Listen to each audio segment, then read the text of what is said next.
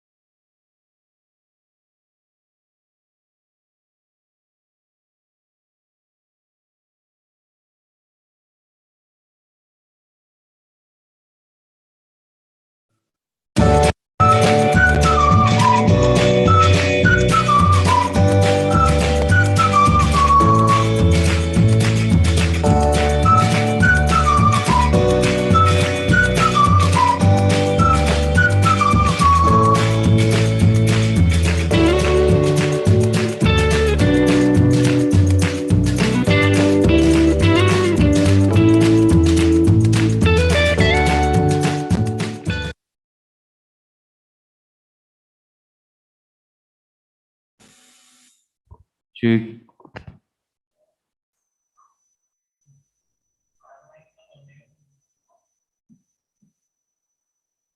Cek.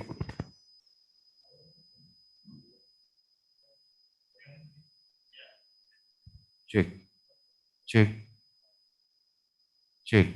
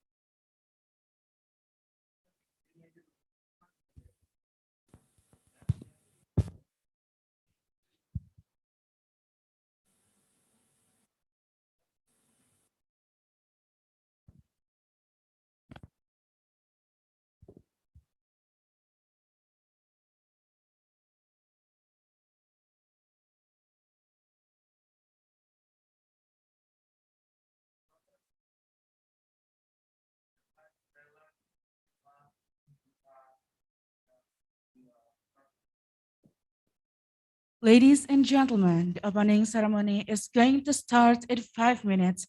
Please be seated.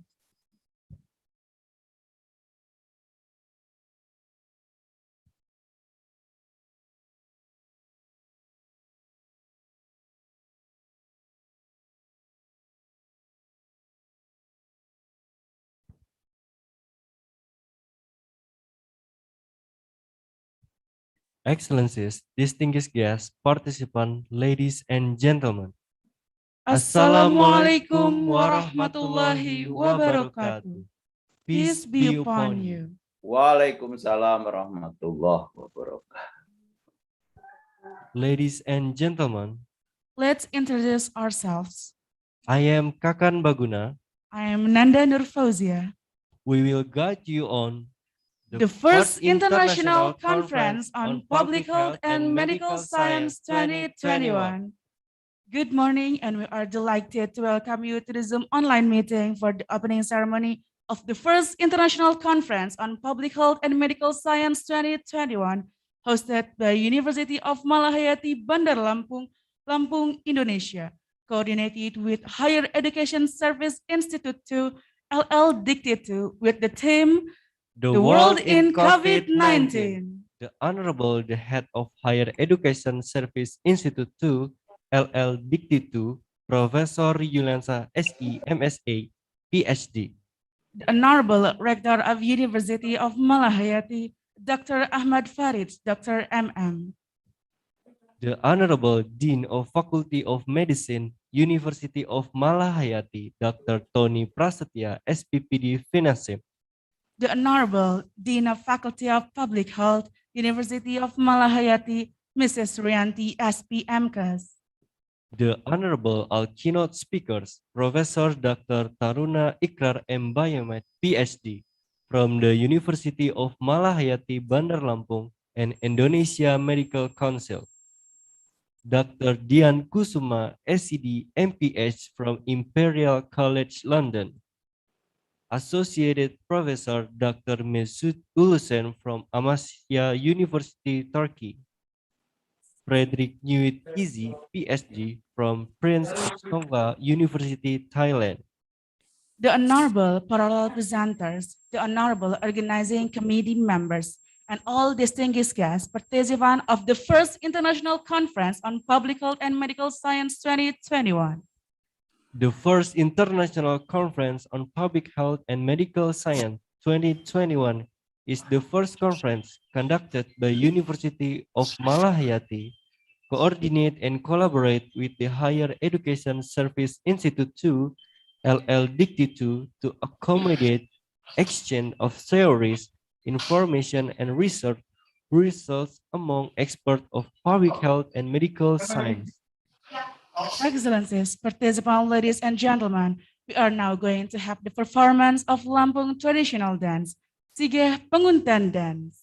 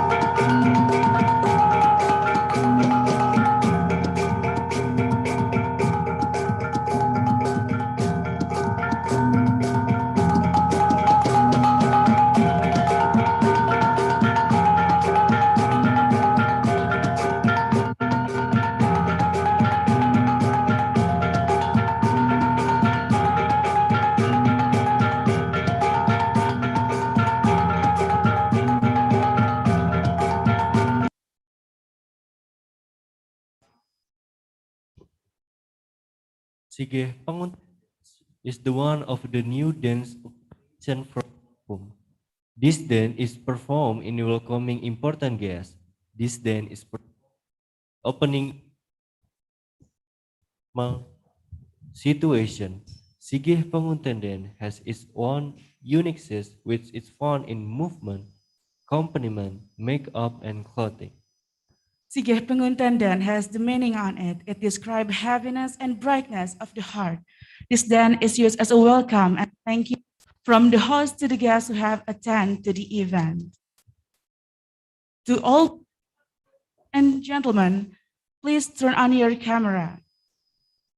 Excellencies, participants, ladies and gentlemen, we are going to have Indonesian national anthem sung. To all participants, ladies and gentlemen, stand up, please.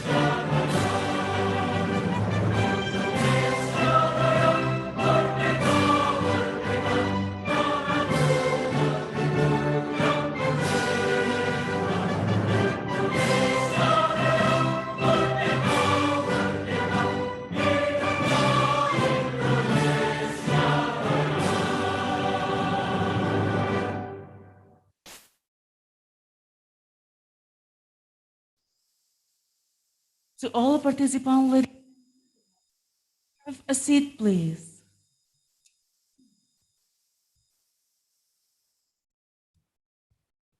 Excellencies, participants, ladies and gentlemen, we are now going to listen for the report of the Standing Committee Chairman of the first International Conference on Public Health and Medical Science. Ladies and gentlemen, please welcome Ms. Erna Listianingsih, SE M.S.A, Ph.D.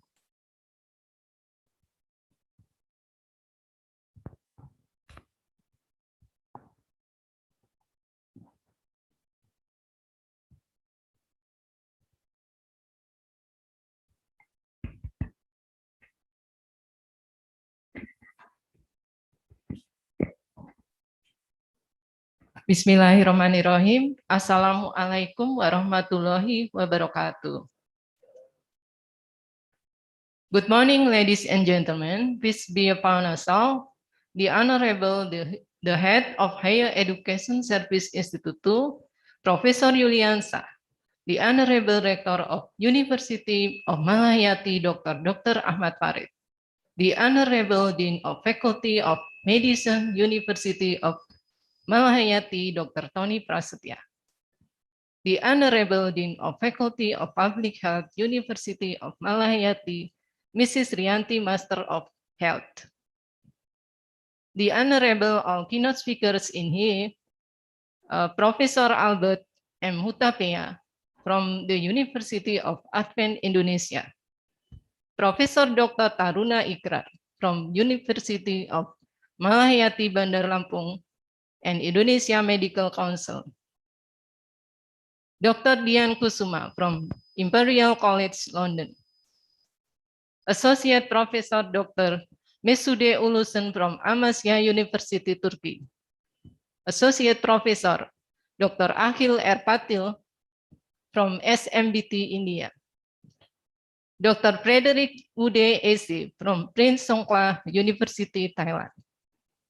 The Honorable Parallel Presenters, the Honorable Organizing Committee members, and all distinguished guests, participants of the first International Conference on Public Health Medical Science 2021. It is like a great pleasure for me to welcome you all to the first International Conference on Public Health and Medical Science 2021. I would like to welcome you all to Lampung, a city well known by its scenery, hospitality, and convenience through this room online meeting. On behalf of the organizing committee of the conference, allow me to deliver several points of report as follows.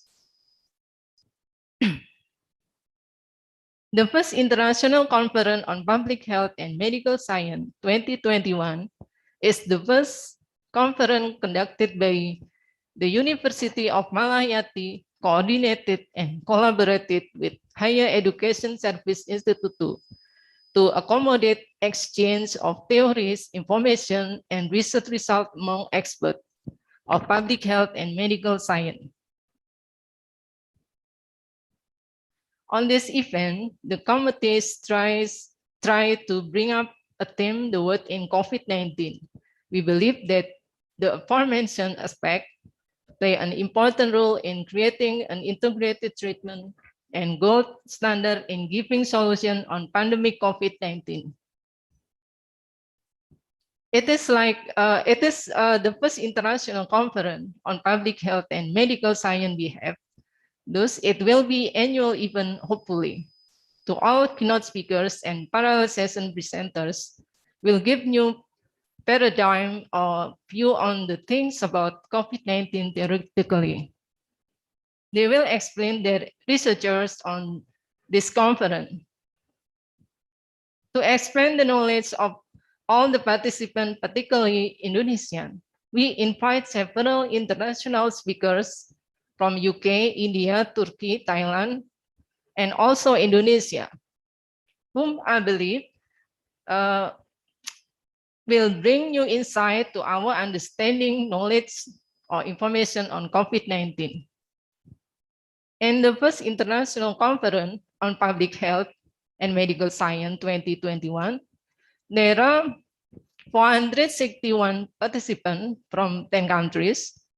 On this event, we also have 91 presenters from various universities in Indonesia and other countries such as from India and Malaysia. Representing the organizing committee of the conference, I would like to express my deepest gratitude to everybody getting a part on this conference. Those are organizing committee, steering committee, keynote speakers, parallel presenters, participants, sponsor, and also everyone else. Regardless, we have tried our best effort to make a better this conference, but I believe that there remain some inconveniences. For this, we apologize. That would be the end of my report. One more time, the deepest from the place of caring insight. Thank you very much. Wassalamualaikum warahmatullahi wabarakatuh. Waalaikumsalam warahmatullahi wabarakatuh.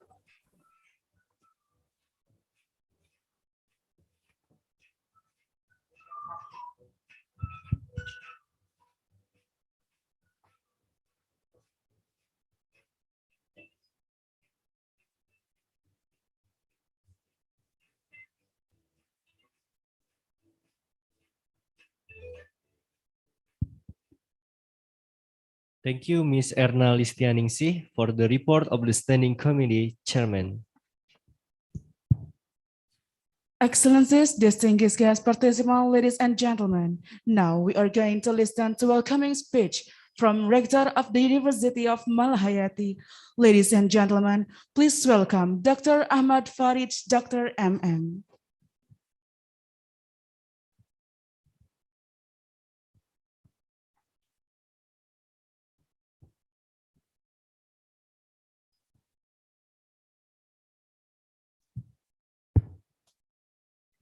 Assalamualaikum warahmatullahi wabarakatuh. Ladies and gentlemen, allow me in this nice occasion opportunity to welcome all of these conference participants by first praying our grateful our praise to the Almighty God, Allah Subhanahu wa Ta'ala, for all His blessing, grace, and mercies that have made us possible to get together here in this room in excellent condition and health. The Honorable, the Head of Higher Education Service Institute II, Professor Yuliansyah, S.A, M.S.A, Ph.D, dear keynote speakers, parallel presenters, distinguished guests and participants of the first International Conference on Public Health and Medical Science 2022. With them, the world in COVID-19. University of Malahayati is very pleased to host this international conference through Zoom online meeting. This event is conducted by having well coordination between Higher Education Service Institute II and University of Malahayati, Bandar Lampung in Lampung Province. Welcome to University of Malahayati. The world today is facing pandemic COVID-19. Everybody wishes that this pandemic will end as soon as possible. Many research regarding to COVID-19 have been done from around the world, and we still learn again how to construct and regulate everything with this COVID-19. So what should we do on this pandemic COVID-19 at this moment? Like the World Health Organization said, that we must predict, prepare, and plan for what may happen. We must detect, accept, and react fast the earliest possible signal of something happening, and we must adapt to what is happening and the reality of an evolving health emergency, which is never quite what you expected. From this event, the first International Conference on Public Health and Medical Science 2021, we can get more literatures or references, especially on public health and medical science, how to understand about COVID-19 hopefully. Furthermore, perhaps on education system, we need to innovate or formulate our curriculum and pedagogical reform in public health and medical science regarding to oversight on transmitted disease, especially on syndrome acute respiratory. Such as this COVID-19, we need more international collaboration on research, especially on public health and medical science to save our education for the future.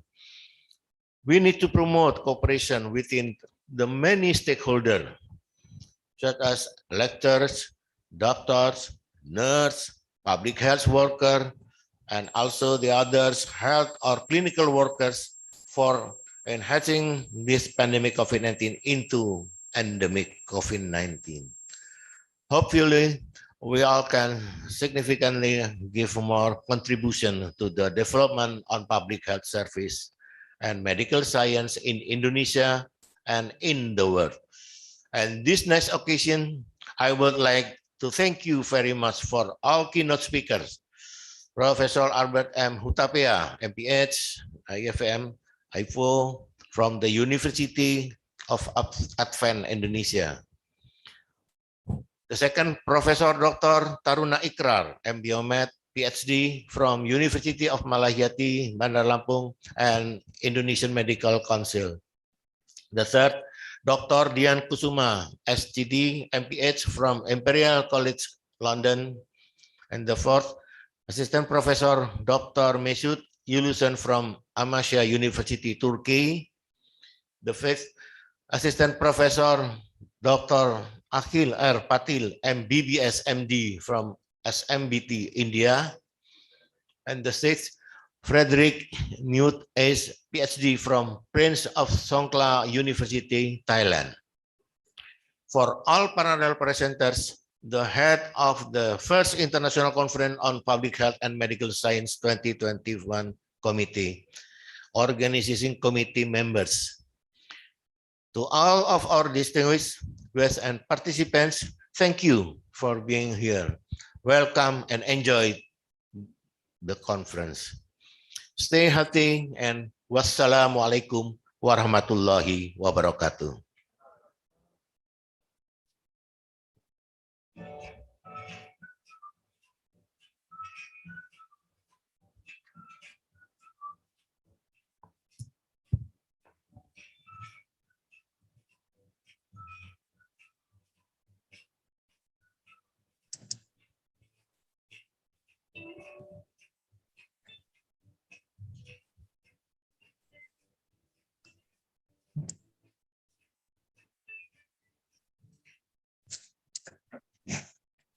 Thank you for Dr. Achmad Farich, Dr. M.M. for welcoming speech. Excellencies, distinguished guests, participants, ladies and gentlemen. Now we are going to listen to the opening speech delivery by the head of Higher Education Service Institute 2, LLDIKTI 2, and afterward we would like to request to the head of Higher Education Service Institute 2, LLDIKTI 2, Professor Yuliansyah, SE, M.S.A, Ph.D. to officially open the first International Conference on Public Health and Medical Science 2021.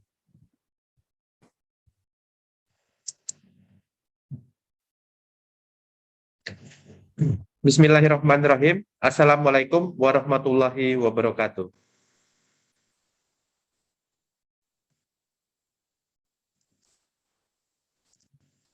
Good morning, ladies and gentlemen, to Honorable Rektor, University of Malahayati, keynote speaker of the conference, presenter, participant of the conference, committee of the conference.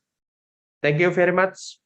We say for Allah Subhanahu wa Taala that we can have limit in a good event, that is the first international conference on public health and medical science in collaboration with University of Malahayati, LLDIKTI Region II, APTISI Region 2B. Ladies and gentlemen,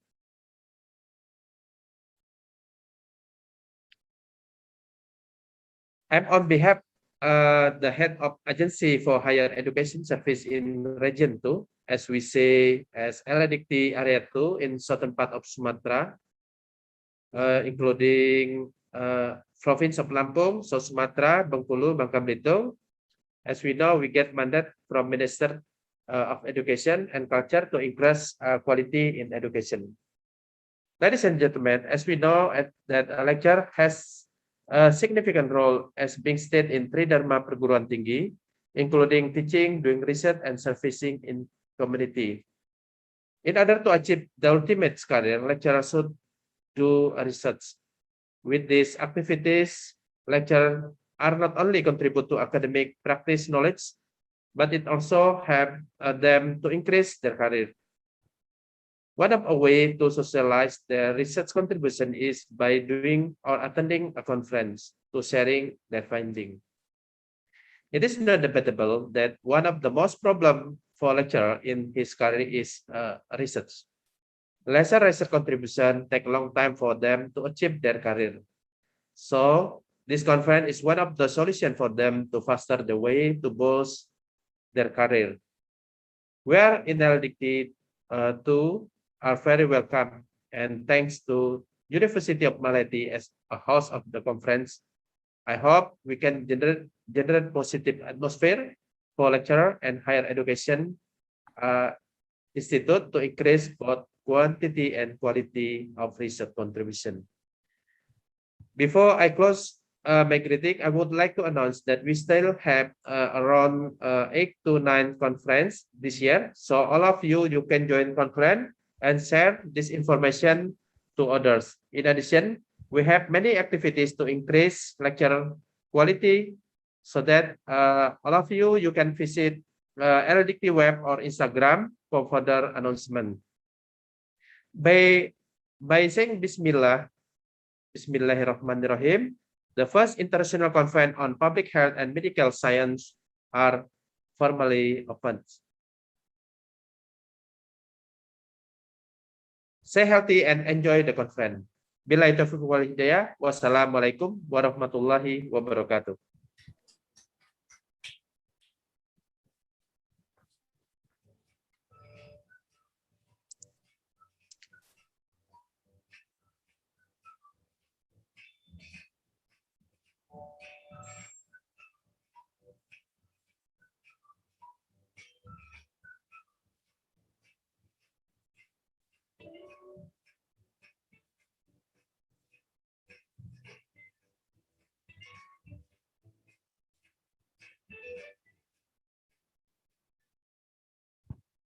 Thank you, Professor Yuliansyah, for the official opening speech ceremony.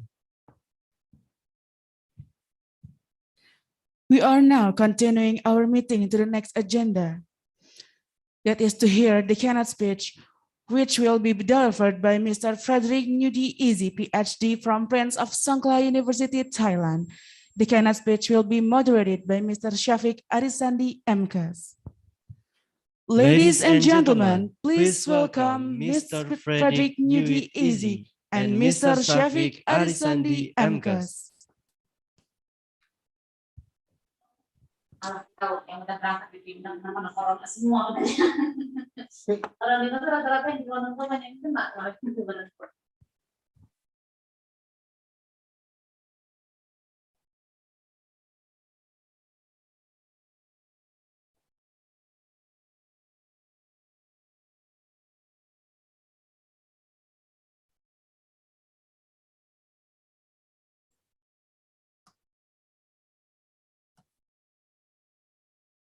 Well, Assalamualaikum warahmatullahi wabarakatuh. Okay, thanks for the master of the ceremony. Then the excellencies, Rektor of Malahayati University, and also the head of higher education service, the second region, Professor Dr. Yuliansyah, and also the head of this international seminar, Ibu Erna, Ph.D. And also now, let me introduce myself as a moderator today. So my name is Shafiq Arisandi, as a lecturer of medical faculty. And now for the first keynote speaker, Dr. Frederick Nudi-Easy. Are you there? Dr. Easy, greeting from Indonesia. I'm so sorry, can you hear my voice?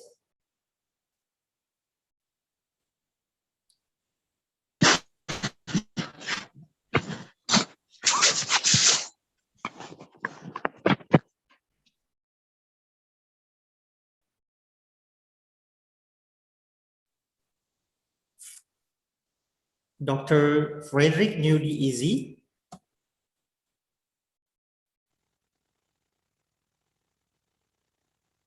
Are you there?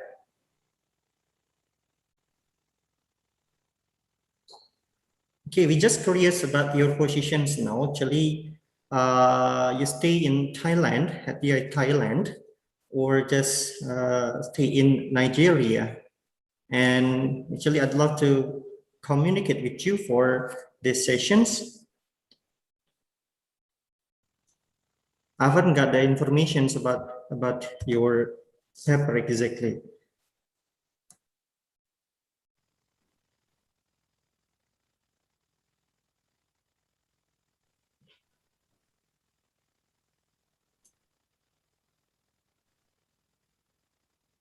Okay, while waiting for the connection, actually, I'd like to introduce Dr. Frederick Nudi is an academic special expert at the Faculty of Pharmaceutical Science, Prince of Songkla University, Hatay, Thailand.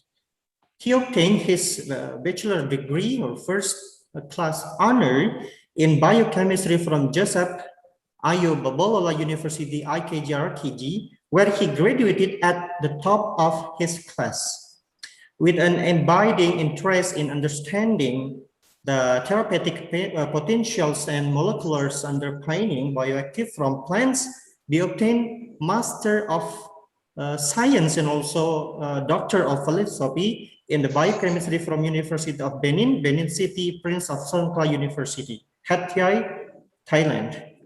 Respectively, whilst focusing on unraveling the therapeutic basis of local medical plants in combating chronic disease.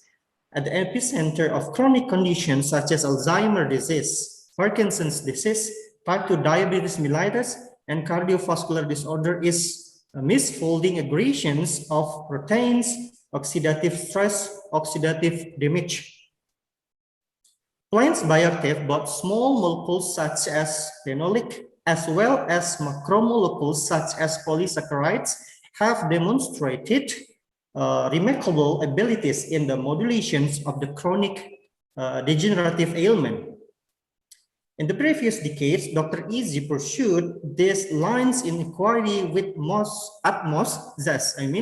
His current research tailored toward the identification of high activity components from natural products targeted toward the preventions and ameliorations of chronic disorders. Dr. Easy's investigation also pertains to chemical biology, development of novel enrichment methods for natural bioactive ingredients, biomaterials, verification, as well as drug delivery system.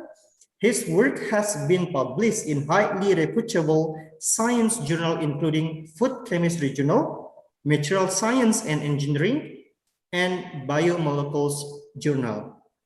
Please, ladies and gentlemen, welcome Frederick Nudi Easy. Dr. Frederick Nudi Easy, the time is yours.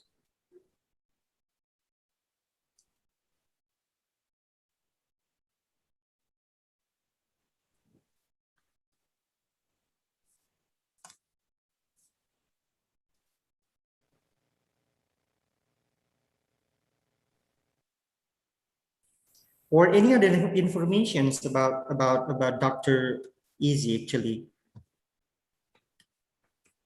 Because since last night I couldn't find out the slide or the fixed material from Dr. Easy, and I've got informations. Okay, Dr. Easy. Yes, yes. Yeah, greeting from Indonesia. Actually, I'm looking for your slide actually, but I'm so sorry that I have an information that your title could be dietary antioxidant in boosting protections against COVID-19. Is that true? It is. It is. Yes. Okay. Well, I have mentioned so many elaborations about your expertise on your field actually. So you have 40 minutes to explain all your paper, your research paper related to this case. In boosting protection against COVID related dietary antioxidants. And we will have 10 minutes answer questions and answer sessions actually. So would you like to start now? No, please. I was looking forward to starting at 10 o'clock. Would that be okay? Oh, I see. Yeah. So my questions, you stay in Thailand, Thailand, or in Nigeria now? In Thailand. Oh, in Thailand. It could be that we have the same time, right? The same time zone, right? Okay. Yes. Okay. I stay here and I work here. I'm a staff in Prince of Songkla University. Yeah, actually, our opening ceremonial is running on well, and actually based on the schedule, you have time table here 10 until 10:40 a.m. your presentation, right? But the Master of Ceremony let us to start this conference actually. But if you just want to start at 10, it's okay.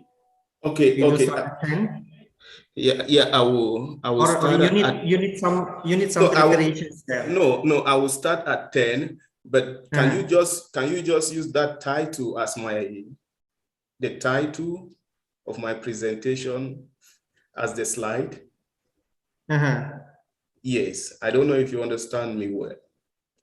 Because it's a keynote, it's not like a lecture. Yeah. So I will be presenting the title. Yep. I'll be presenting on the title which I submitted to you, which is Dietary Antioxidants in Boosting Protection Against COVID-19. Yes. So that's what I'll be speaking on this morning. Yep. Is that okay? It's okay. Okay. Yeah. So please just give me a little while and I will join you. Yep. Okay, thank you. Okay, we are waiting for you, Doctor. I appreciate it. Thank you. Yep.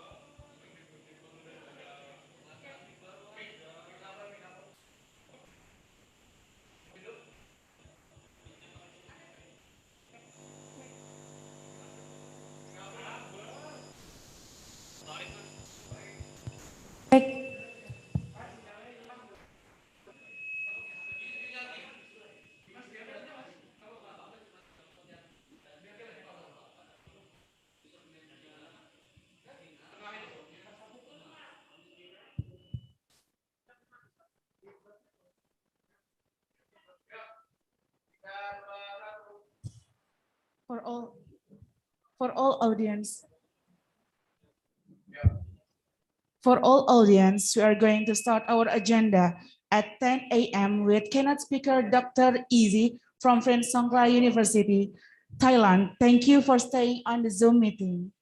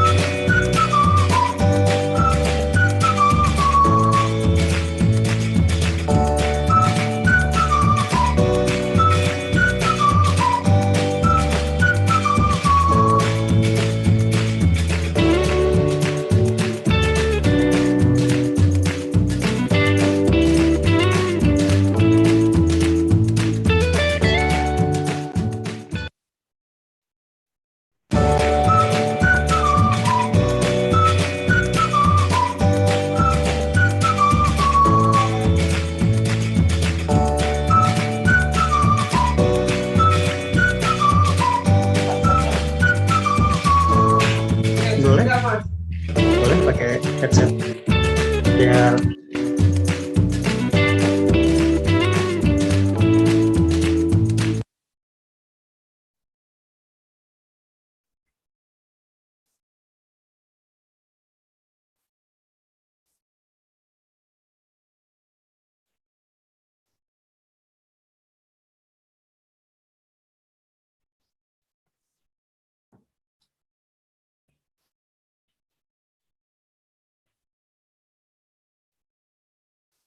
Hello.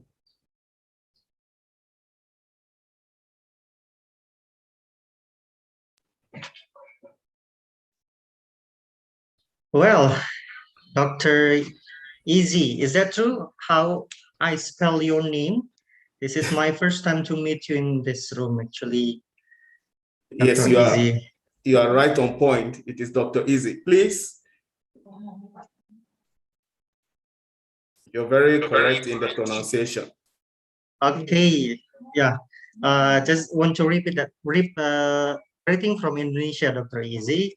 And actually, I have read your profile related to your expertise about academic special expert faculty of pharmaceutical science, and related to your title of this conference. I think the time for you to start your presentations, and just want to remind that we have 40 minutes on this presentations and also your explanation related to your research paper. And after that, we will conduct question and answer sessions about 10 minutes.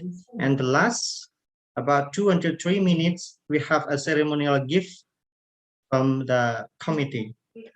Is that clear, Dr. Easy? That is very clear and well understood. Okay. The all participants in this conference, please welcome Dr. Easy from Songkla University. The time is yours. Thank you. So I bring you special greetings from Thailand and from Prince of Songkla University. I count this a special privilege to be here with you today. So first, my greetings to Your Excellencies, the special dignitaries that have been invited, fellow keynote speakers, the various participants, and ladies and gentlemen. I count today a very, very great privilege and honor, and I'm especially thankful to the organizing committee for extending me this invitation to the first international conference on public health and medical sciences. And I want to commend the organizing committee for the topic which they selected, the theme which they selected for the event today, which is the world in COVID-19. There is no major issue of significance comparable to the current pandemic. Everybody can agree that each and every one of us has been affected in one way or the other by the current ongoing global pandemic. And it is crucial for us to take measures to help to mitigate this ongoing crisis. So therefore, today, I'll be speaking on dietary antioxidants in boosting protection against COVID-19. Why did I select this topic, even though it's one that is a little bit dicey? It's because if there's one thing about diseases, we all know that protection, prophylaxis, is always better than treating the disease itself. Now, there is an ongoing debate about vaccination, whether we should vaccinate or not. But one thing that both groups will agree on is that protecting ourselves against this virus, against this disease, is of paramount importance. And you know, while growing up, I remember my mother always asked me to eat a lot of fruits and vegetables. And whenever she said Mude, which is my middle name and the name which my parents use at home, she would say, Mude, eat fruits and vegetables. They are good for you. And I always, as a child, I always wonder, because naturally, I don't always like eating vegetables all the time. I like fruits, of course, but vegetables, I like them sometimes, but not all the time. Then my parents, especially my mom, always say, would they eat fruits and vegetables? They are good for you. Now, every one of us has heard something like this in different form, one way or the other. But it was a few decades ago that there was a solid epidemiological evidence that there is indeed a direct relationship between consumption of fruits and vegetables and reduced risk of a host of chronic diseases, including cardiovascular diseases, diabetes, some cancers, neurodegenerative diseases such as Alzheimer's, Parkinson's disease.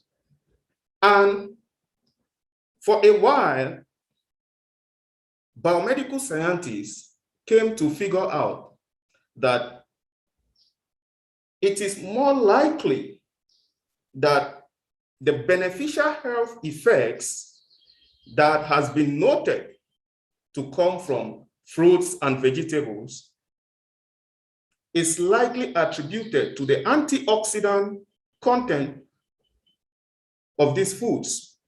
Now, antioxidants, especially dietary antioxidants, are those little molecules, those small molecules, such as vitamin C, vitamin A, vitamin E, and some micronutrients such as zinc and selenium that we get from foods. These are dietary antioxidants, but we also have antioxidants that are endogenous in our body, especially the enzyme antioxidants such as superoxide dismutase, catalase, and thyroidoxine reductase. These compounds, glutathione reductase, these compounds and these molecules help our body to combat excessive oxidation produced by reactive species and free radicals. Free radicals in our body are oftentimes generated naturally as part of our normal physiological and metabolic processes. As a matter of fact, I will need to highlight that they are not necessarily harmful. Free radicals are not necessarily, reactive species are not necessarily deleterious. Actually, we need some of these for maintaining vital cellular processes. However, excessive production of these reactive species can lead to oxidation of vital molecules such as proteins, lipids, and nucleic acids. Now, with the accumulated deleterious effects of this oxidation, especially when the amount of antioxidant and the response of our antioxidant defense system is not as robust as the consequence of oxidation, the body sometimes is subjected to what is known as oxidative stress. And interestingly, it has also been noted, we know that oxidative stress is linked to these same chronic diseases which I mentioned earlier, such as cardiovascular diseases, such as diabetes, various forms of cancers, and various neurodegenerative diseases. So on one hand, there is strong evidence that food that is rich in antioxidant is able to help to prevent some chronic diseases. Then on the other hand, yes. I'm so sorry that we have a technical problem related to your slide. Would you like to postpone your explanation and we will start to show your slide first? After that, you may start again related to your explanations. No, it's a keynote. I'm not using slides. Oh, I see. I'm presenting on the topic. Oh, like that. So I will Yes. give information to my committee related to that one, because since the previous day we haven't got the information about that one, because the other speakers using some slide like that. Okay, I'll give information to my committee, then you may start to continue your explanations. Okay, so Okay, I'm so sorry for this inconvenience. it is okay. Yep. Thank you. So on one hand, we have robust epidemiological evidence suggesting that increased dietary intake of fruits and vegetables, food that is rich in antioxidants, could limit the occurrence, could reduce the risk of occurrence of some crucial chronic diseases. Then on the other hand, we also have strong biomedical evidence from biomedical sciences, that increase in oxidative stress may be linked to the occurrence or the progression of these chronic diseases. Now, in a paper that was published, in a commentary that was published last year, very influential commentary in Nature Reviews on Immunology, the authors highlighted something that is very interesting, that especially in COVID, we have increased markers of oxidative stress, such as lipid peroxidation, such as high amount of neutrophil to lymphocyte ratio, such as ITAEMS. Now, with this increase in the markers of oxidative stress, we know that there is a cascade in the biomedical process, in the biochemical pathways that ultimately lead to the deleterious effects of COVID, like thrombosis and the others. The authors suggested that assessing the markers of oxidative stress in COVID-19 patients, especially those with early case of COVID-19, can help us to predict the patients who are at risk of having severe COVID-19. And by so doing, rapid response can be taken to help to ameliorate and treat these at-risk, high at-risk patients. That's on one hand. On the other hand, the fact that we are having high levels of oxidative stress biomarkers in COVID-19 patients, especially in the early phases, also tells us that perhaps, just perhaps, the use of antioxidants in the treatment of COVID-19 may have some beneficial effects. Now, this theory has been put into practice. Currently, there are over 30 clinical trials that are ongoing, looking at the effect of various antioxidants in the treatment of COVID-19. Now, one of those that have attracted a lot of attention is vitamin C. And the reason is because if you look at those who are at risk of COVID, they are also individuals who are at risk of having a deficiency of vitamin C. such as male, such as those from ethnic minorities, especially Blacks, such as the elderly. It so happens that the people who are likely to have a deficiency in vitamin C also happens to be those who are more likely to have COVID-19. Now, we have some evidence emanating from these clinical trials. One was published recently from Wuhan. And three of those studies, I'll go through three of those studies that were conducted in China. These clinical trials, randomized control trials that were performed in China. One looked at the effect of high vitamin D intravenously administered in moderate patients who have moderate symptoms of COVID-19 pneumonia. The second one looked at the effect of vitamin C supplementation. They used it as an adjunctive therapy for patients who have severe case of COVID-19. Now, there was also a third study, but this was also a randomized clinical trial. The first two were retrospective studies, while the last one was a prospective study that looked at the effect of vitamin C supplementation in severely ill COVID-19 patients.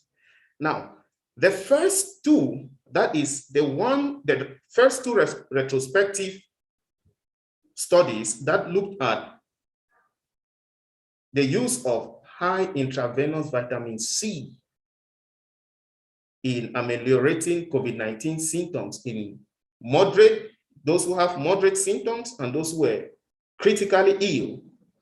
Those two studies came out with similar findings, that the presence of vitamin C helped to lessen the symptoms of COVID-19 in those patients, reduce the duration of intensive care stay, and the need for mechanical respiratory devices. And it was concluded that the beneficial effects of vitamin C may come from helping to boost the inflammatory system, helping to reduce coagulation, and to improve the inflammatory response. These two studies, these two retrospective studies agreed significantly. However, the prospective study that looked at the effect in critically ill patients found that there was no significant gains in the critically ill patients who were administered vitamin C. Now, a different study was conducted in the United States of America among some researchers in Cleveland Hospital in Ohio. This study received a lot of media attention. It is, if you check on the internet, it was labeled as COVID-19 A to Z randomized controlled trial. COVID-19 A to Z randomized controlled trial. This study has attracted a lot of attention, and it was published in JAMA Open Journal. And over 360,000 people have read this article. Very, very popular and very, very influential article. In that work,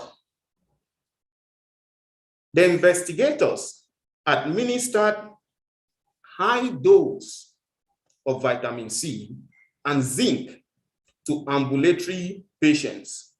In other words, patients who were recently diagnosed with COVID-19 and were about to be taken to the hospital. So these patients received high dose of vitamin C, 800 milligrams per day. Normally, our normal dietary and daily requirement for vitamin C for men is about 90 milligrams per day. For women, it's about 60 to 80 milligrams per day. But these patients were administered, these participants for the treatment group, they were administered 800 milligrams of vitamin C. In addition, there was a second group that was administered zinc, another antioxidant, as much as 50 milligrams per day. Now, the study concluded that using vitamin C, high dose of vitamin C as adjunctive therapy was not necessarily beneficial in the treatment group. And as a result, the study was terminated prematurely. Although, if you look at the data, it was trending towards a positive outcome for the treatment group. In other words, especially vitamin C. In other words, the patients, the participants who were administered the high dose of vitamin C were faring better than those who did not receive vitamin C. That is the control group. Nonetheless, this study was terminated untimely, and the investigators claimed that the reason why they terminated this study was because they did not see the expected result. The result was not as significant as they were hoping for. Now, this manuscript, this particular paper has come under a lot of criticism. And one of the cogent criticism was that the odds were already in favor of the treatment. Why did you have to terminate the study? Why didn't you allow the study to run its entire course and then come to your conclusion? Why is it that even though you are seeing some positive outcome for the treatment group, yes, the outcome was not significant, but at least it was positive? Why did you have to terminate the trial? That's the first criticism that was levied against this work. Then the second one was that the fact that you are using high dietary dose, you are injecting high dose of vitamin C does not automatically translate into high vitamin C content intracellularly. But what I even find more interesting is the perspective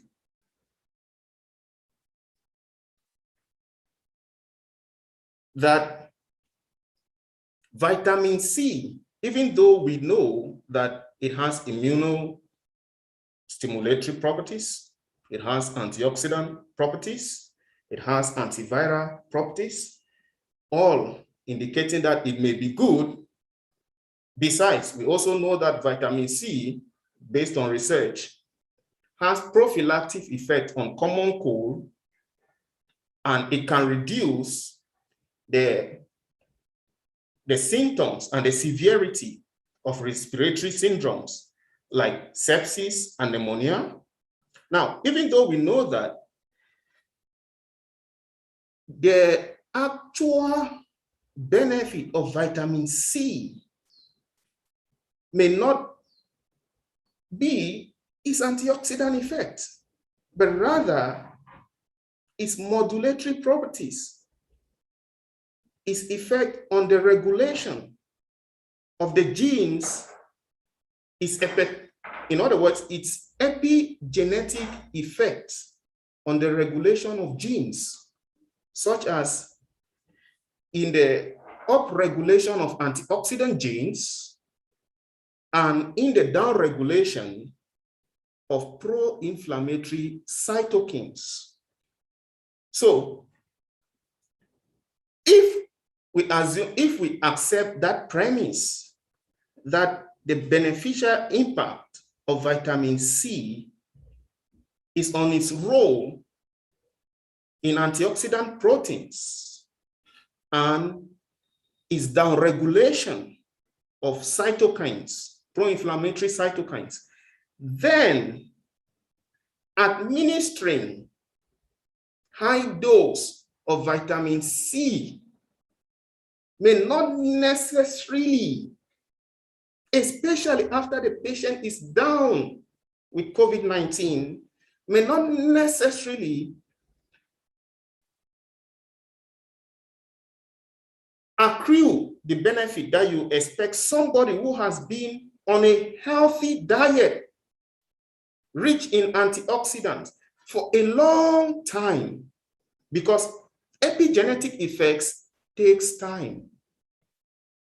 This, in other words, the role of dietary antioxidants, as well as even vitamin C, especially in vitamin C, is not something that is akin, is similar to a pharmacological intervention, like a drug that you may take, and within a period of 24 hours, you see an effect.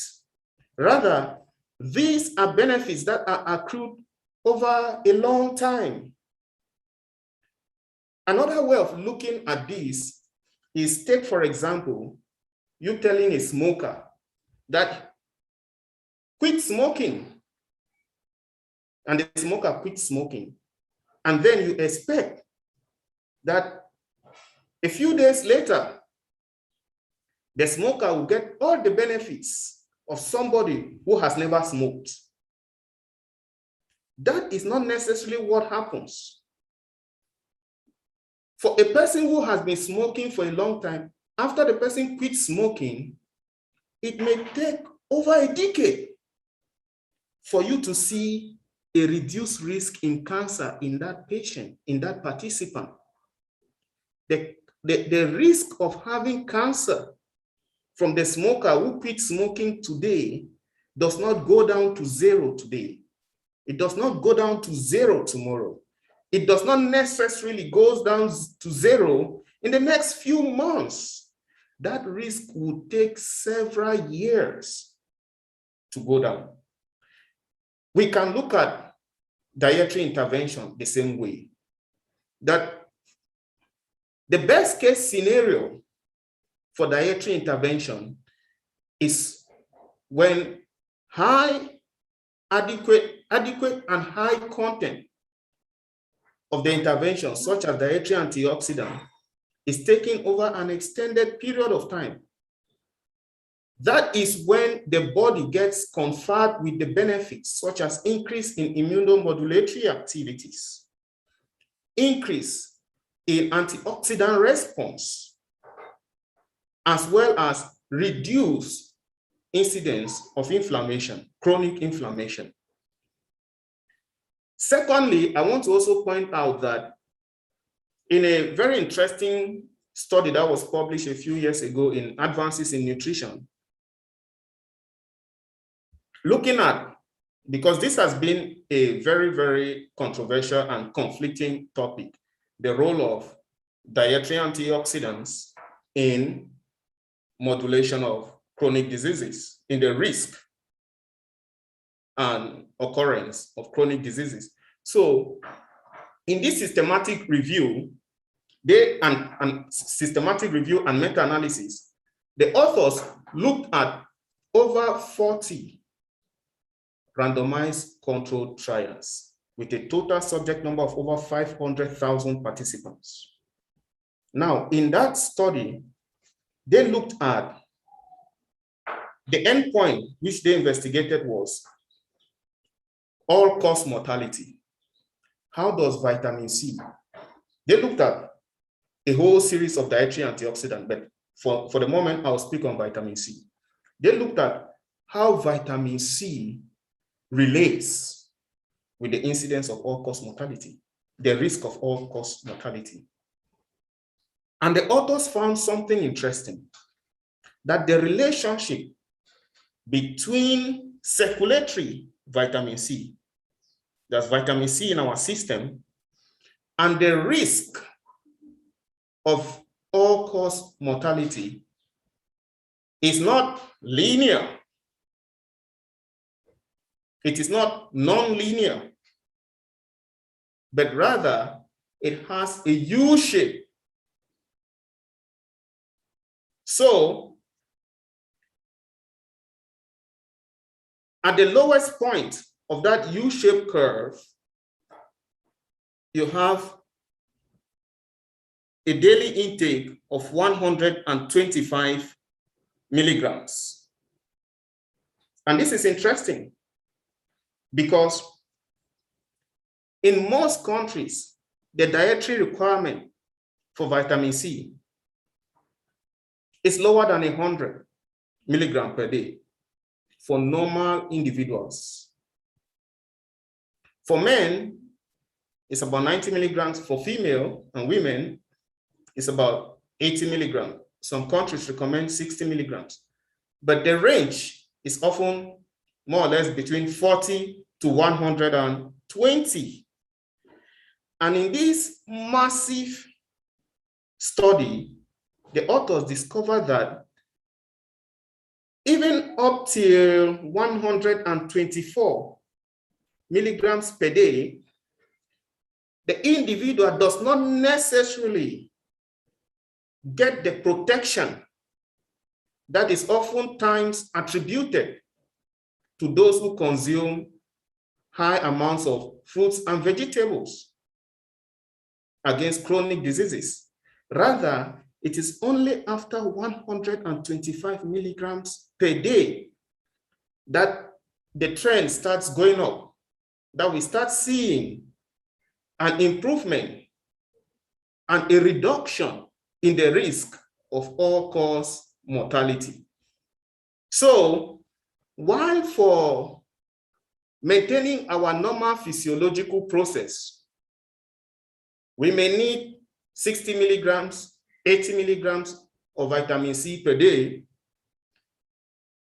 what this study highlighted to us is the fact that for us to be granted the protection against chronic ailments and against incidents like COVID-19, we may need higher amounts of daily intake of vitamin C and other antioxidants.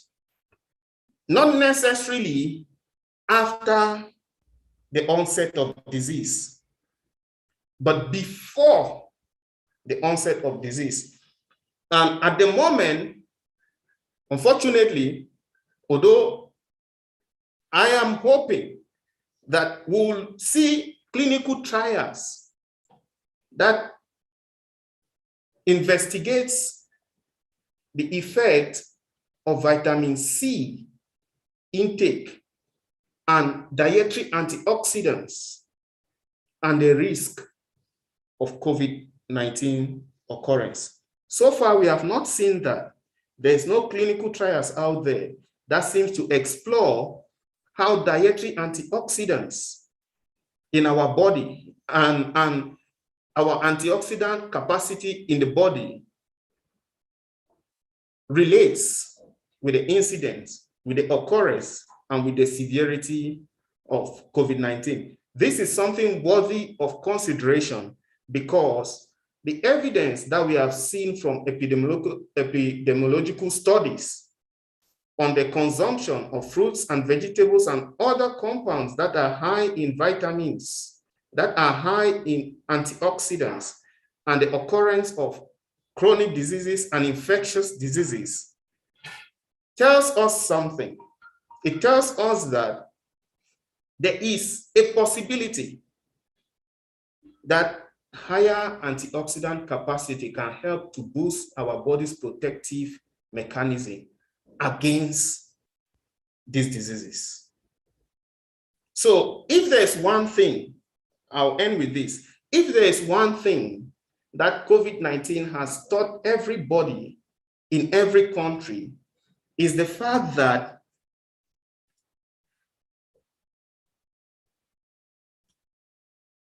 stopping the incidence, the emergence of a pandemic, preventing the emergence of a pandemic is not possible. As hard as we may try, there's no guarantee that after this pandemic, we are not going to face another pandemic. We just don't know what that disease will be. That one is one given. Secondly, another lesson that COVID-19 has taught us is the fact that we are not as prepared and competent when it comes to tackling pandemics as we had previously thought.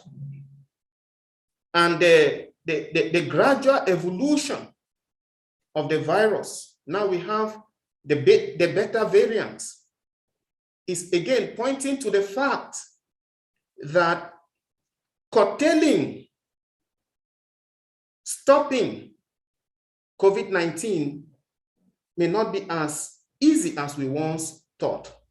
But the last thing is even more important, that in the midst of all this, in the midst of the pandemic, in the midst of COVID-19, infectious diseases, chronic diseases, there is something that each and every one of us can do individually.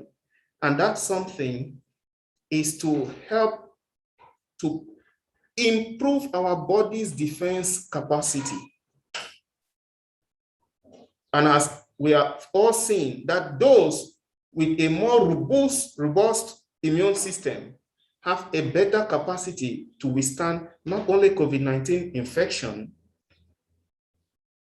but also are better at recovery even after infected.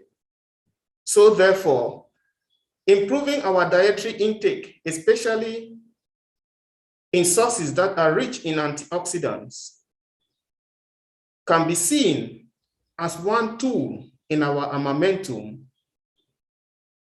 in the fight against COVID-19. Thank you. Thank you very much. Well, very nice explanations related to dietary antioxidant from Dr. Izzy, Songkhla University, Thailand. And now, actually, you have really clearly explained, but just like the information from the committee, previous explanation from the committee, that maybe you have a slide, but it's okay if you didn't make it for us, for our conference. And now I'd like to try to make a short conclusion related to your explanations. Maybe it's not really covering your whole explanation related to that one, but it's really nice for us to understand about your point of view related to that one.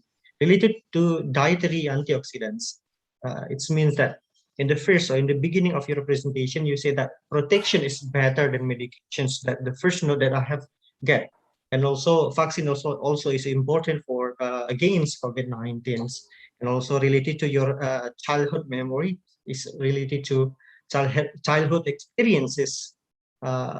Consuming vegetables is really important, and also some fruits is really important, and also related to that one, fruit, vegetable is preventing chronic disease such as some chronic disease related to lung and else, and also vitamin C, D, and also E, zinc is really important for dietary antioxidants. And also in some explanations related to that one, they use antioxidants to treat COVID-19, if I'm not mistaken, Dr. Izzy, and yes. Also dietary of the vitamin C for elderly is really important for more for someone that have a deficiency of this antioxidant, of deficiency of vitamin C, vitamin D, and zinc, and else, especially for elderly, they're more likely to have COVID-19 more likely to have COVID-19. Also, high vitamin D with moderate symptom is really covering that treatment actually. But in the end, you said that from your explanation, vitamin C doesn't directly against COVID-19, but it's really need to be processed in our body. That's why it's a kind of biomolecules or something like that. So in the end, that it's really important to remark to remain us related to dietary antioxidants against COVID-19 constantly. That's about my little conclusion about that one.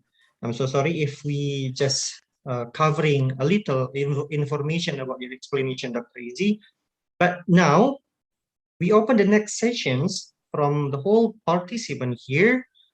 So I think direct question is better to ask some question related to Dr. Izzy's point of view. Two questions. I think the first one will be the first questions from the participant. Yes, good morning, sir. Can I Okay. ask to Dr. Ezi? Yeah, Yes. Bu Marlina. Yes, good morning, Ajan Ezi. How are you? I'm good. Thanks again. Thanks very much. Yeah, thank you so much for your wonderful presentation. I like your topic.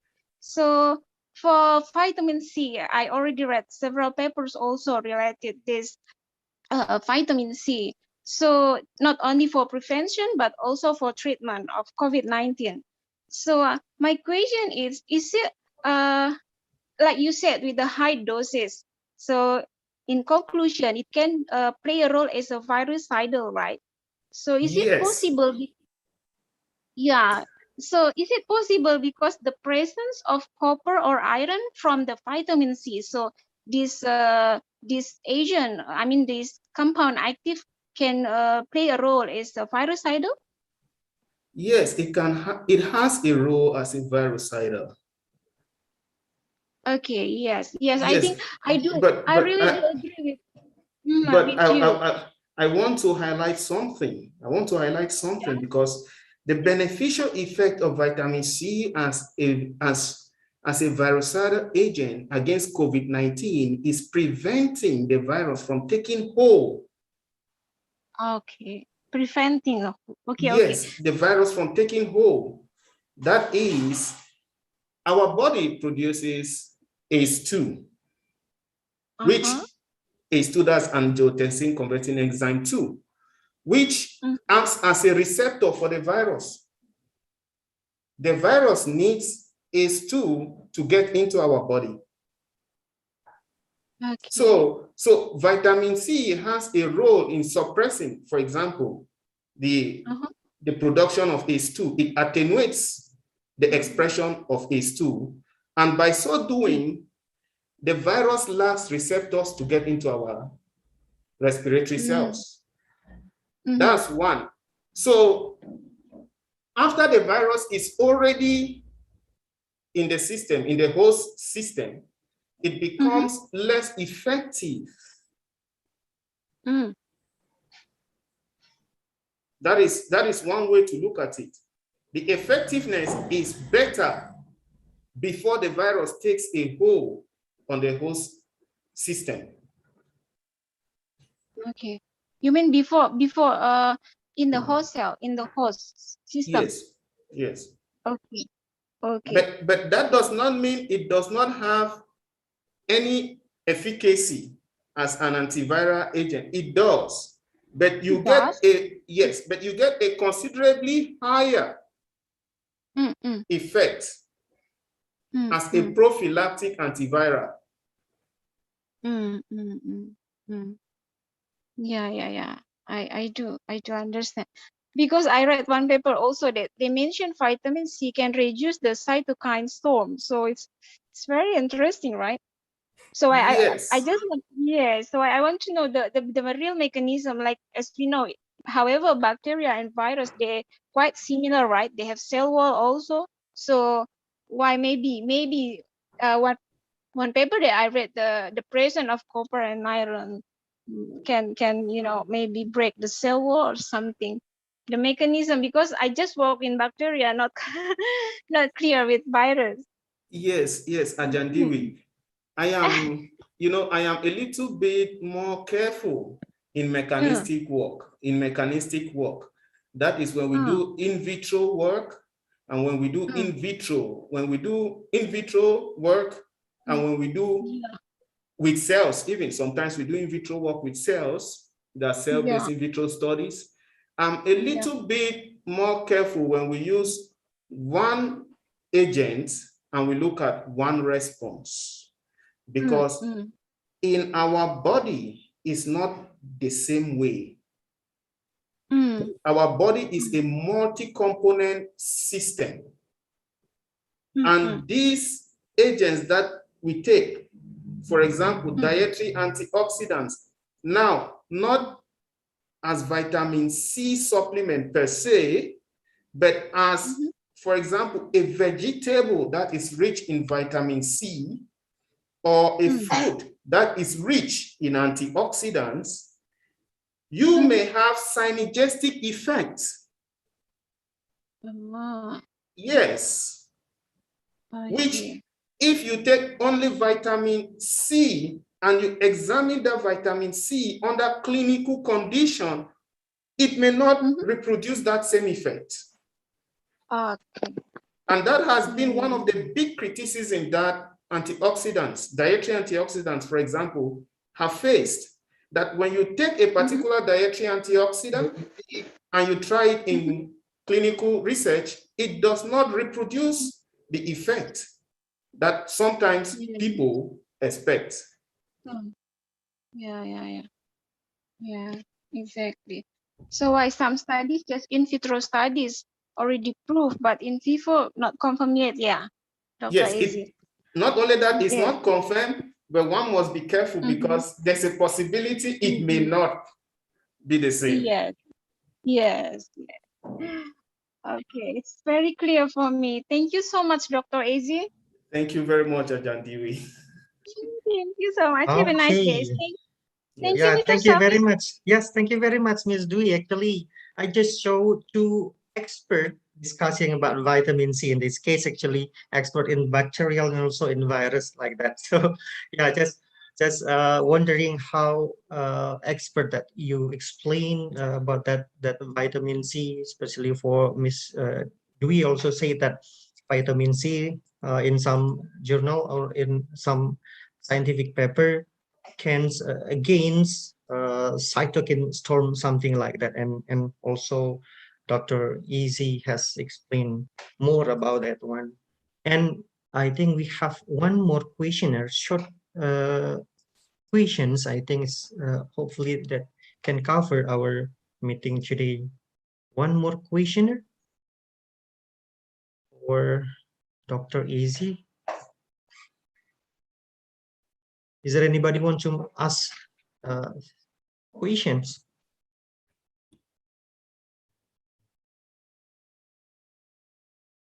I believe we still have 3 more minutes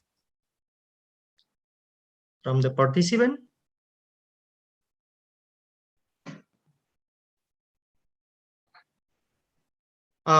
Just take a look for these questions. Dr. Sri Maria, I want to ask questions. Dr. Sri Maria from Malahayati University. So, is that antioxidants really cover really cover from the food, to be a supplement for against COVID-19 like that. So what's your tips to cover the whole ingredients in the food to make a good antioxidant in the body related to the food or fruit and something like that? From Dr. Sri Maria, what's your tips related to that one to cover whole antioxidant in the body from food or dietary antioxidant like that? I have a simple recommendation. You can just check the WHO website on foods for COVID. Just type WHO foods for COVID. Food for COVID. Okay. Yes, you will discover that most of the foods there are rich in the antioxidants. So the foods that they recommend are rich in antioxidants and low in those who can promote oxidation. Okay, really nice explanations about that one. So we can search on the site that related to antioxidant, the food that we can consume to boosting our antioxidant, and not actually something like that.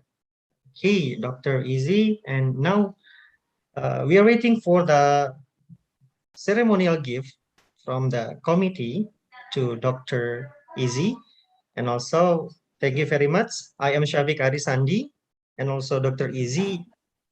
This is the end of our sessions, the first session, and the Master of Ceremony will help the meeting. Kakan and partner.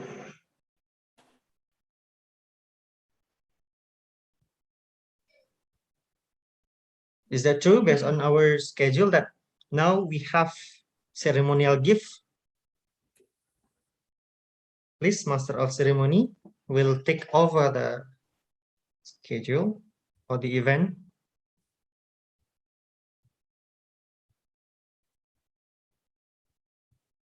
Gift to you for sharing your expertise in this session. And to present the ceremonial gift, kindly be invited the Rector of University of Malahayati, Dr. Achmad Farich, Dr. M.M.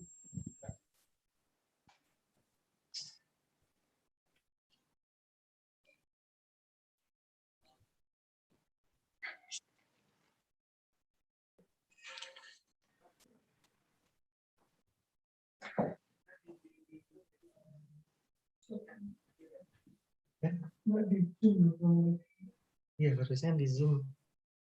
Iya, harusnya di Zoom.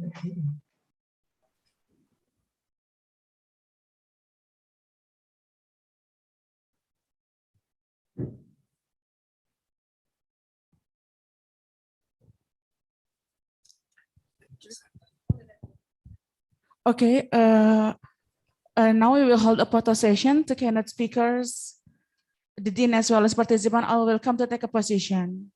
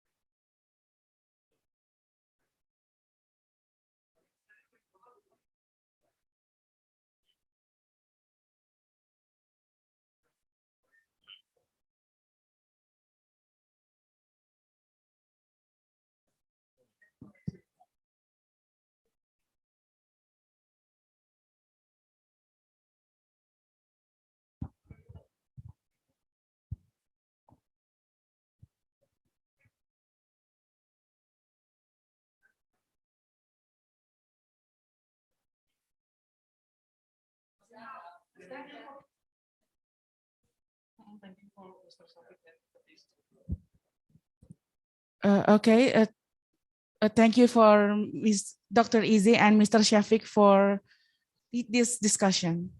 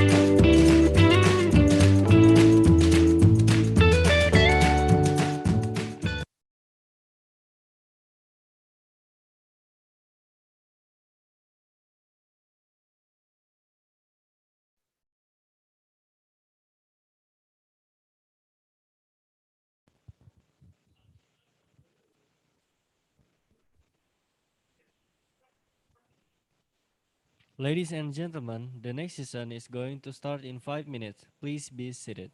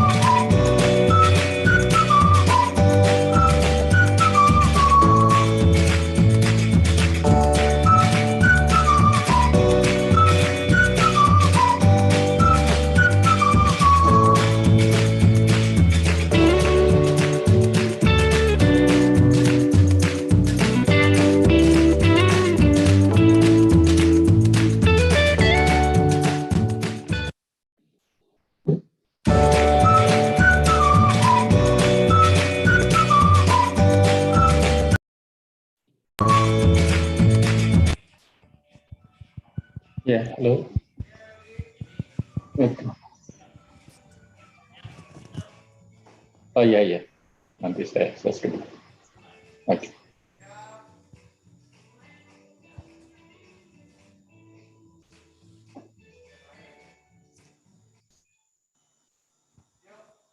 Excellencies, participants, ladies and gentlemen, we would like you to invite to the place to deliver his keynote speech, Professor Dr. Taruna Ikrar, M.Biomed, Ph.D. from Indonesia Medical Council.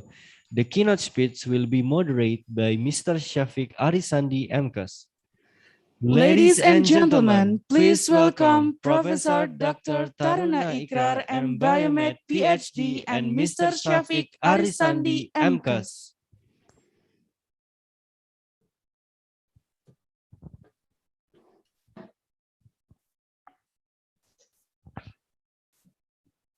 Well, thank you very much for the time given to me and also to Professor Dr. Taruna Ikrar. And let me introduce my name first, Professor. Prof, my name is Syafiq Arisandi as your moderator today. And as the information that I have received your profile and let me show the profile to the screen to introduce about your expertise, and also after this I will show your slide related to your material. And now I will show you this one. For all participants,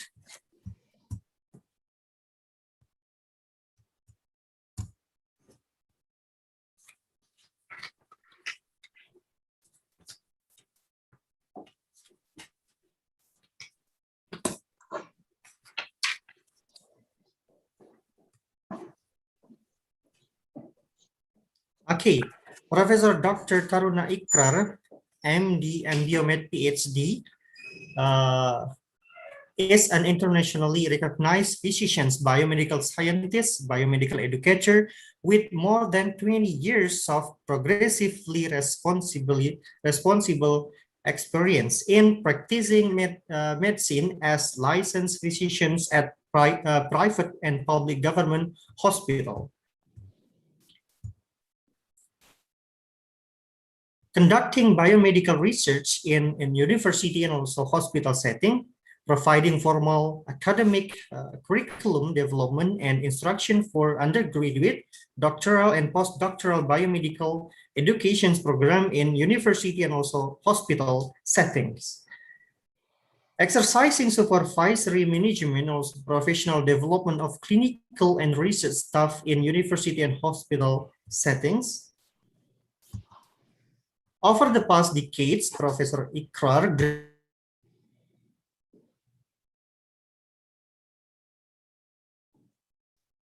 cardiovascular science, neurosciences have been published in numerous world-class peer-reviewed research journals, including Nature, Circulations, American Journal of Cardiology, Journal of Physiology, Neuron, and Frontiers in Natural Circuits, and have earned funding from the U.S. National Institute of Health, NIH. His current research activity is focused on advancing the understanding and treatment of degenerative infectious disease. Professor Ikrar has obtained lawful permanent residence in the United States by qualifying as a physician, scientist of extraordinary ability, and is thus recognized by U.S. government as an individual with a level of expertise, indicating that the individual is one of that small percentage who have risen to the very top of field of endeavor currently. Prof. Ikrar has been inaugurated by the President of Indonesia as the Chairman of the Medical Council, Indonesia Medical Council, period 2020-2025.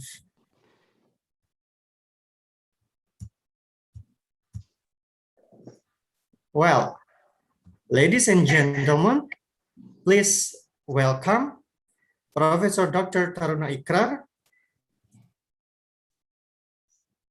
Professor, the time is yours. I'm so sorry, Professor. Now the time for me to show the slide or just I will share my slide by myself, I think. Thank you very much. Oh, thank you very much for the information, Professor. Please, the time is yours. Assalamualaikum warahmatullahi wabarakatuh. Waalaikumsalam warahmatullahi wabarakatuh. My greetings, Excellency, to Professor Yuliansyah, and also Dr. Achmad Farich, the President University, as well as my greeting for all of the speaker and ladies and gentlemen. Today, I would like to present is the topic about the advanced biomedical science during COVID-19 pandemic.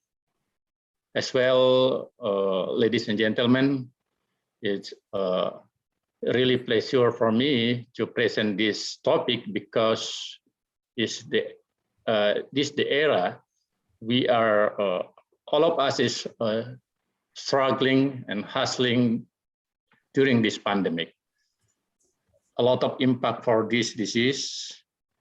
Why? Because as well, the impact for the economy, impact for the human life, impact of our healthy, impact of everything, include our system. But as you know, every crisis always there are also a positive thing. Because of that, this, for example, today, this morning, we have the teleconference. That means the pursuit to do exercising, to do international conference, even we are from our side by ourselves. So always there are positive thing and or the bright thing during the crisis. So we want to view the positive way, but also we want to try to show how to fix this problem, how to fix this pandemic crisis, and then we hope one day we can going through this pandemic and we are go back to the normal life.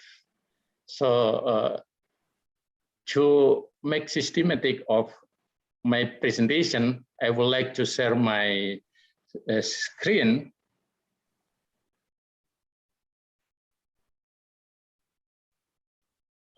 As you know that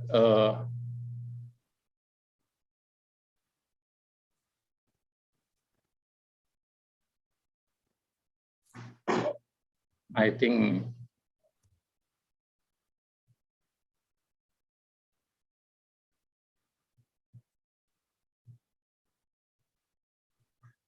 so everyone know that during this pandemic is we can create something I believe that important for our life.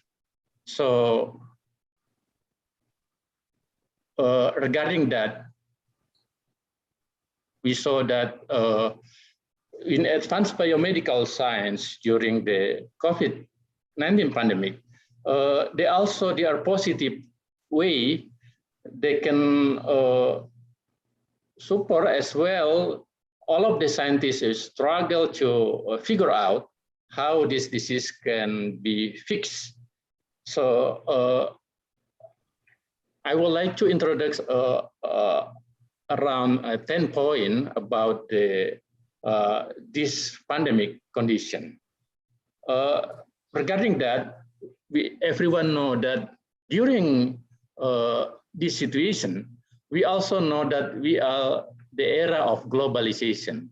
Era of globalization means we are stay in the one earth, but during that situation, look like we are in the era of global, means everyone connect each other, interact each other, because a lot of telecommunication system can be joined together and make us connect each other so that something happen in that area, for example, in Indonesia, during a few minutes or maybe second, other area already also recognize that condition. For example, right now we say the COVID-19 in Indonesia, every day also monitored by another people, another country. So means the problem for the COVID-19, not only problem for Indonesian nationality, but problem for all of the country, from all of the globally, that is mean. Then during globalization also, we already think that the advanced biomedical science is developed about the gene therapy. This gene therapy also is very interesting field to become the key to have contribute to discovery, for example, medicine or any drug or even vaccine to this COVID-19 disease. Another also, we say that there are nanotherapy or the particle like protein, they can produce to also create to fix this problem. Another thing also we understand about the dendritic cell or regenerative medicine. This well is already recognized from long time, but also we can use this technology to products like vaccine. And other summary I want to tell about the telemedicine, because during the pandemic, we have many limitations. We cannot connect each other because we have fear about the disease or infect to other people. Because of that, we need to do far away, but using the telecommunication system, we say the telemedicine. And beside that, we also know that there are artificial intelligence, brain digital, and diagnosis right time. So to explain more detail about all of this idea, we saw that I tell that is advanced biomedical science. We saw that our problem or current problem around the world is about the COVID-19. Everyone already know, we understand that SARS-CoV-2 is part of the infective, the virus, and we say the disease is COVID-19. And also this disease or this virus can infect directly to our respiratory system. And we also understand that respiratory system will have many problems after the people get infected. Possibility because they are the neutrophil system inside the blood and can make the difficult to breathe, etc. So many things we can understand that COVID-19 caused by SARS-CoV-2 can make a big problem or can make a serious problem for the health system. Why? Because not only they make people sick, but they can spread very easily to everywhere, include one person to another person and one country to another country. And right now, our condition is our pandemic, means all of the globally in the earth is already infected by SARS-CoV-2, and the disease we say is we said the COVID-19 or coronavirus disease 2019. So this disease we understand also regarding the publications in Nature Communication. We saw that over the global genomic diversity, they already checked by 46,000 sample, and assembly for July 2000 means last year already mutated more than 3,000. Right now we understand many variants of this disease. They are the alpha, they are beta, they are the delta plus, and even more. So we know that SARS-CoV-2 has easy to mutate and easy to multiply. And why that they make like that? Because we understand the virus try to stay alive, to be struggle to that, they can mutate to adjust the life to make like mutation. So the mutation is part of the virus strategy to be still alive. But because of that, we are a human, we have means a little how to understand this condition to fix it that. So one strategy and very important thing to fix this disease or to fix this infection disease is by find or by discovery vaccine. And vaccine is, we understand that the global or pandemic situation can be fixed in the future if we discover a vaccine to increase the immunity of the people. Because of that, the people can be immune, and after that, they can protect themselves from disease. So regarding the biomedical science, we understand how to make the vaccine, because we also understand the virus has the antigen to produce stimulate antibody if the people engage with this virus. So to make that vaccine, first we can make by the whole inactivated virus, and we are lucky during the short period also by whole inactivated virus already available in our life right now, like Sinovac or Sinopharm. That is a vaccine from inactivated virus. Another thing, we understand also we can make the vaccine by use the synthetic peptide, means the specific protein from the virus to recognize the gene, and after that they can be also stimulated later is antibody. Another thing also like recombinant virus vector, for example, AstraZeneca as well is already available.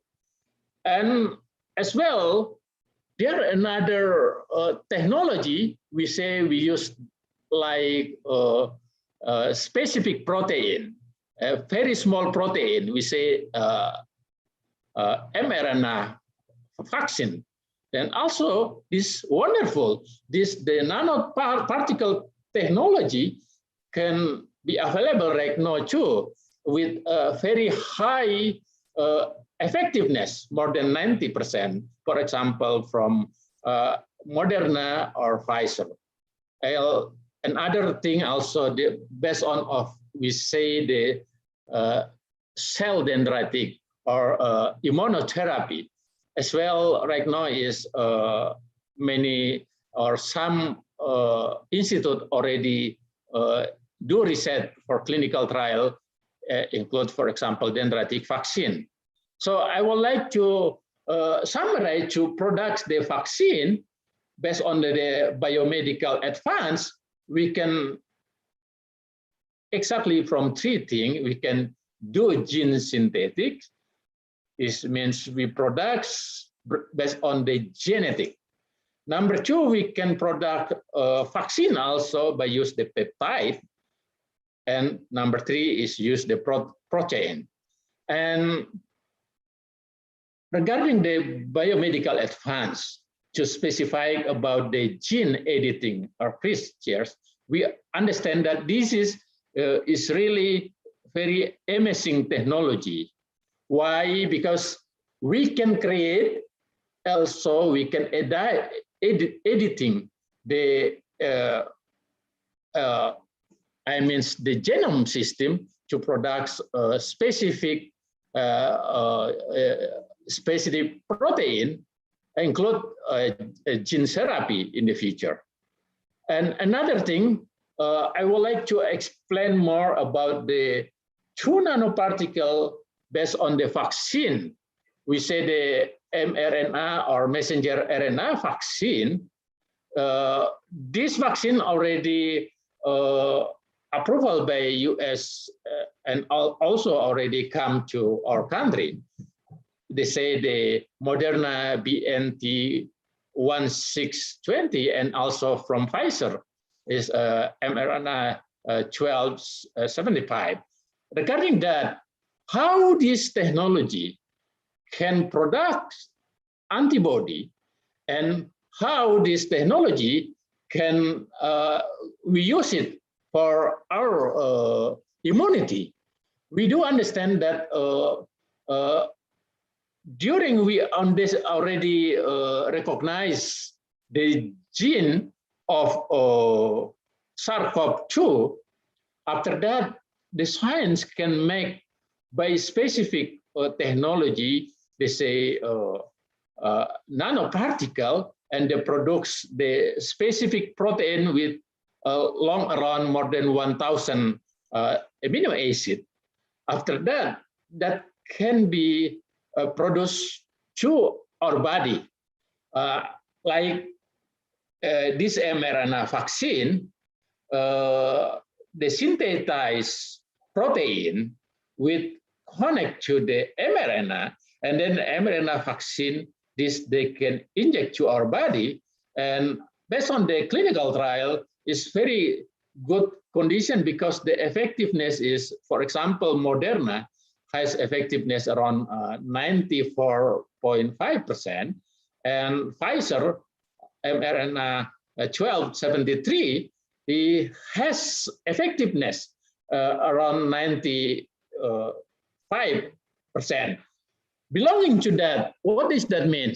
That during the 100 people get vaccinated, they're protective more than 90% from this disease. As well, after that, the most interesting thing, this technology, the vehicle, the name is nanoparticle based on vaccine.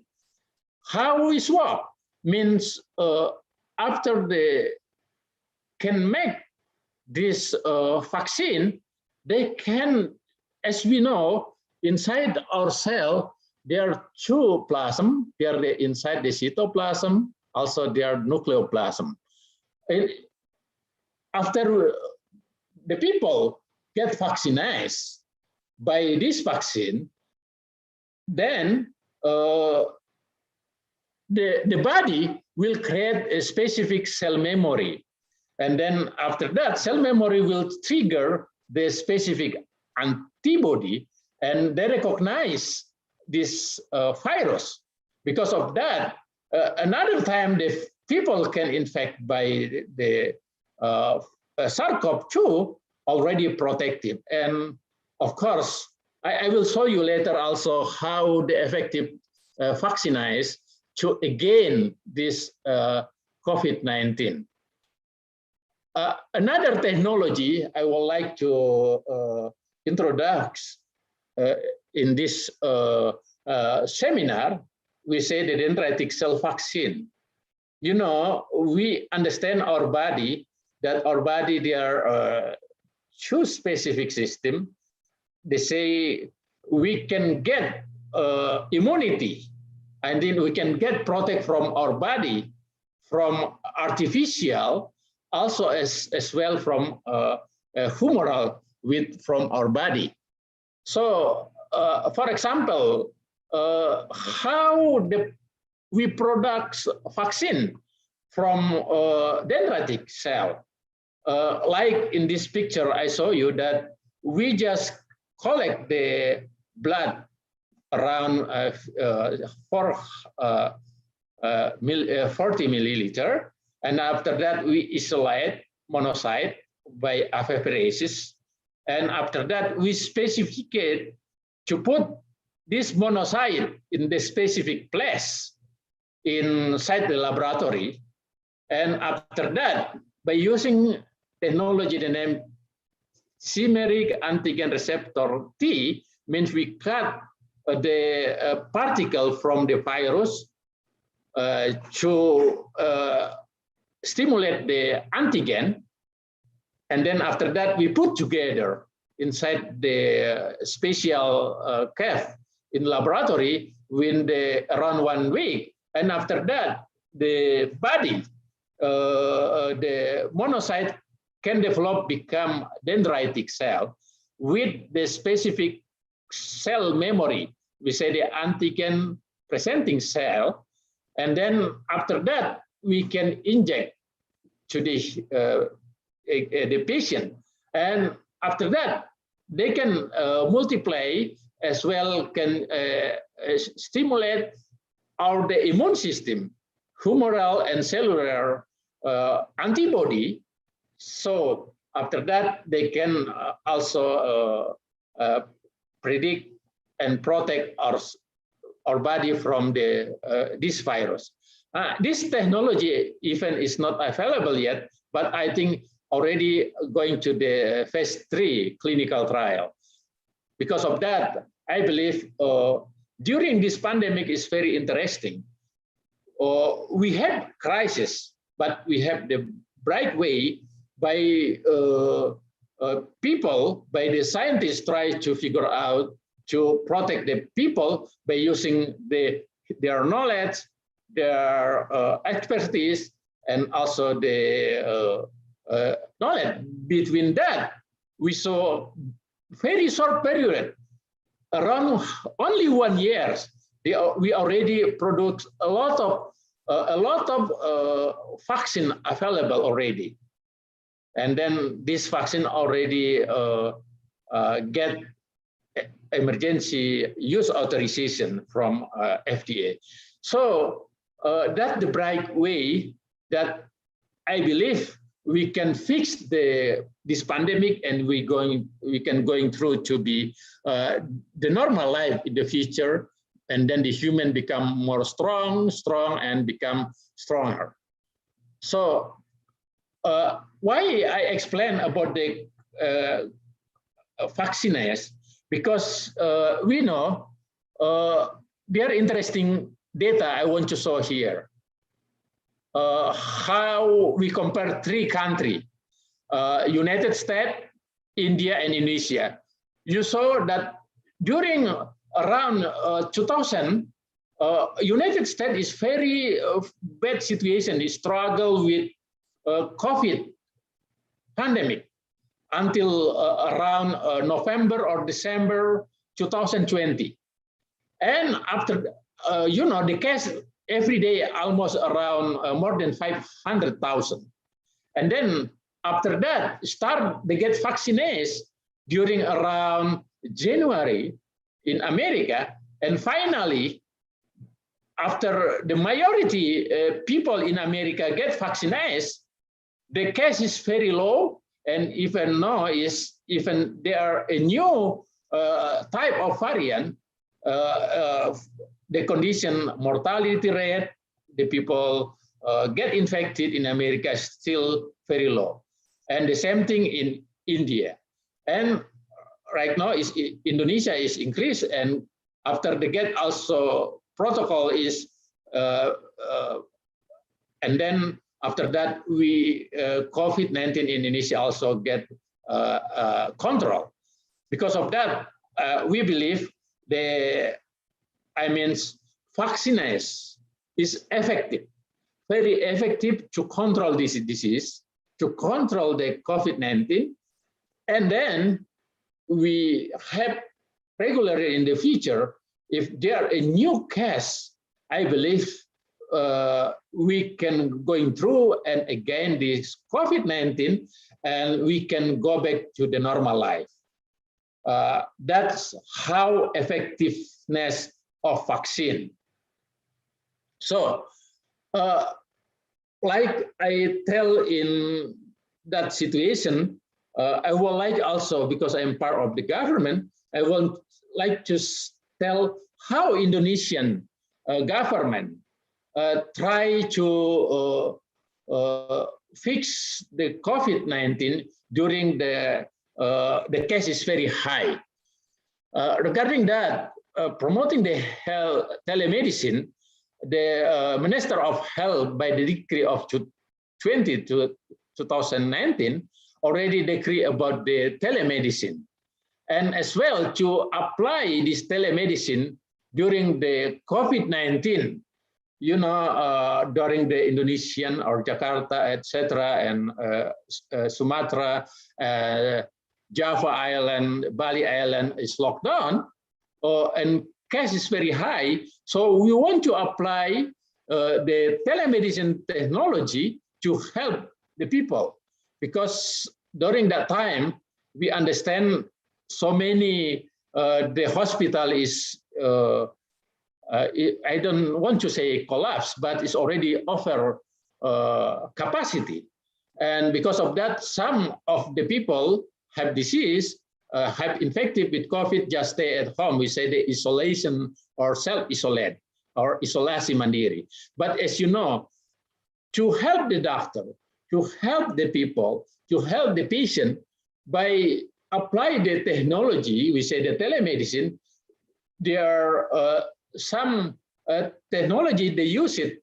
We say Peduli Lindungi, or Head of Traveling Domestic, or Bersatu Lawan COVID-19 and Lokal. I want to show that by apply this technology, this program, they can help also during the patient already had a big disease, or because the COVID, and as we know that the COVID-19, there are 3 levels of this sick illness. First is asymptomatic, the second is mild, and the third is we say is severe. The severe is should be going through to the hospital, or maybe take care in ICU because they need the ventilator, etc. But the people only have sick by asymptomatic, just a positive SARS-CoV antigen, or mild, they can stay at home. But during that time, the doctor still control this patient by self-isolate, by use the technology, you say the telemedicine. The telemedicine means they're connected by a specific program in the Minister of Health of the government to show that the doctor still can engage the patient by use telemedicine. They give advice. Even from the telemedicine also, we can apply to get this prescription, and then after that, the specific, we use the gadget or bag to send the medicine to the patient by self-isolate at home. That means this powerful system to make and to help the people in Indonesia during SARS-CoV-2 is very increased case. And means this technique, we say the hospital without wall. Why? Because the Indonesian current hospital and healthcare system can help the doctor to help the patient as well. And this already show us this technique, this program is effective. So we do a good vaccination, as well we do good take care of the people. Because of that, we can decrease the mortality rate, even the mortality rate as well. And right now, the Indonesian condition is going better, and the level lockdown is become, PPKM become level 2 right now, and almost until September 13, I think will be open again. Means the disease, COVID-19 under control in Indonesia. That's a good thing. And regarding this topic, I would like to summarize that first, by using advanced biomedical technology in the era globalization, by using the specific technology is really very interesting for us to fix our problem. And the summary, we say that COVID-19 case is serious public health concern in the world. And interesting, based on the advanced biomedical, by specific genetic, we can specify this disease during very short period. That's the first point I want to recognize. Number 2 is need drug choice. Pertama kemarin ada keluhan nggak? Boleh lanjut vaksin ya. The next is discovery of corona vaccine is a great approach. Like I saw, we saw that we tried many technology, many technique to produce the vaccine. And finally, many vaccine, million, even billion doses vaccine already available around the world. And million doses also available in Indonesia. And the next is world need vaccine for the next normal life. Like I show you the data that vaccine can control. Because of that, we need to help the people by using the vaccine. So I want to advise for everyone, please use the vaccine as available as soon as you can, because this can make herd immunity and as well can make a immunity of community, and after that we can be a normal life. And the last but it's not least, I would like to summarize that world should united to fight the COVID-19. Why we should united? Because SARS-CoV become the big problem if, for example, one country already fixed it by the COVID is already under control, but another place is still unvulnerable, that is still very dangerous for another. Because of that, we should unite it to fight this pandemic. And I think that's it, is my presentation, and I would love to accept any discussion as a question from the audience. I thank you very much for the time, and I beg for the moderator. Thank you very much. Billahi taufiq wal hidayah. Assalamualaikum warahmatullahi wabarakatuh. Waalaikumsalam warahmatullahi wabarakatuh. Well, it's a very brief and clear explanation. You can make big things become a small thing in delivering informations about advanced biomedic during COVID-19 in pandemic era. And just like let's take a look on your summary, Prof. That's really good summary. Actually, we do agree that COVID-19 is our enemy, the world first enemy actually. So that's why we have to against COVID-19 by developing a good vaccines in order to make a good life, a future life for a human race. And now the time for the questions and answer sessions. And like usual, I give 2 questioners for the sessions, and it's better for you to give a direct question to Prof. Ikrar, Prof. Taruna Ikrar. Okay, well, from the participant, the audience,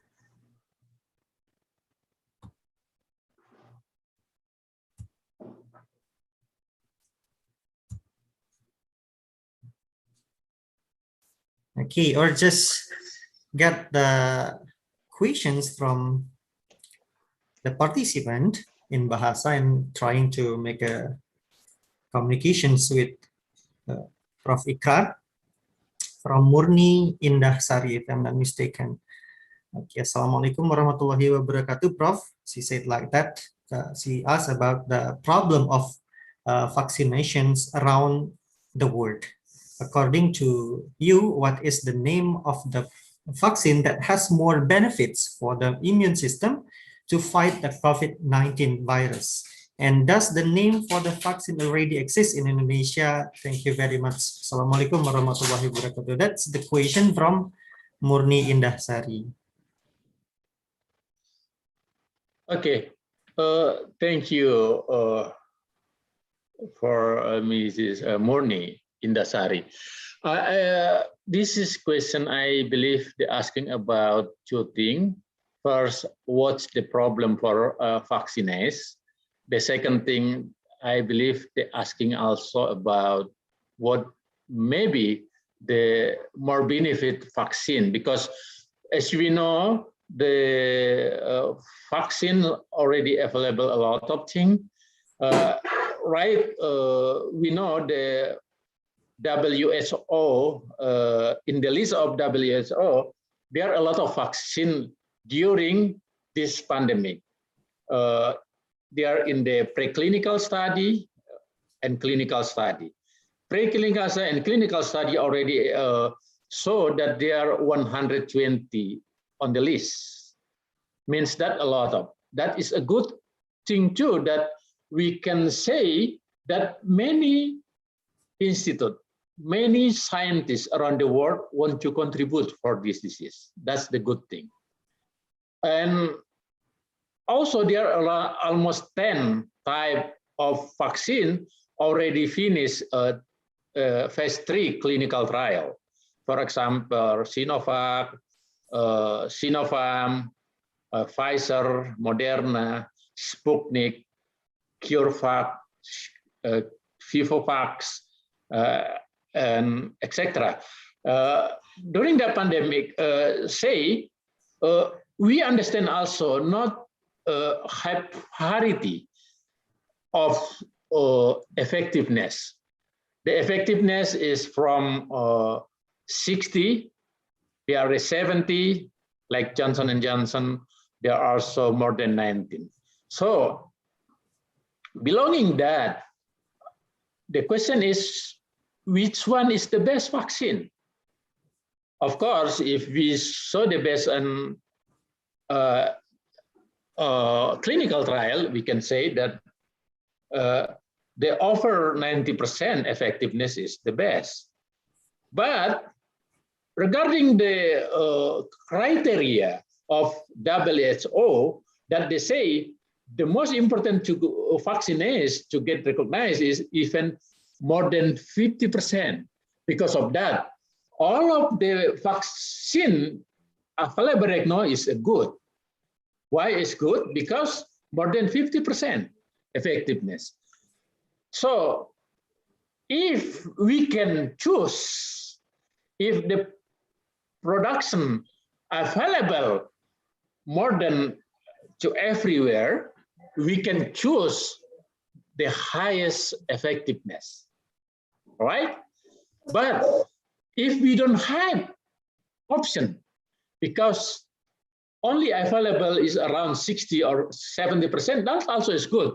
The best option for us is if you have the vaccine available, take it soon. Don't thinking more. Why? Because that can protect you, yourself, and your family and your community from this disease. What that mean? For example, Sinovac is 65% effectiveness. Means if you get this vaccine, between 100 people get vaccine, they are 60% protect. That is warranty. But there are 35% possibility you still get. You still get COVID. But the good thing, if you already recognize your body, your immune system recognized by this antigen, by this SARS-CoV, means your body already ready to again this disease. Because of that, people get vaccinated, even from the low effectiveness vaccine is still better than people don't get vaccinated. There one research published in we say New England Journal, and also report by CDC of United States, that people get vaccinated better than people not get vaccinated. And then how many percent people possibility get COVID compared between vaccinated and unvaccinated? It's very wonderful. They say that more than 1,000% people unvaccinated, means they don't get vaccine, will get COVID, will get disease. But people already get vaccinated is already protect. Even sometimes they get positive, but still not become a very danger.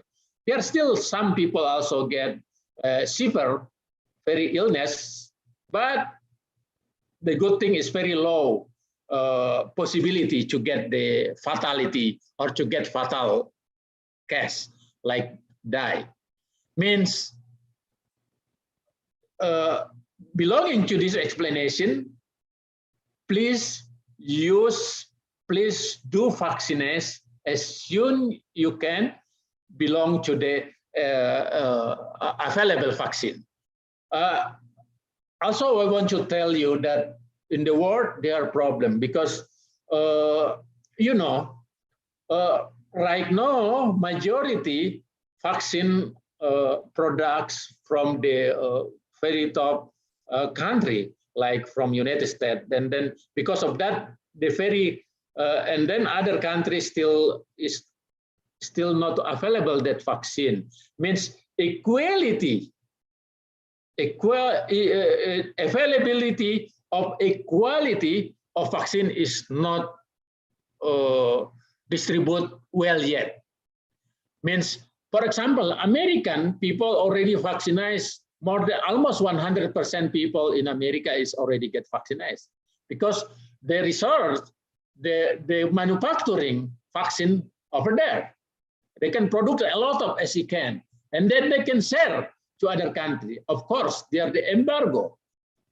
Otherwise, every country think about their people first, their citizen first, and then after that they can do. But because of that, their organization for vaccine, we say the COVAX, that coordination for world vaccine, two also. Then one in the good thing, I think Indonesian is very good condition because already full vaccination Indonesia 20%, and still many booster available. Because of that, that is a good thing for Indonesian. So I recommend for the people of Indonesia, if you have chance to get vaccine, please vaccinate yourself, because that is important for not only for you but for all of us, your community, etc. And number three, the technology is very interesting. As you know, for product to make the vaccine is need a long time. But because the advanced biomedical science is developed very well, like the genes technology, nanotherapy, etc., that is can products is very less than 1 year already. We identified the vaccine and going through the clinical trial, and during 1 year exactly already available, like the Moderna and Pfizer. That is wonderful for us. Hopefully, we can going through and we can going back to the normal life after everything under control. One thing I want to say that the SARS-CoV-2 or this virus cannot never eliminate, always around us. Belonging to our experience, for example, Spanish flu 100 years ago. 100 years ago, until now, the Spanish flu virus still around us. But the good thing, during that time, we already get a higher immunity from this virus. Because of that, even we get the flu, we are not scary anymore, just like common cold. And in the future, SARS-CoV-2, the same thing. One day, they will have situation same with like flu.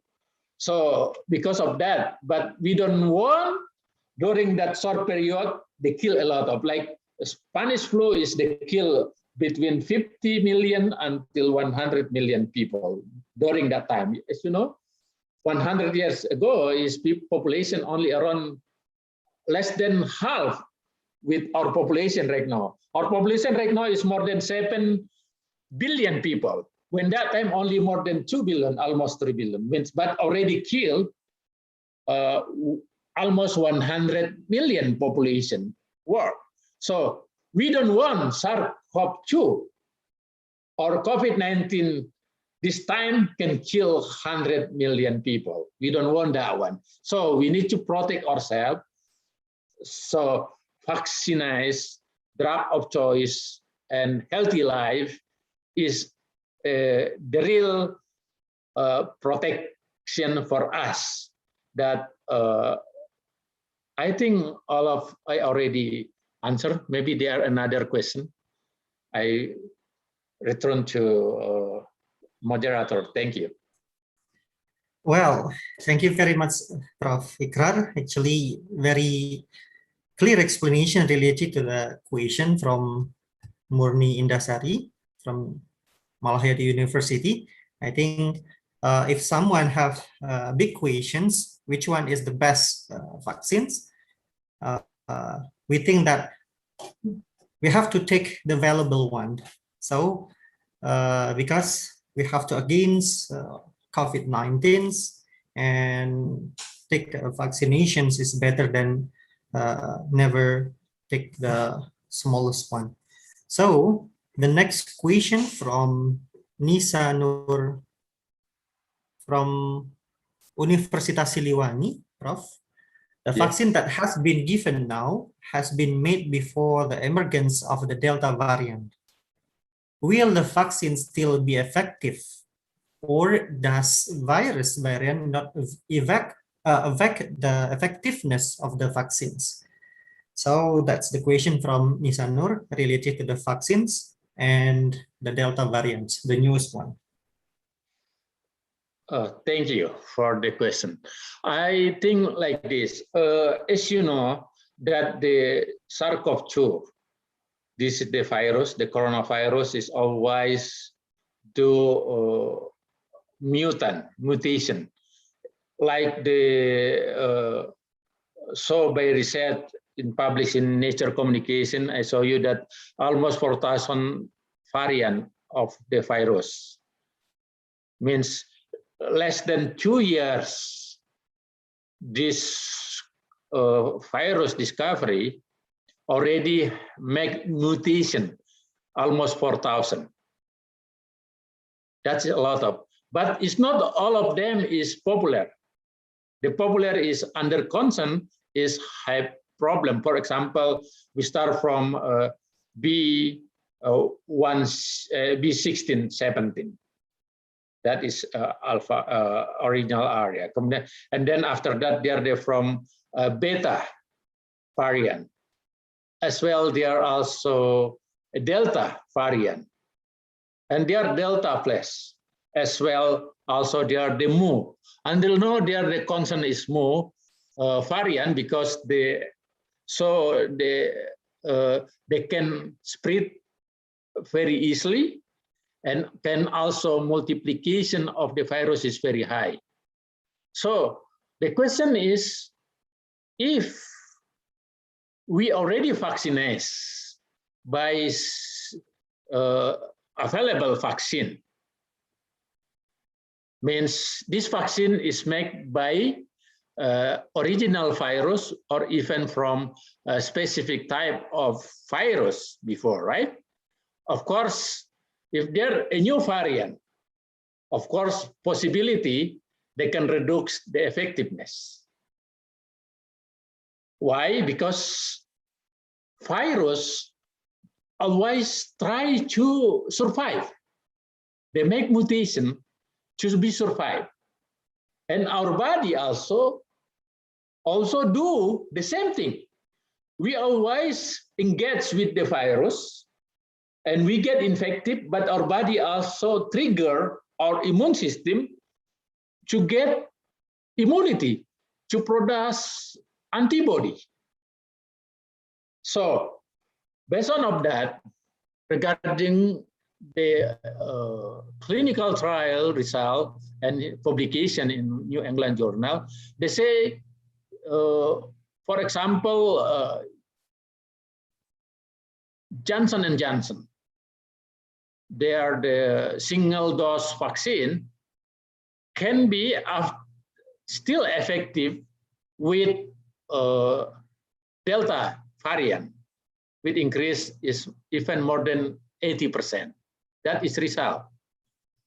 Moderna and Pfizer still effective, even effectiveness is reduced from 90% to be 82%.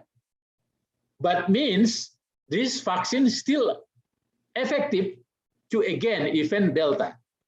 What about another vaccine, for example, Sinovac and Sinovac? We don't have yet result. as scientists, I should tell honestly what the result of a research say. Right now, it's no publication yet, but they say at least there are some publication is we say the vaccine work. They say that is a little reduced effectiveness, more than 60%, but it's fine. Means still have a contribution for our protection, right?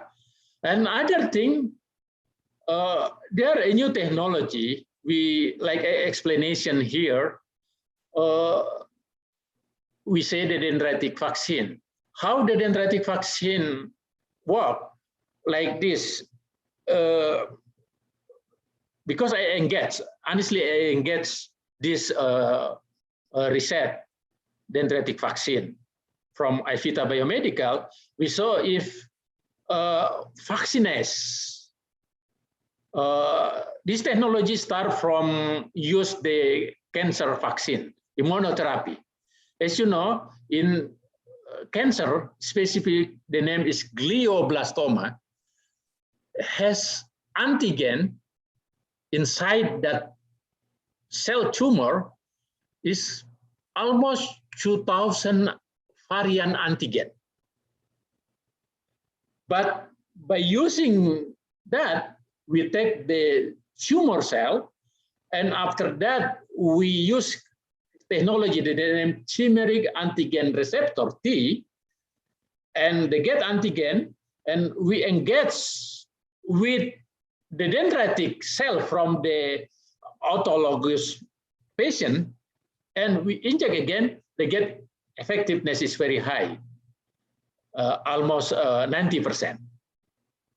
And as well, what about if we use this technology, is pretending to use a broad spectrum of vaccine. Right now is under phase 3. They use the technology by detect all of the antigen from original, antigen from Delta, antigen from Mu, antigen from Beta variant, and they put together. And they will going through to a phase 3. Phase 1 and phase 2 already has result is 94.7% effectiveness, and they get increase the antigen presenting cell and immunity. The project already submitted in New England Journal. Right now it's under review. That we are happy. We hope this technology also can be a good vaccine. Is a part of the advanced biomedical technology to get the real vaccine for our future. But this is not finished yet. So belonging to this question, I just want to say that right now, even the virus always do mutation, but at least regarding the result of research regarding of many vaccine available, still good. It's still better than people don't get vaccine. That means the vaccine available still better for protect the people from the Delta variant, even the Delta plus, compared the people doesn't have vaccine. I think that is the real explanation from many literature, include the many new publication regarding this vaccine and a new variant of Delta virus SARS-CoV-2. Thank you. I return to I send back to Mr. Moderator. Thank you very much for your question. Okay, so well explanations, Prof. Ikrar. It means that the newest variant of virus or Delta virus try to survive in our body as well as our immune system after vaccination actually. Even though the data show that there are some decreases of effectiveness of the vaccine, but it's okay. It means that our immune system also has learned to against the newest COVID-19 variant, something like that. And that's the last question from Nisa Nur. I think the time for us to take the third sessions here, Prof. Ceremonial gift. And now I just return this event to the Master of Ceremony, Nanda and Kakan.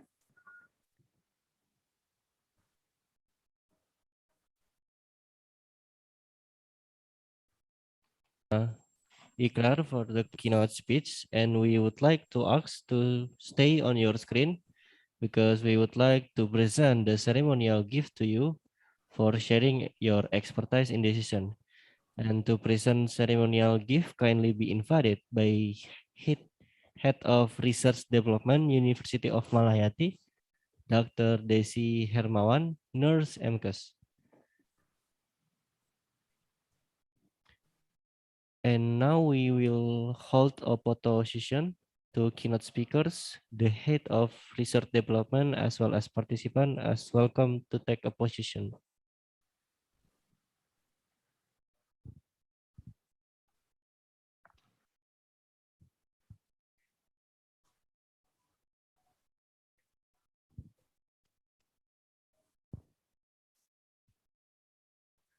Thank you. Well, thank you very much, Prof. Ikrar.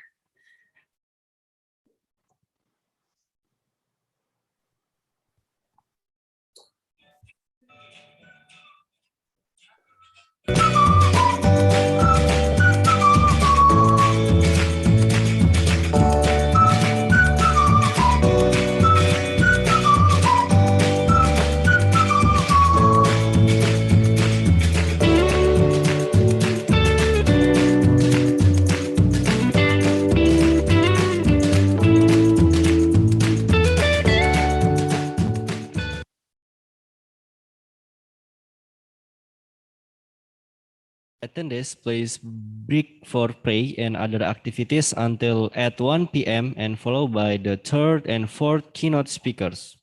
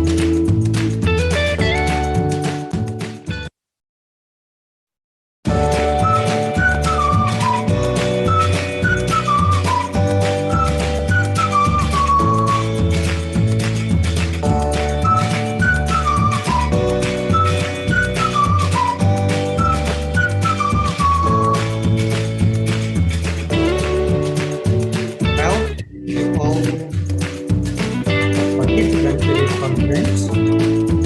They're waiting for the next sessions for keynote speaker. Third keynote speaker, Dr. Dian Kusuma, and also the fourth keynote speaker, Professor Dr. Mesude, and after the fourth keynote speaker has presented this idea, at 3 p.m. Indonesia, West Indonesian time, we start to make a break room. We have 5 break rooms here, 5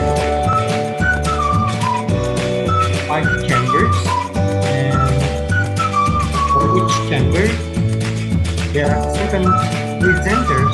They are going to present the presentations around 10 minutes for each. Be ready, prepare everything that you need for your explanation, also presentations, while waiting for the break time.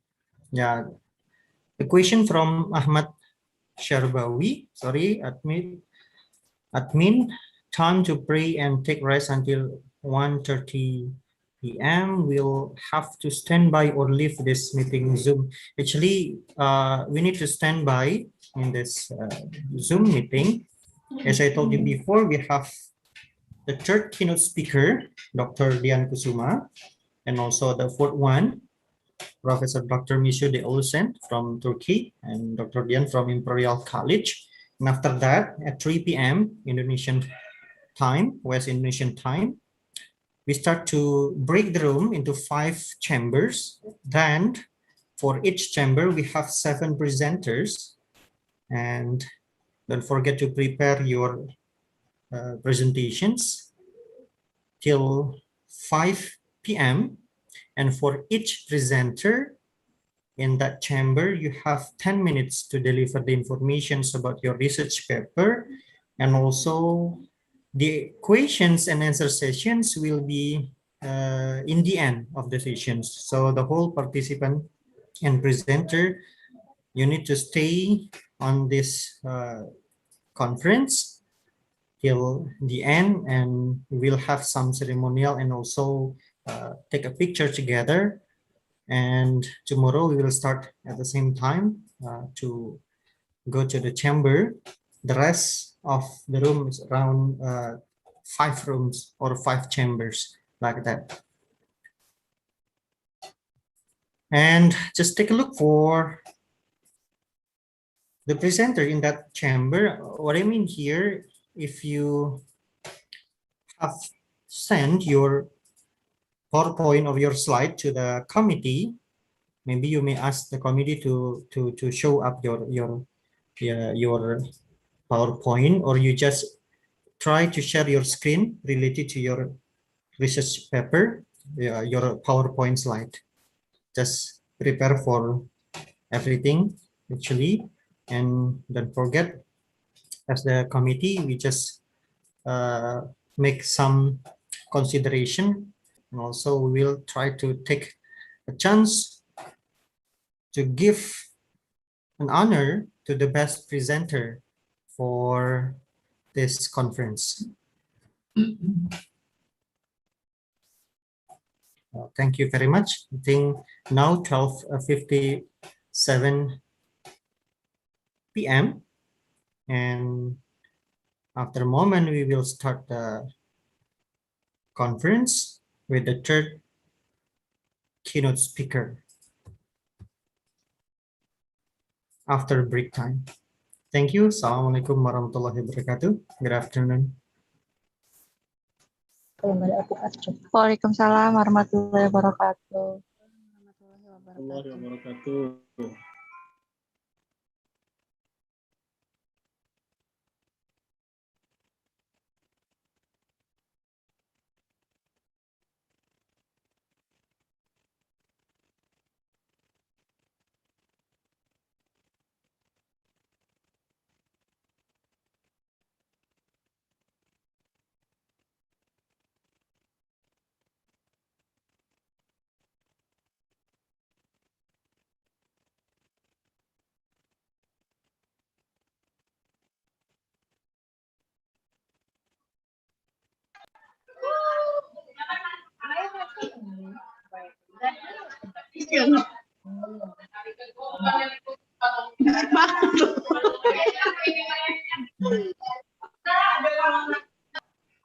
Co-host di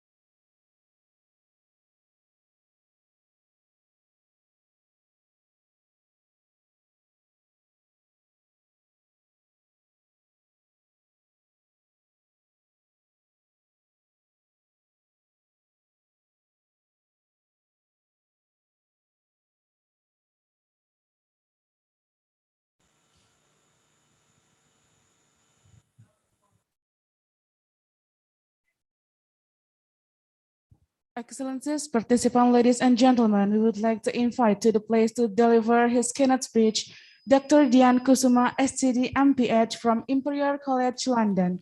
The keynote speech will be moderated by Mr. Shafiq Arisandi, M.Cas. Ladies and gentlemen, please welcome Dr. Dian Kusuma, Sc.D, M.Ph. and Mr. Shafiq Arisandi, M.Cas.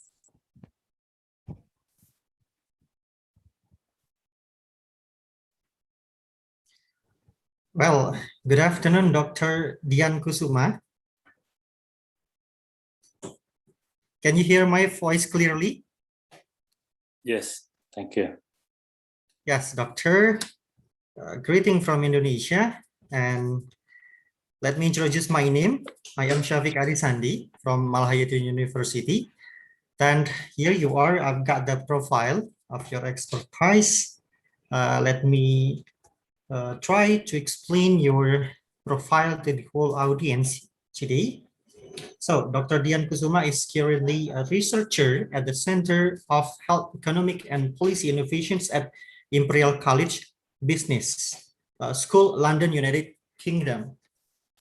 He's working on the NIHR Global Health Research Unit project aiming to create an interdisciplinary environment and fosters the development and implementations of acceptable, equitable, efficient, scalable, and sustainable approaches to reduce the burden of type 2 diabetes and cardiovascular disease in 4 countries in South Asia, including India, Pakistan, Bangladesh, and also Sri Lanka. Previously, he was postdoctor fellow and research associated in Harvard University working on the Malaysia health system research. He conducted a comprehensive assessment of the health system performance, health financing, and health services delivery. He also designed a large-scale mixed method cluster randomized impact evaluations of the enhanced primary health care in inventions toward tackling cardiovascular risk factors.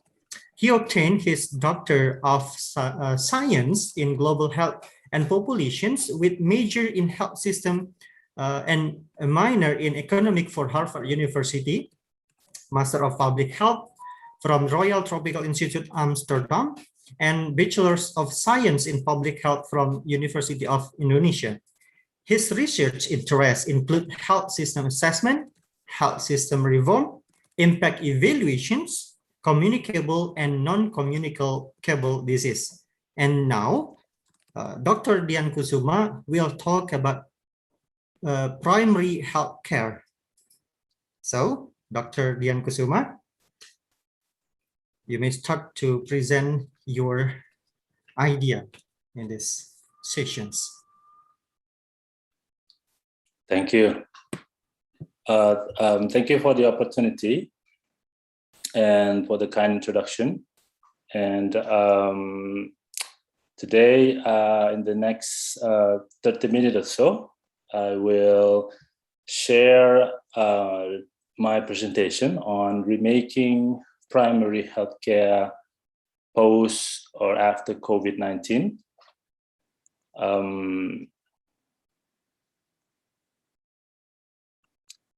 So it will be divided into 3 headings. The first will be an introduction to primary healthcare, just a reminder for us to what primary healthcare is, and the concept and the latest development and everything like that. The second part will be on primary healthcare or PHC and COVID-19. So this is to share with you some of the things that PHC is contributing in the context of COVID-19 response. And I will be talking about sort of taking examples using Indonesia in this case. And the third part will be discussing on remaking primary healthcare. So the idea is to sort of rethinking and strengthening, what are the things that we can do to improve primary healthcare for it to be, better in the world after COVID or even during COVID now. So feel free to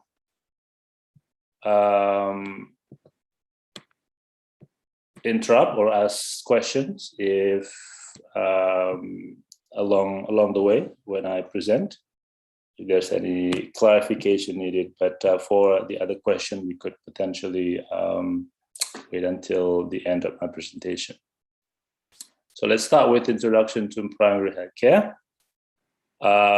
We start with almost four decades ago, 1978, in Alma-Ata with the International Conference on Primary Healthcare, with the WHO, UNICEF, and all and many global health players.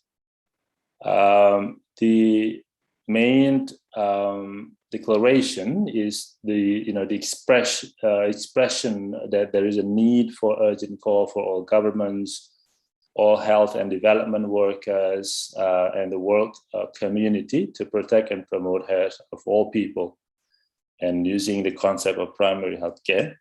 And the first point of the declaration is to define what health is. And this is one of the first definition of health. Now, as you see here, even 4 decades ago, health is already defined as a complete state of complete physical, mental, and social. So it's not just the absence of disease or disability, but it's focusing on it's focusing on beyond health as well, such as beyond physical health as well, such as mental health and social well-being. So that is where primary health care can really contribute. So, and then the declaration also tries to define primary health care, saying that essential health care based on practical, scientifically sound, and socially acceptable method and technology made universally accessible to individuals, families in the community through their full participation. So there's an element of empowerment here, and also at a cost that the community can afford. So there's an element of financing here, affordability and among the community. So that's the first attempt. Basically, the next 40 years, when we talk about primary health care, is mainly using this definition. Now, in 2018, there's another global conference, sort of like a renew the global commitment on primary health care, and it's specifically after 2015, where the world move on from Millennium Development Goals to Sustainable Development Goals, and this conference is sort of reaffirm what primary health care can do, what the Alma-Ata conference can do towards universal health coverage, as well as the Sustainable Development Goals. It was in Kazakhstan, Astana, Kazakhstan. So this was called the Astana Declaration. So this is just to reaffirm that the government and society to prioritize to promote people's health and well-being at both population and individual level through strong health systems, and also primary health care and health services that are high quality and safe and everything. So more emphasis on high quality and partners and stakeholders, a conducive, health conducive environment. So it's not just about health policy, but also other policy that is related and can contribute to a betterment of health. So all of that is included in primary health care. Yeah. So this is, you see that this is an sort of like an update of the primary healthcare concept, if you will. Now, this year, these are some of the fact that some of the fact that WHO puts out in terms of that is related to primary health care. One is about 930 million people in the world are at risk of falling into poverty due to out-of-pocket spending. That is 10% or more of their budget. So almost, almost a billion people, worldwide. And this is related to primary health care, because scaling up primary health care intervention across developing countries could save the lives about 60 million and increase the life expectancy among people. And also achieving target of primary health care requires an additional investment around 200 and 300, almost 400 billion a year. So this is sort of like the renewed. This is to show a big impact of primary health care based on the estimate. It could save about 60 million lives, and then it also could help, provide health services for people that is affordable. Yeah. Now, this is sort of like the synthesis of the WHO definition using the World Bank document. It says that the primary health care meets people's need through comprehensive, promotive, protective, preventive, curative, rehabilitative, and palliative care throughout the life course, and strategically prioritizing key healthcare services aimed at individuals and families. And primary health care also, not include health, but also the determinants of health. So that includes social, economic, environmental, as well as people's behavior. So the policy, beyond health, could also be useful for improving primary health care. Now, it also says that the primary health care is not. It doesn't mean that it is basic or low quality health care. It doesn't mean that it's an equal gatekeeping. So it doesn't mean that this sort of keep becomes gatekeeping equally for everybody, but it's more like the objective is providing appropriate care at the right level. So that is more needed. Yeah. So if someone is needs more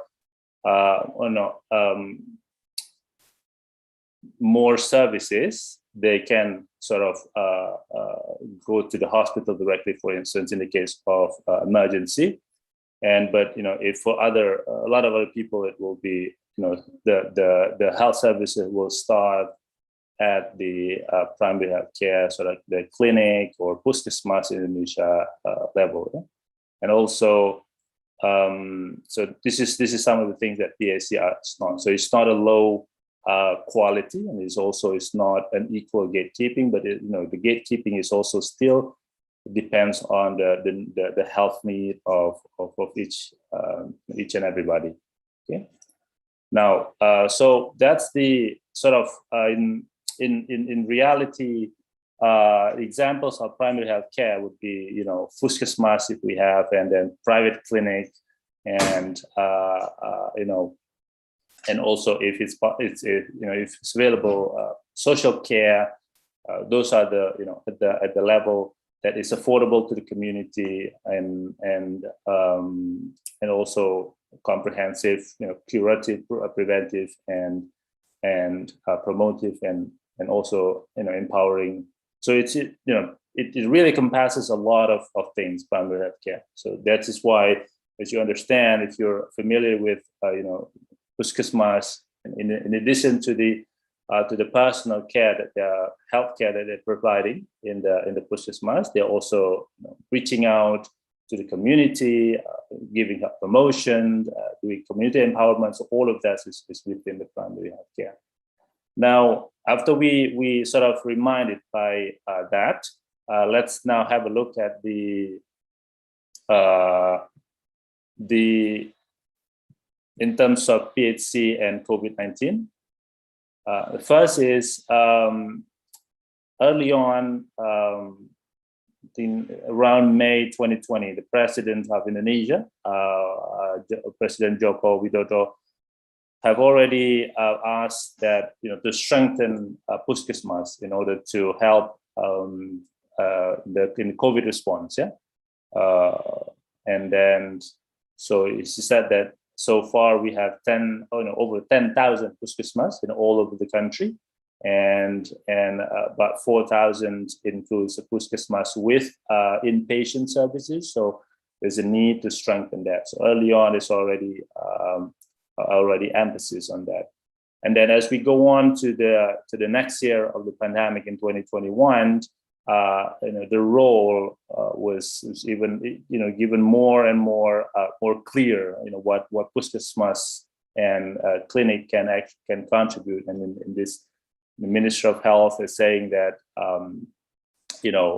at the Puskesmas could help people in terms of testing, tracing, and isolation. So, and although this is not for all Puskesmas because not all of the facility actually have can afford to do this. Yeah, but at the policy level, at the highest level, at the Minister of Health, at the country leader, there is already encouragement that there is a need to there's already an understanding that is the need to strengthen primary healthcare, Puskesmas, and clinic in terms of helping with the response of COVID. Yeah? And then also even when in the era where we already have the vaccine, Puskesmas is again in the front line, and this is showing an example, for instance, in West Sumatra that there is Moderna vaccine there's available, and for the public, and then the community can just come to the clinic to get vaccine. Yeah, so this is another role that Puskesmas is contributing in the COVID response. And now these are all the commitment, understanding from the policy level, but and even the Ministry of Health provided guidance here on how Puskesmas can do detection, response, and also prevention activities to help COVID. And it's showing here, in terms of the prevention, doing the risk communication to the community, and in terms of detection, so doing surveillance of influenza-like illness, for instance, and also surveillance of those traveling from the high-risk country in terms of response, and also these other things that the Puskesmas staff can do. Yeah. So these are early on. I think it's about 2020 that this guidance has provided. The government has provided this guidance. So this is useful. All of this is useful. Political commitment, understanding, and also all of the guidance. Including using, suggested in the guidance to use an online reservation for instance, Puskesmas, and they sort of in the top right here, they sort of what to do in terms of the patient flow in the clinic, what to do in the era of COVID. So it was a pretty comprehensive guidelines. Now, all of this is good. However, in August and September 2020, CISDI, one of the think tank institution in Indonesia, conducted a survey in 34 provinces and over 250 city and district, and then just to get to know, just assess the effectiveness, yeah, and then the readiness of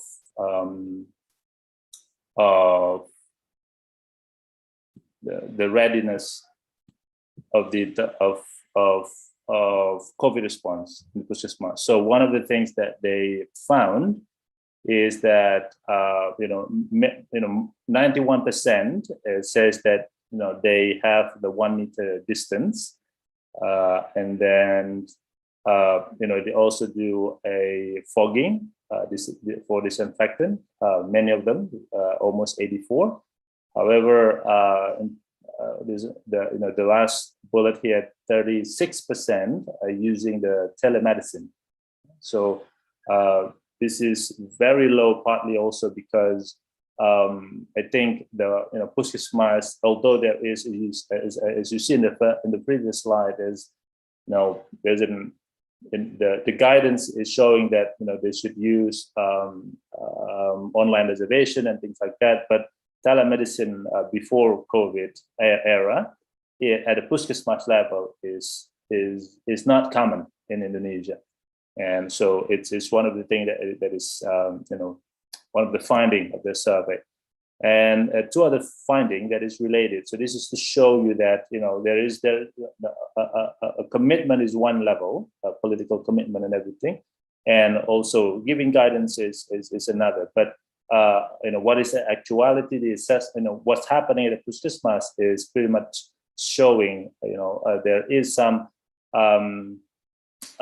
areas that the Puskesmas are lacking facility, the testing facility and everything that makes many of the Puskesmas, at least the one that is assessed here. For instance, in here, the contact tracing, the level of contact tracing is still minimum. And of course, this is during the first of the pandemic, around August and September, and where the country still tried to boost testing and everything, and focusing on testing on the one who actually got the disease. And then, but moving on, more and more people done contact tracing and everything. So it can be seen here that only 5% of the Puskesmas reporting that they're doing more than 20 contacts per one case. So only 5% of that can do that. So it's showing there is a lot of things that needs to be improved. And on the right hand, it's also showing the limited human resources and also limited materials and supplies to do the testing at the Puskesmas level or at the district level. Is showing here that only 14%, only 14% of Puskesmas have the duration of from getting the test to get the test result of using PCR less than 3%, and then most of the result is actually beyond 3 days. Yeah? So it's quite a while to wait for the result. It's just because at the time the country still trying to improve the human resource to do COVID testing and also all the test materials. And one of the things, in addition to all the limitation in Puskesmas supporting the COVID response, all of these services, there is 33%, only 33% in terms of dental services were still available during the pandemic. So it's really disrupt and sort of interrupt a whole range of services that the Puskesmas can do. Dental services, TB and HIV immunization, all of this are actually affected to some level at the Puskesmas level, because many of the resources, many of the human resources, staff, and all the equipments are needed to do COVID response. So now, so that's to show you what's happening in terms of the COVID and Puskesmas in Indonesia, from the commitment at the highest level, as well as what's the assessment that has been done. What are the things that it needs to be improved and everything in order for Puskesmas to really help contribute better in terms of the COVID response. Yeah? Now, the last part of my talk would be remaking the primary healthcare.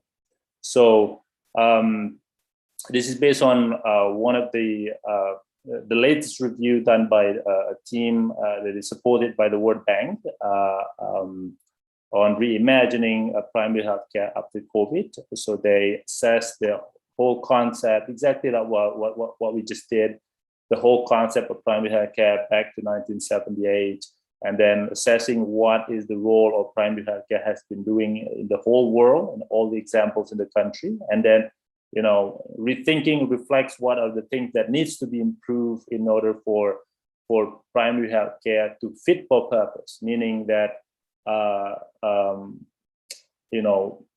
during the pandemic and after COVID, it will be it will provide a lot more contribution to any pandemic response. It could be COVID, it could be other future pandemics that we will have.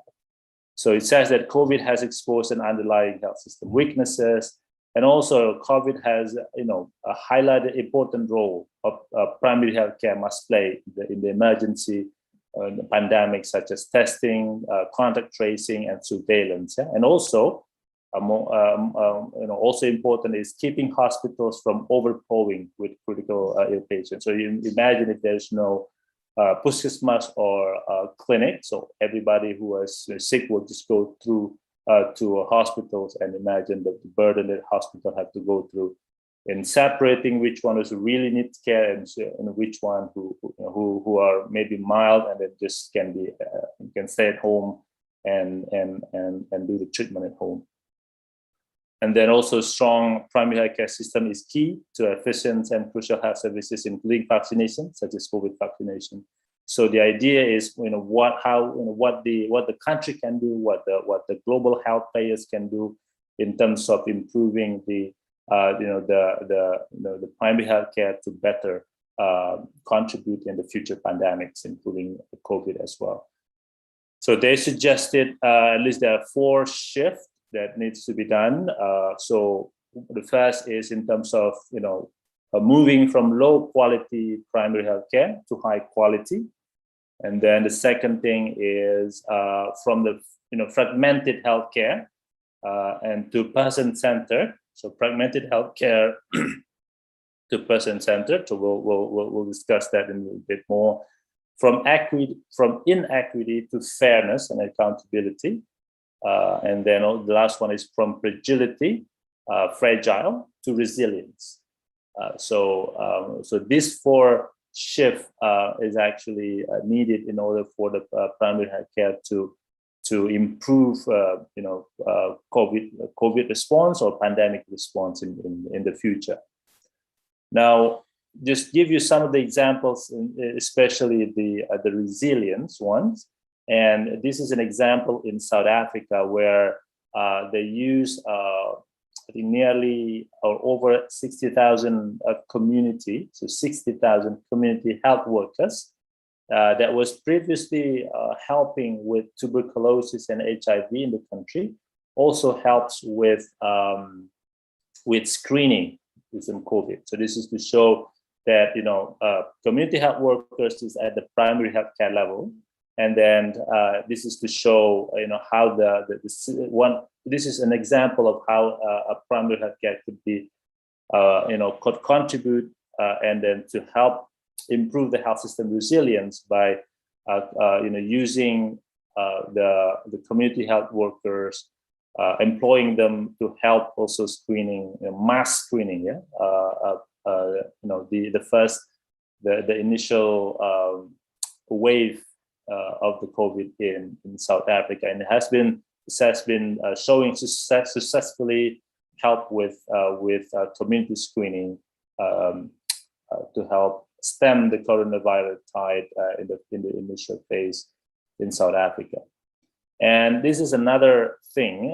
So one of the things that we know is that the healthcare workers are the one who has much higher risk during COVID-19 because they're in the front lines, and also with all the waves that we have, first wave, second wave, with thousands of people coming to the hospitals every day, they are, supports are needed for them, not just physical supports, not just financial supports, but also mental health. So this is one of the things that that Kenya is doing. So they providing sort of like Zumba dancing to help frontline workers because of the high level of stress during the pandemic. The continued level of stress in so many months. Yeah. So these are the things that also could help with the with the resilience of health systems, so that it's not collapsed. The health worker is still fit to work, and then both physically and mentally. Now, this is an example of what the United Kingdom is doing in terms of telemedicine. So I know it's big in the last couple of months with the Minister of Health, and then it has been in telemedicine has been involved in in Indonesia also for since the pandemic began with gugus tugas, and this is an example of what my family and I experienced it in the UK. So since the start of the pandemic, we all the GP appointment, the PS, all the general practitioner, which is a level of primary healthcare appointments, have been doing remotely. It could be using an app, and an online consultation could be by video, and then or by phone at least. Only in the later part of when the cases are very low and the lockdown restriction was eased, only then we were able to physically come to the general practitioner, to the doctor here. Other than that, we need to do a physical appointment. We need to do an online or phone appointment. So these are the things that that could help as a lesson learned from Indonesia or other developing countries, and what to do and how we can make this integrated into the system when we have moving forward during COVID now with the next waves that is potentially coming, and also with the other future pandemics.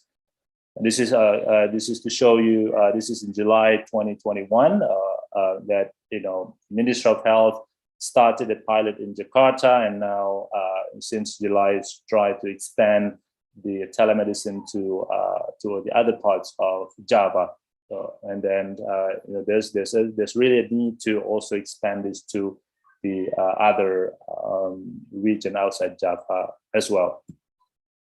And this is another thing. So in the UK, in addition to the GP appointment, of course there are many things that people really need to do they have to do it physically, like maternity appointment, cardiac appointment, and maybe blood tests and everything like that.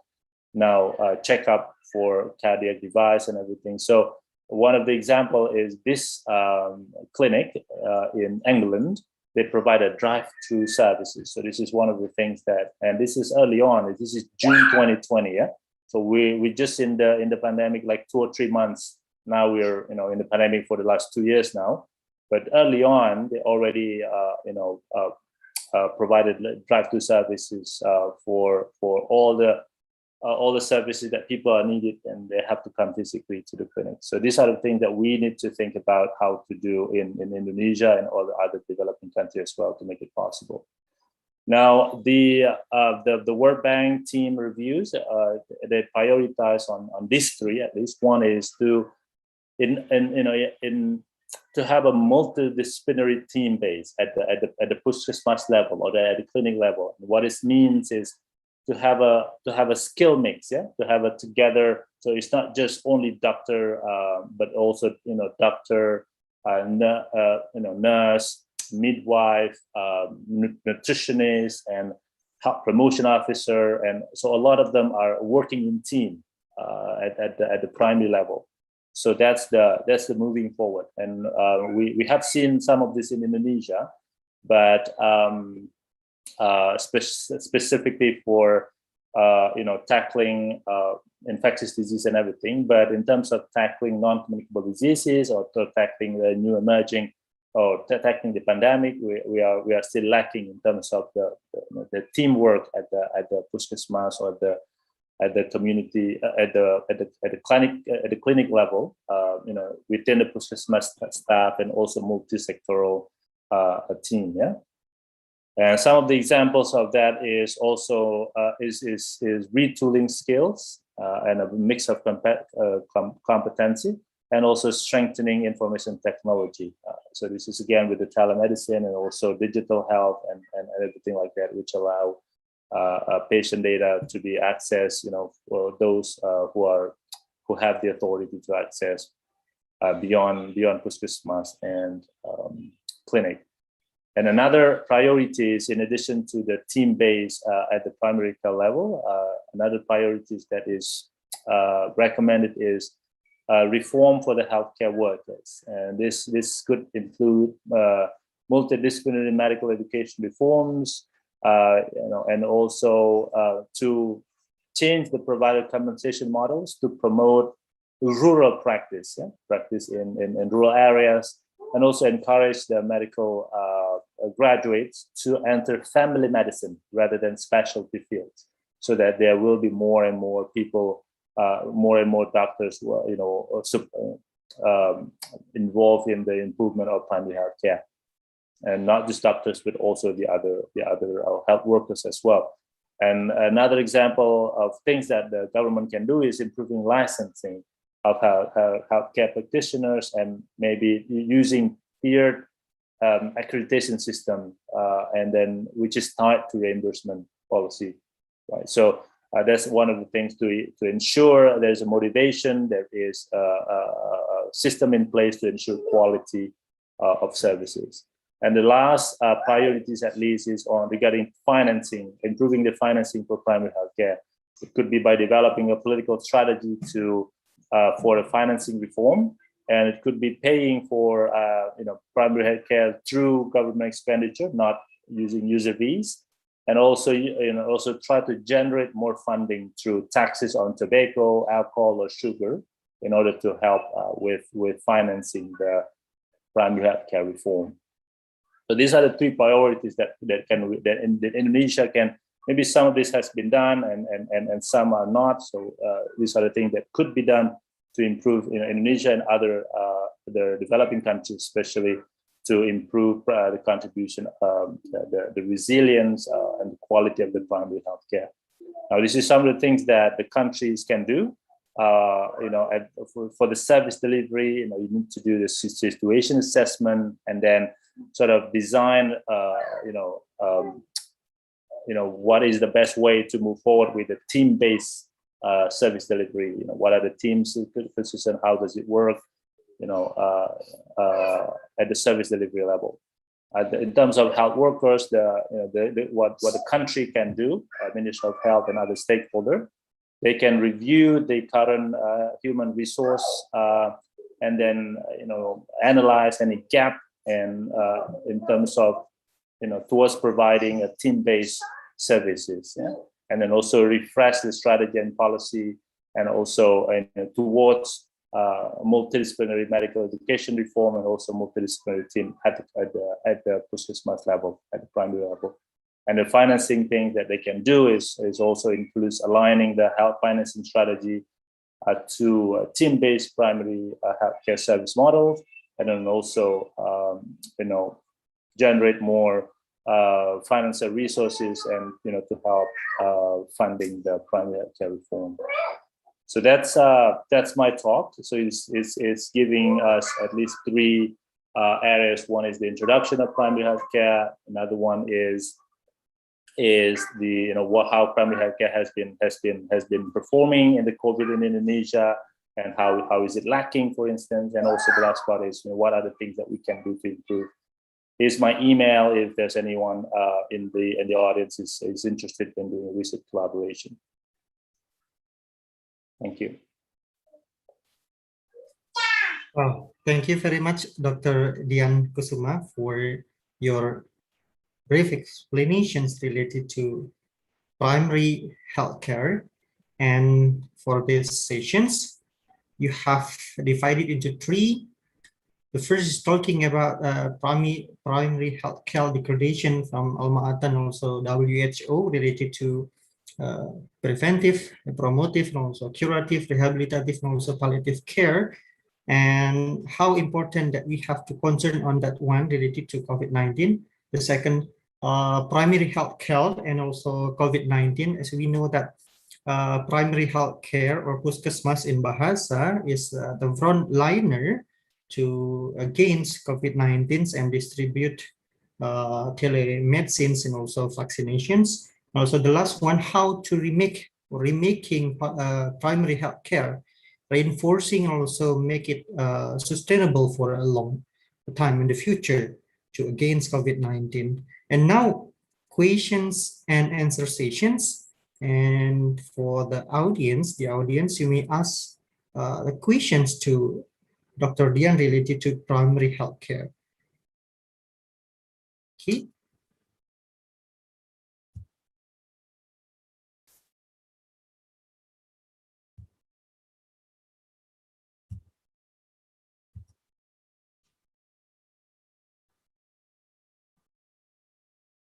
Wants to ask about primary healthcare that as explained by Dr. Dian.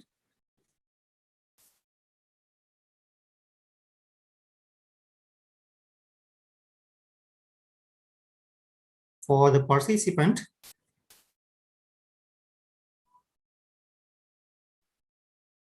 we have more than 100 participants from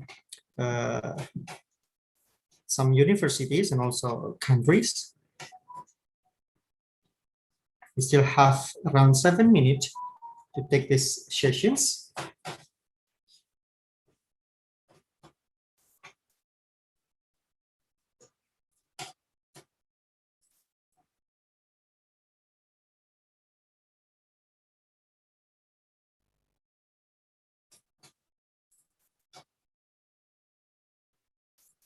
Okay, well, maybe I have a small question to Dr.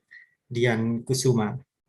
Just want to take a look for the third discussion, remaking. Okay, I am Lolita. Okay, Bu Lolita. Bu Lolita?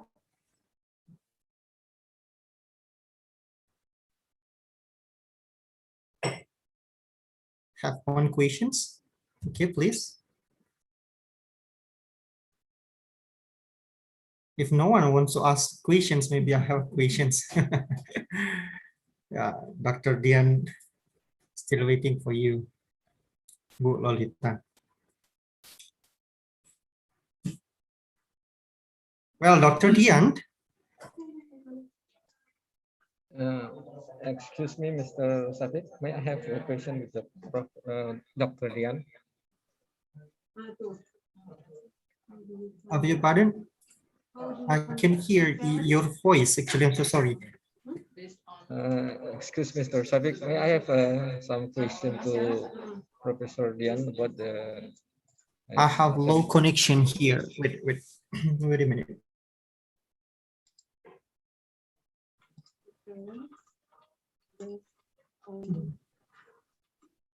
Hello, sorry. Hello. Yeah, go ahead with the question. Hello. Hello. Yes, please. Can you hear me? Yeah. Okay. I would like to ask about the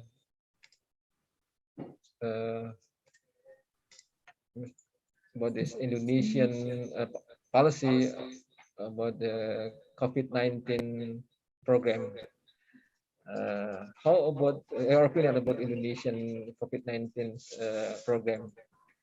Because in July we have so many mortality rate in Indonesia, but until that now it become decreasing. How about your opinion about Indonesian policy to reduce COVID-19? Because as we know, it's too late, not too late, but for the some people is not satisfied about the Indonesian program to reduce the mortality of COVID-19. That's all, Mr. Sabik. Thank you.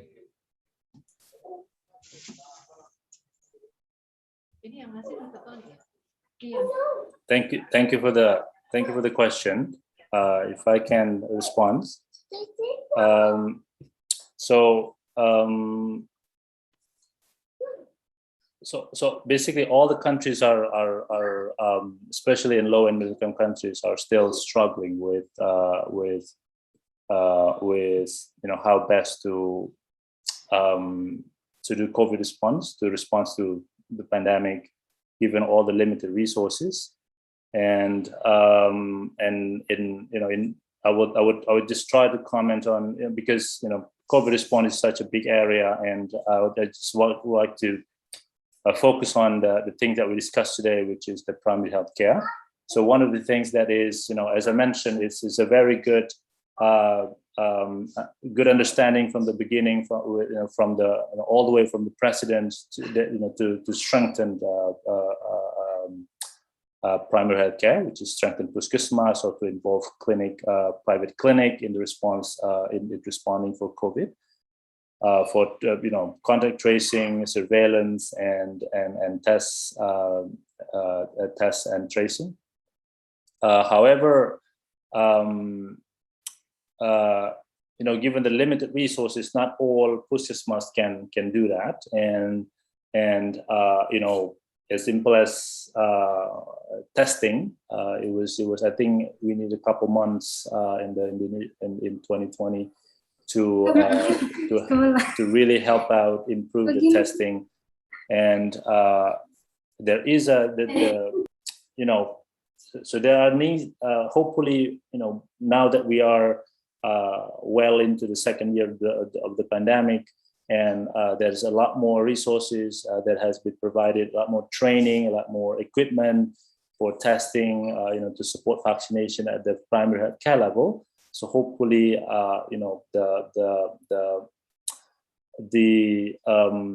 the contribution of primary health care will be a lot, will be improved and will be better in Indonesia. Now, I know we are. Everybody's preparing for the third wave in Indonesia, and then hopefully with all the experience that we have, with the frontline workers, with all the equipment, with the human resource and the financing that has been provided, has been provided to Puskesmas or clinic, hopefully will be better in terms of responding to the third wave. Well, hopefully there's no third wave, but if there is, hopefully a strengthened Puskesmas and clinic would be able to do more in terms of surveillance, testing, and also contact tracing. Yeah, so that's pretty much my response. There's a question here from Bu Lolita. How do we conduct surveillance based on community? So in the Ministry of Health guidance for COVID, there's already one of the there's at least 3 big areas that Puskesmas can contribute in terms of COVID. One is on prevention, and the second one on detection, and the third one on response. Now, surveillance is included in the detection activity, which includes something like surveillance of influenza-like illness and pneumonia using a system kewaspadaan dini and response, and also surveillance, active surveillance, for travelers, especially from the high-risk country, and also to build and strengthen the network of surveillance with the other stakeholders, including community leaders, and also contact tracing surveillance, and also people with the PDP, people with COVID, and then also the travelers among the contacts. So in the community, so these are the big items in the surveillance that the Puskesmas can contribute, because Puskesmas has the relationship with the community directly. So they know the community leader, they know many of the people who are involved in the activity, the Puskesmas, either through immunization or to disease prevention or to chronic disease like prolanis or chronic disease activity at the Puskesmas. And Puskesmas has the authority to sort of reach out to the community, to come to the houses, providing tests or giving the test result, or also giving health promotion. So there's a really potential for Puskesmas to do the surveillance at a community level, and all of the things that is mentioned in the guideline can be done in how to do the surveillance at a community level. Yeah? Now, I do have an experience in doing improving such a surveillance, but in the context of chronic disease in Malaysia. So one of the things that is lacking in Malaysia at the time, it's about 2015 or 2016, is there's no the Puskesmas doesn't have data on how many people under the catchment area actually have a high risk of cardiovascular disease or diabetes. Yeah. So one of the things that we do is we create sort of like a calculator, a risk assessment, like a quick assessment for people can put in their age, their weight, their gender, their history, for instance, in the family, and we come up with a calculator showing whether or not this person is high risk, and if this person is high risk, it will be put into the database, and then will be referred for further testing at the clinic, and then further management if needed. So that's sort of the things that can be done to improve surveillance. In the Malaysian example is surveillance for the chronic disease, but that can also be done for the surveillance for other diseases, including COVID and other diseases. Yeah? So those are the things that we can do. Another question we have is, I want to know the lessons by the primary care in the UK against COVID and how the support from the government and recommendation from scientists. Yeah, so as I mentioned, one of the things is already mentioned in my slides. So one of the big thing that we experience here, my family and I experience it in the UK, is that GP appointment is through online or by phone, and that is even for assessment for my children. Assessment for my daughter is also done through a video conference with the pediatrician, and also if there's anything we use a phone sort of triage, discussion with the doctor what is needed. And if there's any treatment needed, it will be prescribed, and we just go to the pharmacy. So without even, going to the clinic. So it's really good. It's a system that I think that Indonesia. Yeah. You still have 2 more minutes to explain some questions. Thank you very much. Yeah. Thank you. Yeah. So telemedicine. So it's new in Indonesia, but it's in other countries like in the UK. It's already in the system. So this is one of the things that we can learn in terms of support from the government and recommendation from scientists. As you know, scientists is really playing a big role in the COVID response in the UK. Professors and from Imperial College or from Oxford, from Cambridge, and from a lot of other universities are within the special advisory group. And they're really the ones who are giving the recommendation, and they're usually together with the Prime Minister or Health Minister in providing the updates on what to do next. Yeah, so it's just really important. So I have 2 more questions, so I will just try to answer quickly. What do you think about booster for the same vaccine? For example, 2 doses of Sinovac and booster with the same vaccine of Sinovac, is this effective? Yeah? So the booster that we have now is with Moderna. I think that's my understanding, and part of it is also because a lot more data is available for Pfizer or Moderna vaccine in terms of tackling the Delta variant. And so part of it, if you're doing if booster with Sinovac as well, presumably it will expand the period for the efficacy period of of Sinovac vaccine. But since data is very limited on Sinovac, so we will have to wait whether or not that's really making a difference. Yeah. So I really wanted to emphasize that when we talk about Sinovac vaccine, Sinovac vaccine is usually lack of data in terms of studies and everything too. And so we just have to wait for that. So there is a data from the Brazil Sinovac, but that's the period before the Delta variant. So we will have to wait for what Sinovac can do in terms of effectiveness for the Delta variant. And the last question, what do you think about the family planning services in the COVID? The sectors may not be going to the hospital, midwifery, the next unmet need will increase. Yes, so that is one of the areas, as I mentioned in one of the slides, many areas, including dental services and family planning, well, Dr. Dian, that is disrupted by by COVID. So hopefully it will be. Yeah, so hopefully it will be moving forward with the third or fourth wave. Hopefully that's not happening, but moving forward with the next wave, hopefully support for those services will be included. Thank you, Pak. Okay, thank you very much for your explanations. There are some questions that really not covered by the time actually. And now, Dr. Dian Kusuma, now the time for us to ceremonial gift from, if I'm not mistaken, from the Dean of Medical Faculty, Malahayati University.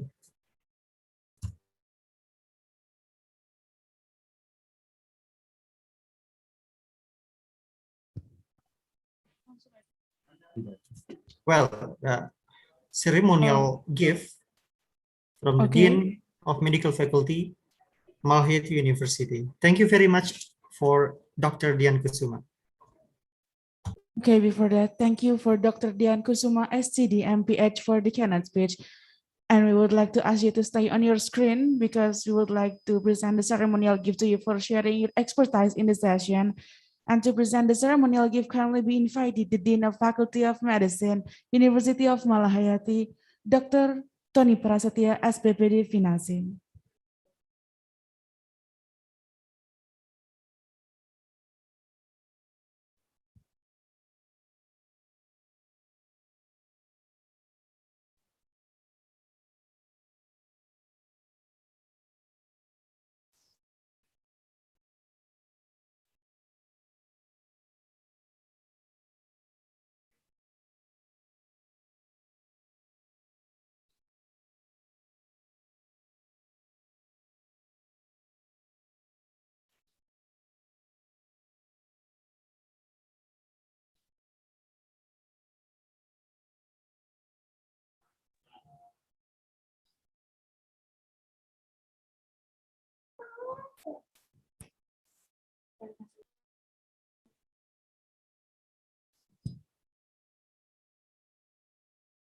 Okay, and now we will hold a photo session. The keynote speaker, the Dean, as well as participants are welcome to take a position. Thank you.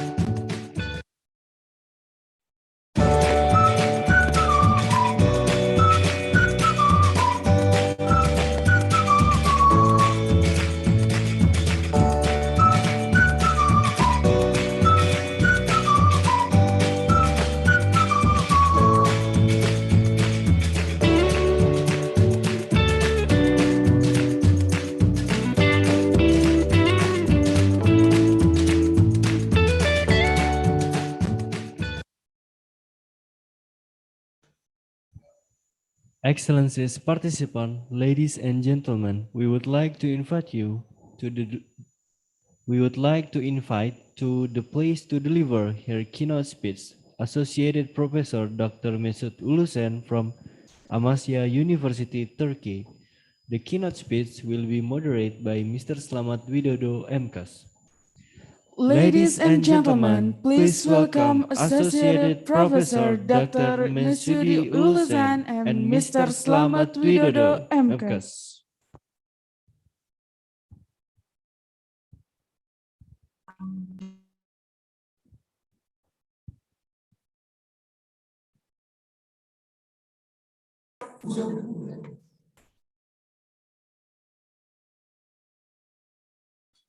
Check.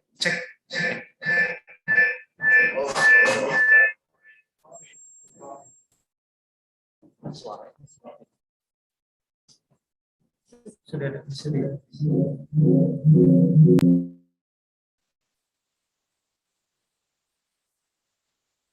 I start?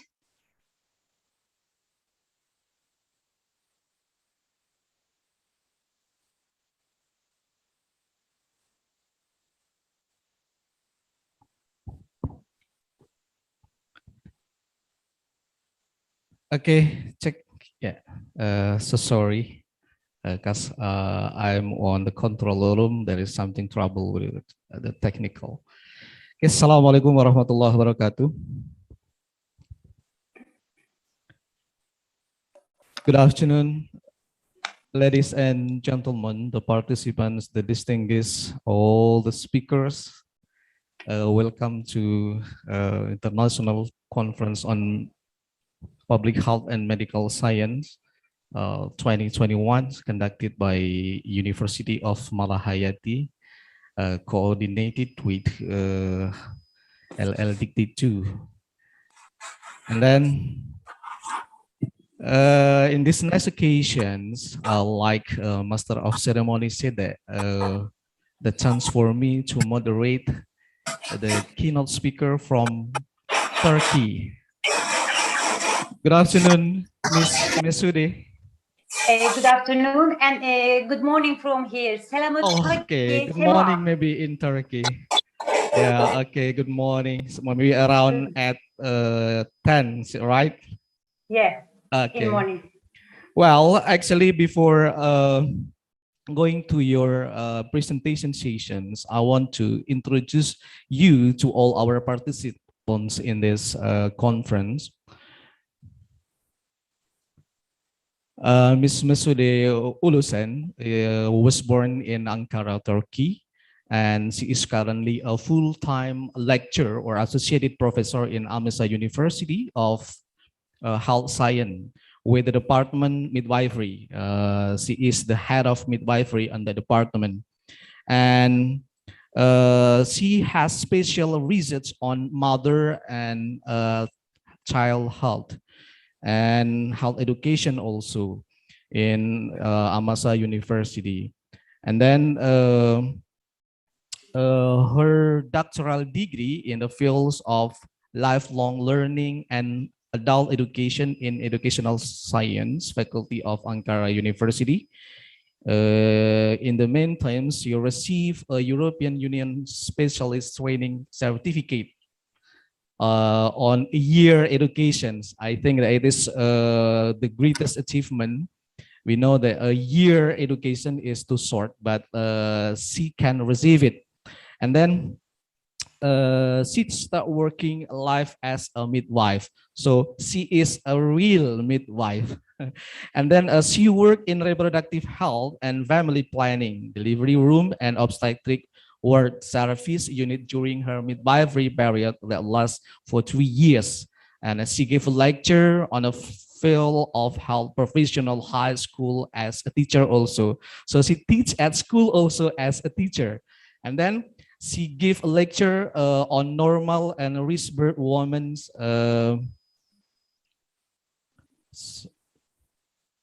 antenatal, postnatal care pharmacy in the Department of Midwifery also. Well, without wasting the time, so I will call my special keynote today from Turkey, M.S.A University, for Miss Mesude. Please present your research, and later on, so sorry, I have to say to you that you have time around 40 minutes to present your presentations, and then after that there will be around 10 minutes for our discussions. Maybe some our audience or participants or another speakers or the other presenters want to have questions for you. Okay, the time is for you to deliver your presentations.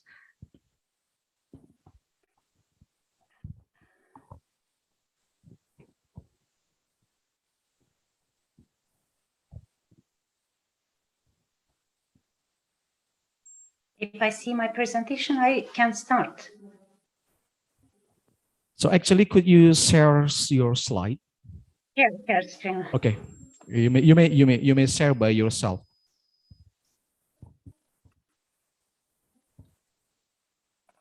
Or I will share it. Okay.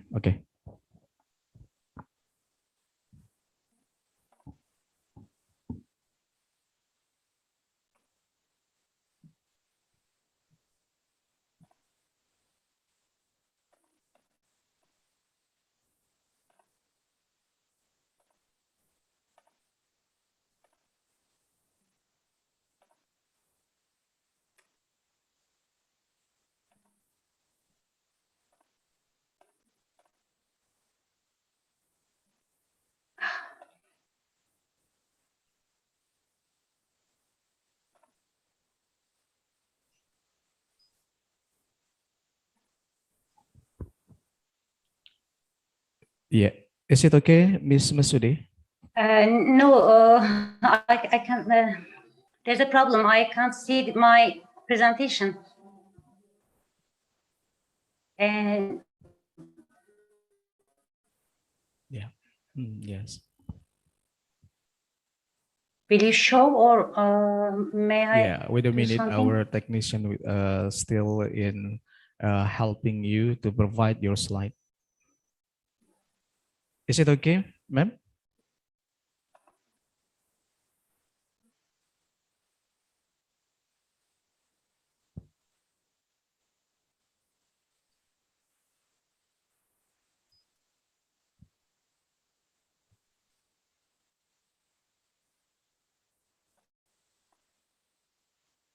Hello, Miss Mesude. Is it okay? Your slide presentation?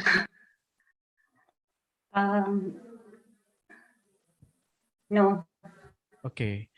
How if I share your slide? Is it okay? Sorry?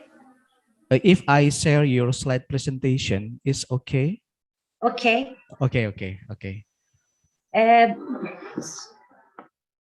You just say next or the previous or the next. Maybe there is I something couldn't trouble with your control my device. screen. I Yes, don't I know. see.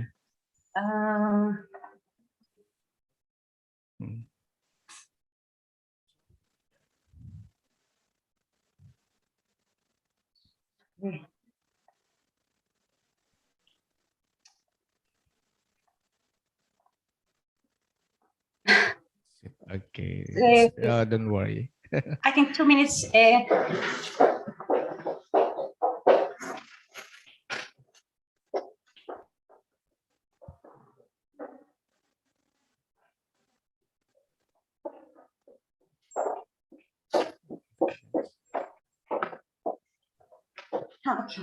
Oldu. Herhalde oldu. Şu kendimi görebilemiyorum. Yeah. Is it clear for you? Hello, Miss Mesude? Yes, sorry for the problem. I'm confused a bit to sharing the screen. By the way, I can't see myself. It's okay. Yes. You only say next. If you said okay. I can start. That doesn't matter. Okay. You may start. Selamat pagi semua from Turkey to everyone. Selamat pagi. In here, morning.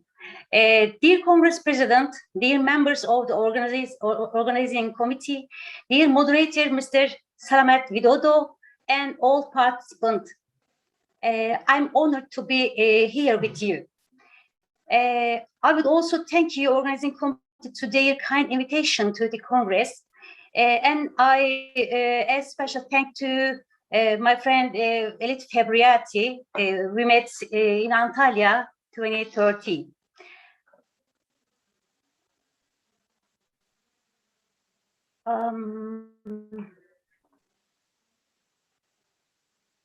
Yes.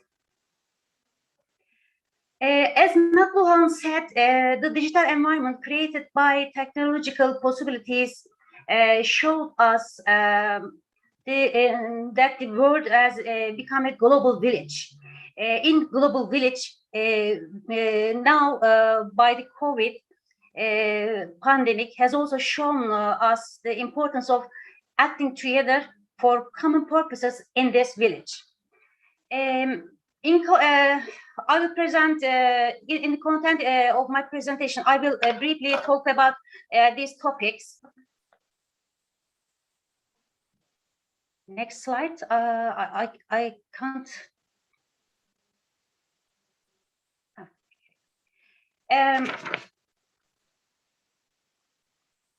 A new virus caused to pandemic. The COVID-19 disease has caused a rapid increase in the number of cases and deaths after it was defined in Wuhan province of China at the end of the 2019. Then it has caused a rapid increase in the number of cases and deaths, unfortunately. It was defined a pandemic by the World Health Organization of the 11th of March. That's why it's caused a great concern.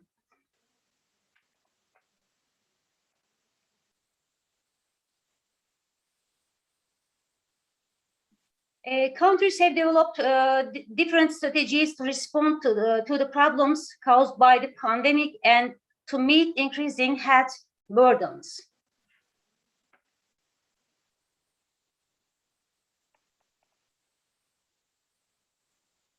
The delivery of I can't pass the slide. Do you control? Yes, next slide.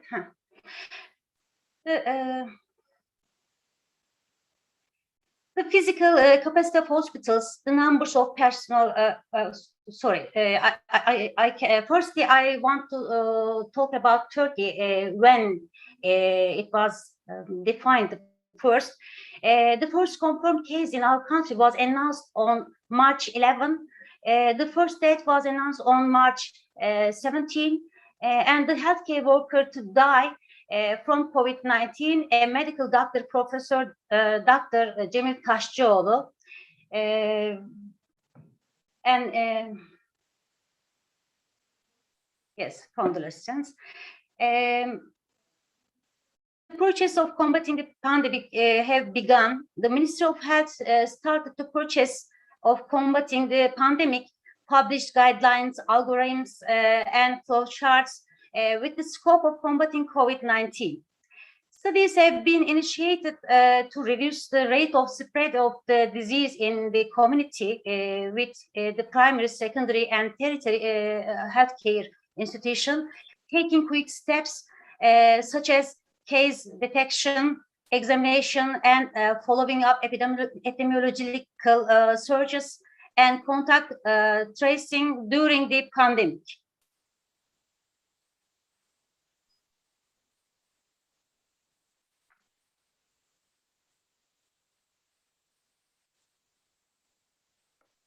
The physical capacity of hospitals, the number of personnel, and the inadequacy of personal protective equipment challenged the health systems of all countries, increasing patient capacity, uncertainties in the treatment process, inadequate equipment, and so on. There are a new regulation should have reorganized.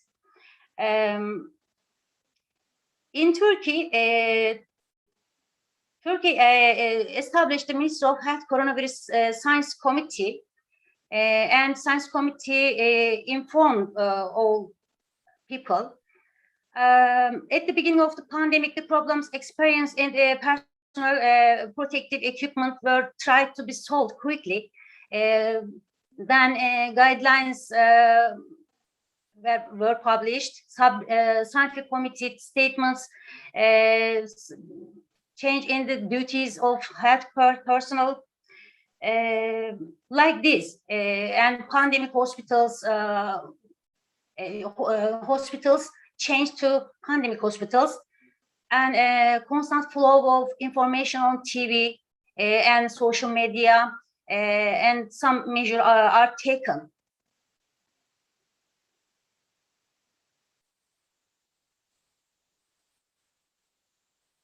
The Ministry of Health created, I mentioned this, yes, several restrictions and measures were taken. For example,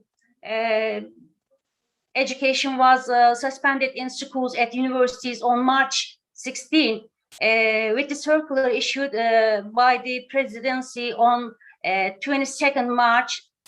Alternate and remote working in public institution and organization was allowed.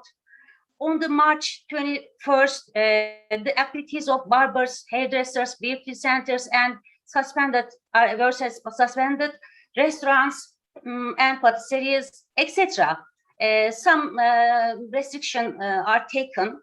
It has been announced the business will provide service in the form of gel take and package service like this, and also people are aged 65 and over, and those with chronic disease are restricted from going out. Within the scope of combating coronavirus, yes, these and some more restrictions are taken.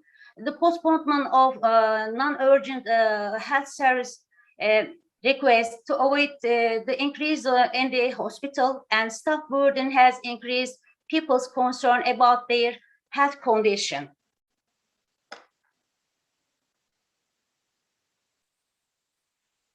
The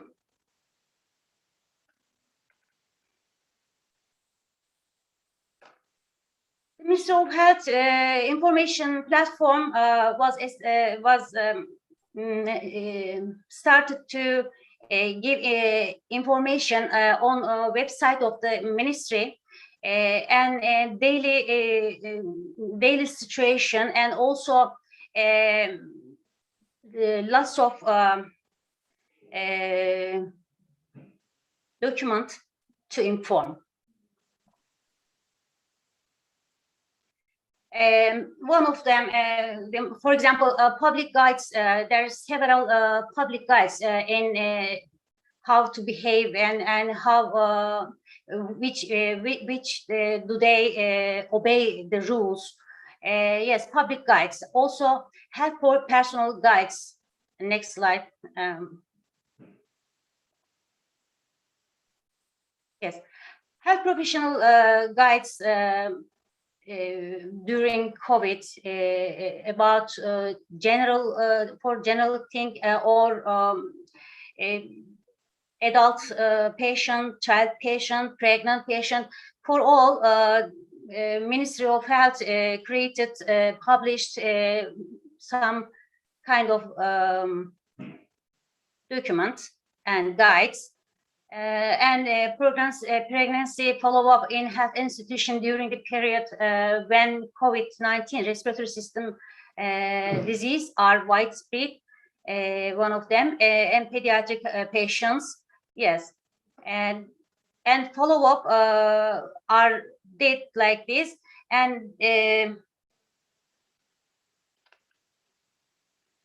yes, this is for pregnancy, and in it for to health personnel some advice how to do the follow-ups. Next. To understand how we did the follow-up of pregnancy, first we have to understand the health system, and I want to mention about it shortly. Our organization in 3 steps, pregnant have antenatal care and follow-ups, primary, secondary, and tertiary steps. Next.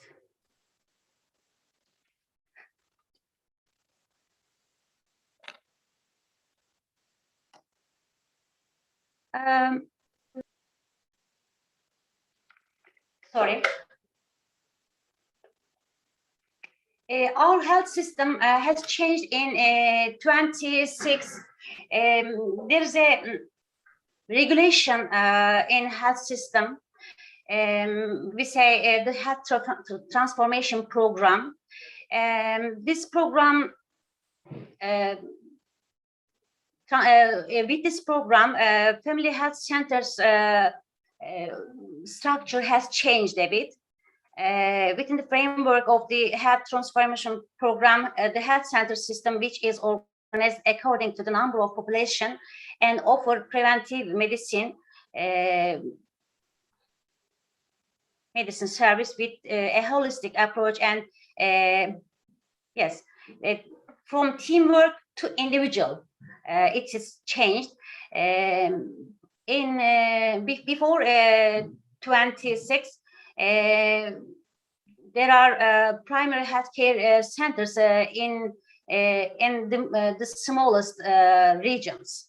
In primary healthcare centers, there are a team of healthcare professionals, doctors, midwife, nurse, health officer, laborant assistant, such as. And after 26 family health centers, there are only one doctor and family health worker. Who is family health worker? This is a common name of the rest of the health workers. Can be a nurse, can be a midwife, can be emergency medical technicians. It is common name.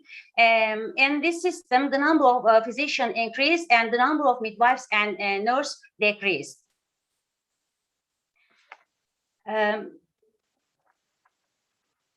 In primary healthcare, prenatal follow-up and follow-ups are given to the responsibility of the physician with the family medicine system.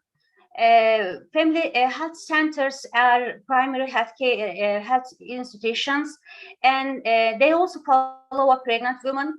There's a midwife or a nurse along with the with family doctor. Vaccination, weight, blood pressure follow-up, some blood tests, and the prescription of supplements such as iron and vitamins for pregnant women can be carried out by family health centers. Pregnant women who didn't go to hospital during this period were close to their homes. They can choose a doctor and go him to follow-ups. So they also prefer to go to centers. Pregnancy follow-up are not holistic, unfortunately, first and second steps. In other words, a pregnant cannot give birth with the health personnel who follows the pregnancy. Pregnancy follow-up can be done in different or in the same center, but when she gives birth, she encounters different health personnel. This can cause increased anxiety sometimes.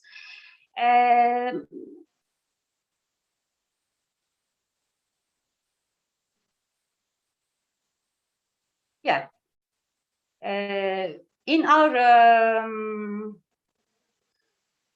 sorry, you can see antenatal care rates. Yes, we are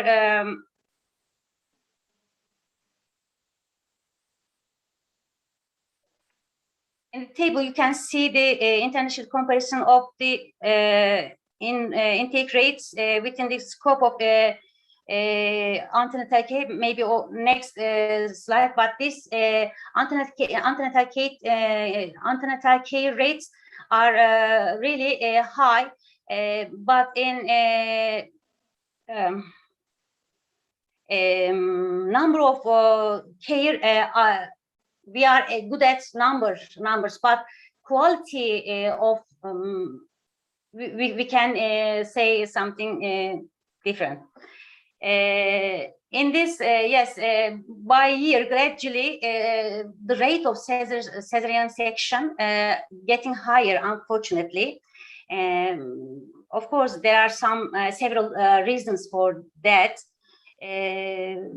Turkey is the third highest country among the OECD countries and the first among OECD countries with the increase in cesarean section operation all over the world after 1990. Routine and risky pregnancy are followed up according to the Ministry of Health guidelines.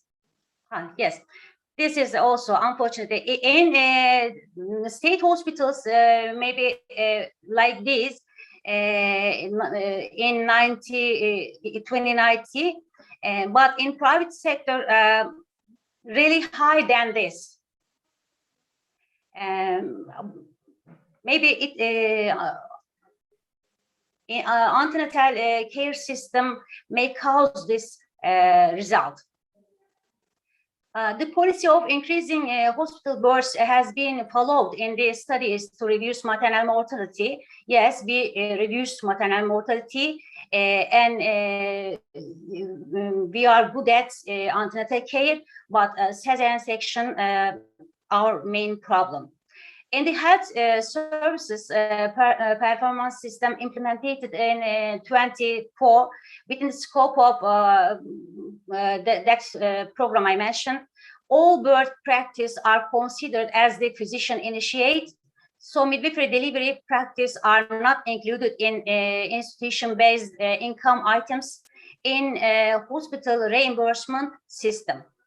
Even if midwives give birth, the name of responsible physician is written in the official records due to performance system.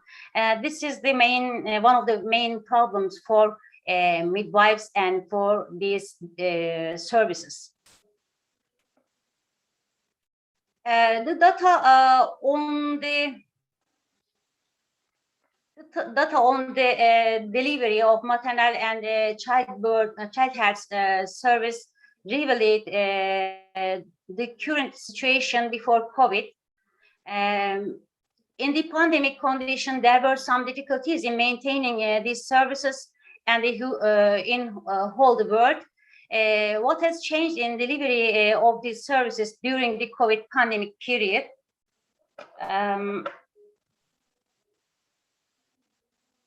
Yes.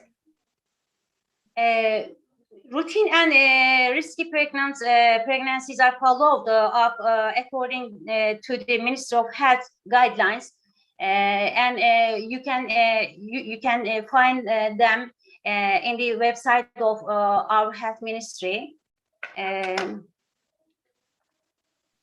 Routine pregnancy follow-ups should be done according to the in these guidelines. It says. This is advice to health workers.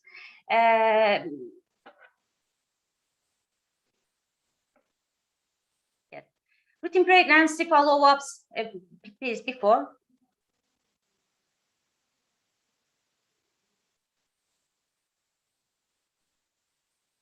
No, one before. Previous. No.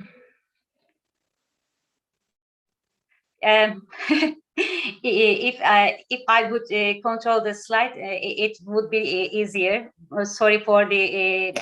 I can catch the right slide. The routine pregnancy follow-ups should be done according to the antenatal care management guidelines, which we can find on the website by taking precautions if possible by appointment. The management of risky pregnancies should be done according to the risky pregnancy management guidelines. And during the periods when respiratory tract disease are common, the time spent by the pregnant women should be shortened. Additional follow-ups shouldn't be called, and pregnant training should be done online if possible. Yes, and we did this. Necessary infection control measures should be taken in the health institutions. As few people as possible should be present in the treatment room. Attention should be paid to the depression and anxiety disorders when infectious disease are increased, and necessary psychological support should be provided.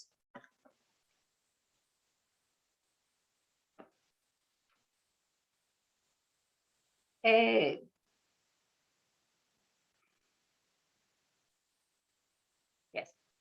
Change and adaptation in pregnancy follow-up service in pandemic. There are, yes, like such as other countries, we also regulated some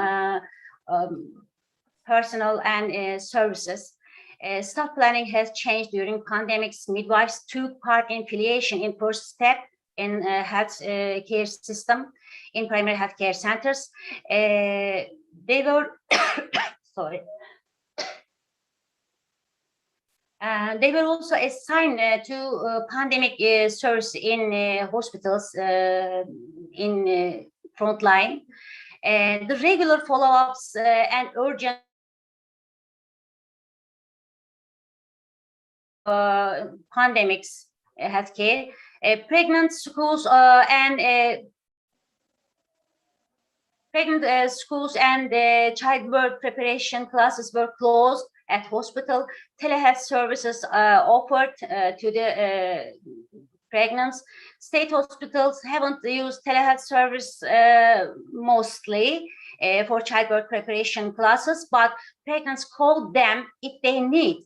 Self-employed midwives, maybe there are not so many of them, but some private midwives continue their education and support duties for pregnant and postpartum women online and or over the phone remote education. In preparation for childbirth, prenatal and postnatal care and breastfeeding support they give.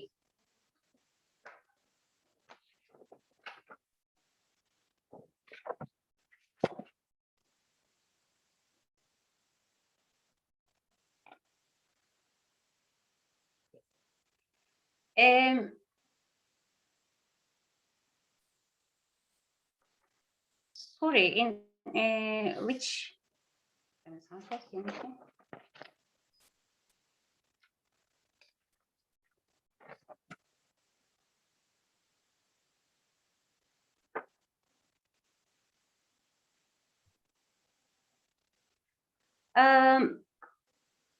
In this study, it is done with pregnant women, and during this COVID period, how did they feel?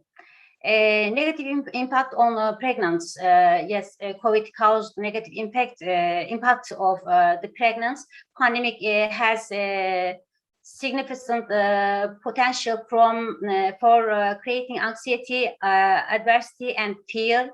They are concerned about their own health and also their baby's health, inability to access reliable information and reduce daily routines and social interaction.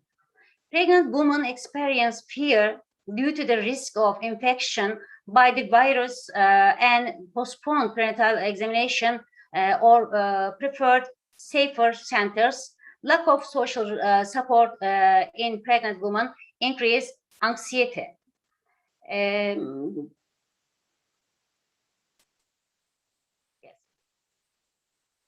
When pandemic first emerged, the pregnant woman didn't think in this study. The pregnant woman didn't think that it would affect Turkey. The pregnant women state that they didn't take it too seriously until the pandemic came to Turkey. that they experienced great anxiety when it came to Turkey. That they couldn't reach enough information, and that the information they received wasn't satisfactory at the beginning of the process. The result of the study showed that coronavirus pandemic has a significant potential for creating anxiety, adversity, and fear, which has a negative emotional effect on pregnant women. Conditions that have a negative impact on pregnant women include worrying about their own health, on their own health and their baby's health, deterioration and expectation in the expectation of prenatal care, inability to access reliable information, and reduced daily routines and social interaction. In this study, it was determined that pregnant women experience fear, especially due to risk of infection with the virus, and postponed prenatal examination or preferred safer centers.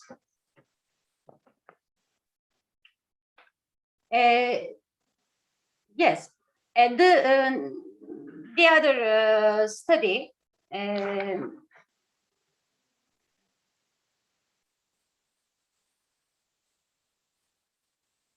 yes, in this study,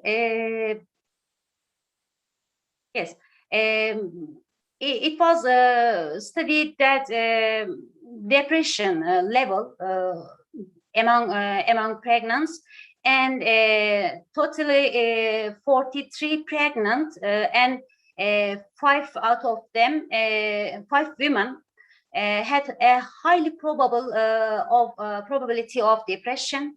It is obvious that people's mental health is negatively affected during the COVID pandemics. For this reason, midwife care is important always. Midwife care, which will be given to ensure that pregnant women are least affected by the COVID pandemic, to protect their mental health and increase their quality of life, is even more important.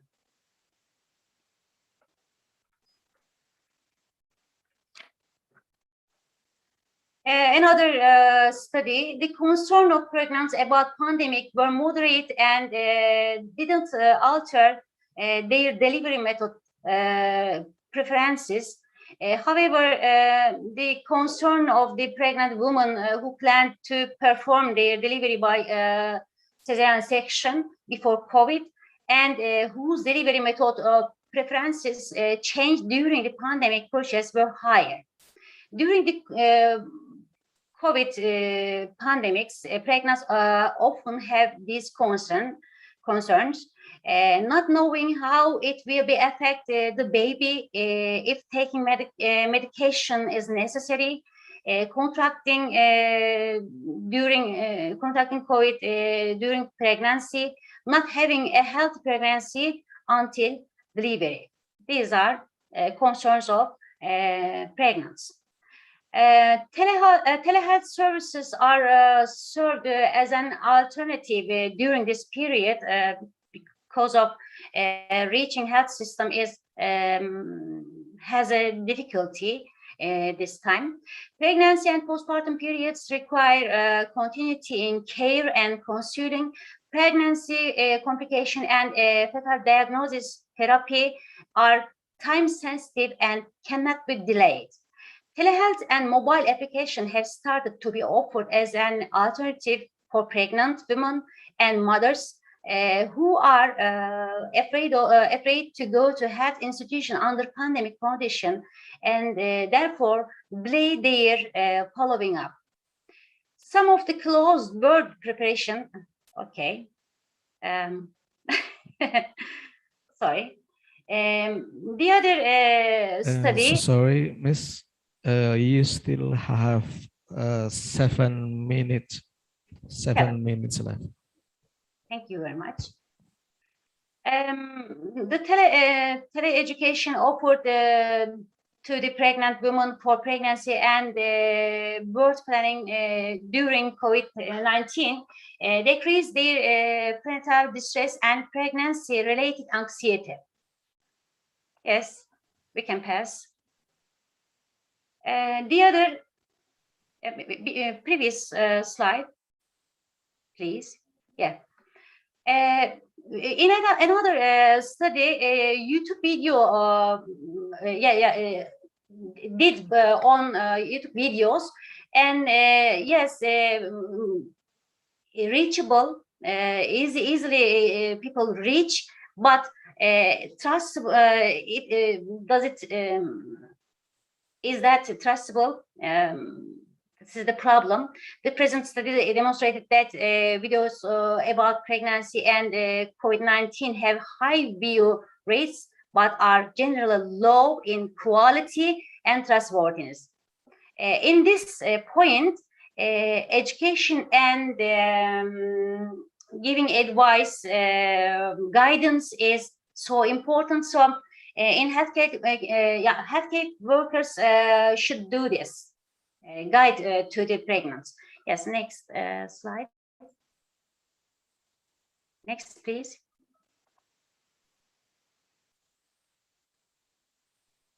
Yeah. In this study, it's aimed to identify the using. No, please. Okay.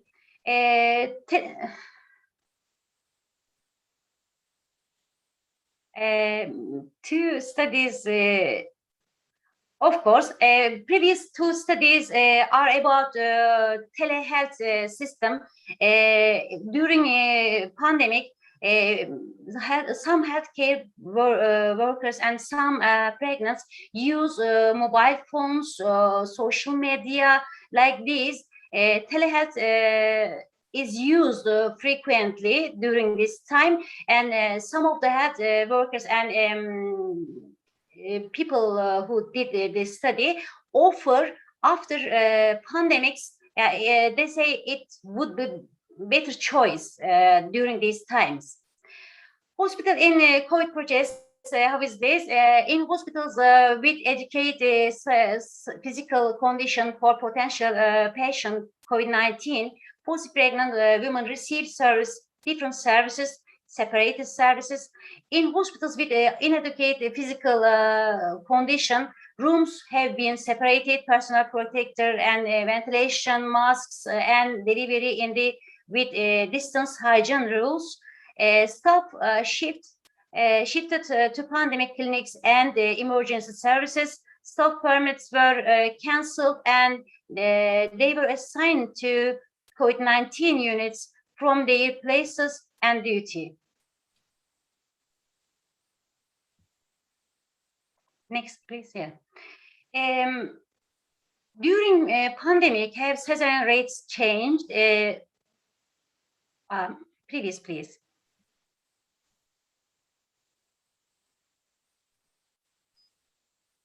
Yes, in some we can't.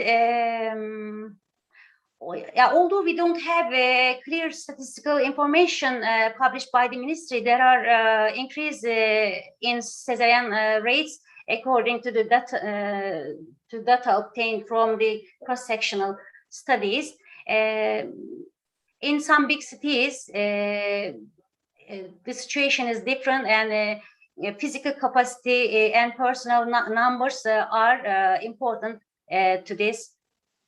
Next, please. Yes, this study is conducted to a pandemic hospital, a prospective cohort study, totally 533 cases, and some of them comorbid, some of were asymptomatic, and sorry, in total 261 patients received therapy and had mild disease, were admitted to the intensive care unit, and mechanic ventilation was necessary in 2. Maternal mortality was observed in 2. 66 had pregnancy complication, and so on.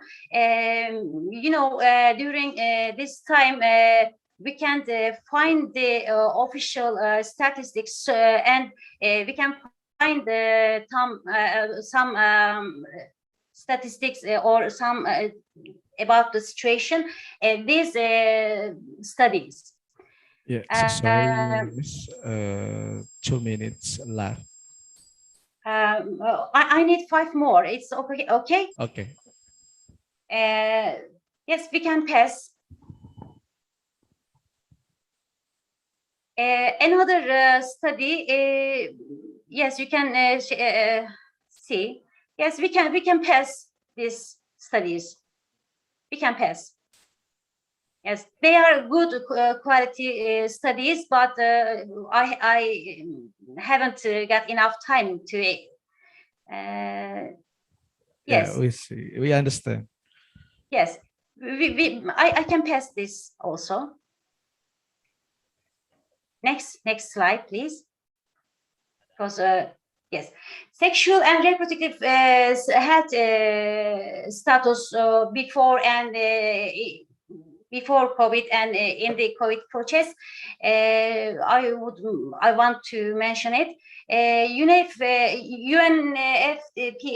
estimated that if the pandemics last longer than 6 months, 47 million women in 144 low and middle income countries may not have access to modern contraception, with an increase of as much as 7 million in unwanted pregnancies. During the pandemic process, there were serious problems in accessing sexual and reproductive health services, diagnosis, medicine, and treatment services, and medical products related to sexual transmitted infection and disease. In Turkey, the frequency, I'll mention, okay. In Turkey, the frequency of the modern contraceptive methods increased rapidly from 5.2 in 1963, when antinatalist policies were introduced, to 46 in 28.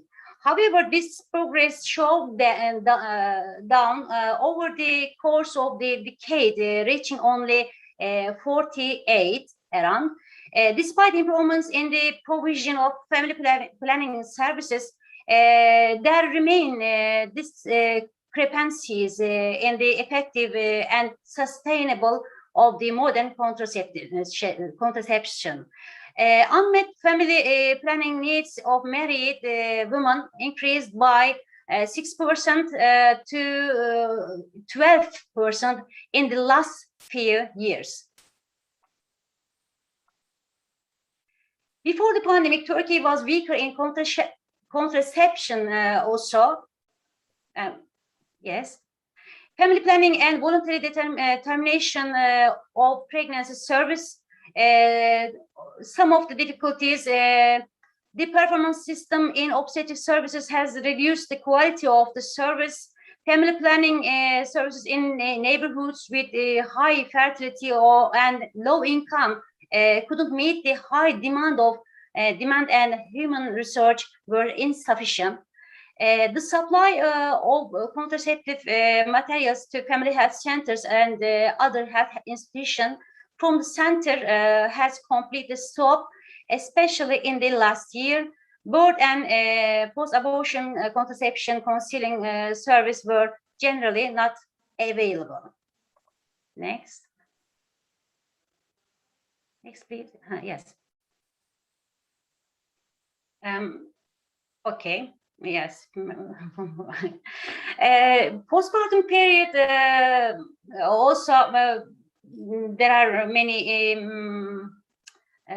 we have problem to contact with the pregnant. The postpartum care rate reached 99.5% in 2017. There are no postpartum home visits. Long time ago, in First Steps had a system, midwives used to go to home of pregnant after birth, but no longer available is this. It can be said that there is a decrease in the quality of these services compared to pre-COVID, as the staff also awaits close contacts during the COVID period. Receiving postpartum care decreased. For postpartum checkups, they can request service in the hospital or family health center by appointment. Yes. I think the last slide, breastfeeding is also important. At the beginning of pandemic, people are confused if they do breastfeeding or not, if they positive. But later on, advice cleared the minds. Postpartum period, women are mostly alone without any attendant beside her due to restriction. While there were some confusion at the start of the beginning regarding breastfeeding, breastfeeding was encouraged later on, but there were also decrease in breastfeeding rates. We guess, but we don't have certain statistics. This is seen as a deficiency in personal care and breastfeeding. This reduced breastfeeding rates and led to an increase in neonatal. However, apart from some cross-sectional studies, we don't have precise statistics. Yes, Terima kasih. Thank you very much. This is from Amasya, where I live. One old part of the city. I took this photo and I love it. Thank you very much. Thank you very much for Ms. Mesude for your presentation. And then in this nice presentation, actually there is a question from the audience. We know that every country, of course, there is difference in vaccination, especially for the mother. So how is the condition in your country, in Turkey maybe? Is there any special regulation or maybe obligation for the mother pregnant for vaccination? Perhaps in Indonesia, we have applied mother who has pregnancy, they are allowed to have vaccination. And then the question also come to the prenatal or antenatal care. You know, the telemedicine, of course, every country is really different. Maybe could you tell us how to solve or maybe how to overcome a mother with a high risk in pregnancy, such as having high blood pressure or hypertension, regarding to this telemedicine? Because we know that it has certain difficulties for the mother to access this facilitation. So you may give explanation or maybe a conclusion about your speech today. Thank you, Ms. Mesude. Thank you. Yes, it's so important. Pregnant women, first of all, I want to mention about vaccination. You know, vaccine, my pronunciation is not good, sorry. Vaccine is not an obligation, but state and health workers offered to pregnants to be vaccinated. Some of them offered except first trimester. After first trimester, they can be, if they want, they got vaccinate. But it's not, it can't be an obligation, but strongly advised vaccinate. And is the enough? Is it enough? Not for the vaccine. And telemedicine, Yes. you ask. Telemedicine in state university, state hospitals, especially pregnant birth preparing schools were closed, and people, health workers, sent to the COVID services wards. So some of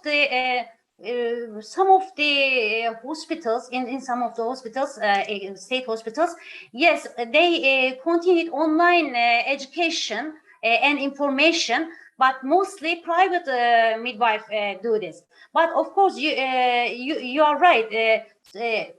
How can you check the hypertension from remote? Of course, we can't. But most pregnants have the special vehicle at home, but it's not enough, of course. During the communication, if pregnant in need of to check, they how can I say, they advise to go her doctor. Oh, yeah, and another question I forget. And actually, we have many questions from the audience, but you know that we have a time limitation. You must choose. Yeah, I see. So for all the participants, so sorry because we can accommodate all your questions, but don't worry. The committee will share these materials, not only from Ms. Mesude materials, but also from Mr. Ikrar and then Mr. Dian, and also Dr. Izzy, the previous keynote speakers. All the materials you may ask to the committee to get these materials. And I think is our past session. We want to conclude that antenatal care still has many problems in every country, and also for pre and postpartum regarding to the functions of midwife. And then for telemedicine, especially in this pandemic era, it is become the new paradigm for us. How to function this media to help maternity care. And then as a midwife, actually we have rules how to give antenatal care or pre or postpartum with the functions of midwife. And thank you very much for your nice information and beneficial information for us with this session. And thank you. We send best our regards to your university, M.S.A University. Thank you once more. Thank you very much, Ms. Mesude. Thank you so much. I'm honored to be here with you. And I'm so sorry for the confusing slide. Yeah, I couldn't control. So, yeah, I see I'm there so is sorry. technical problem because we have an online conference. Yeah, okay. Of course, understanding. And I wish a successful Congress, and thank you. Thank you For your kindness. so And salam from Amasya. Yeah. Good afternoon or good morning in Turkey. Yeah, So- almost afternoon. So I Oh, give yeah. this time for Master of Ceremony. Thank you. Thank you.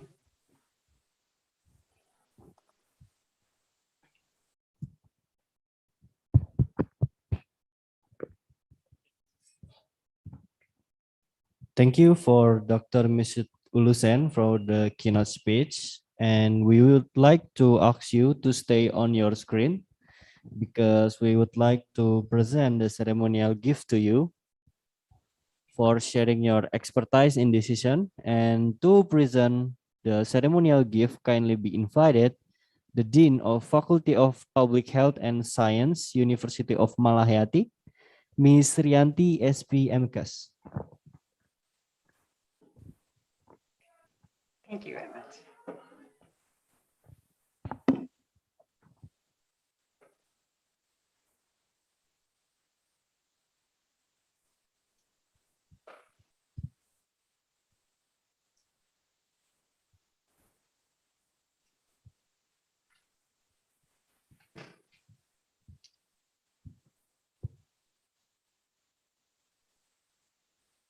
Thank you very much.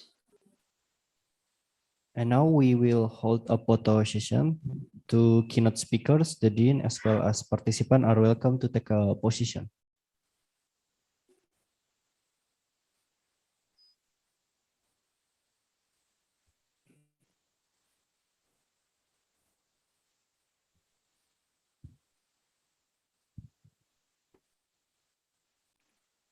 Thank you.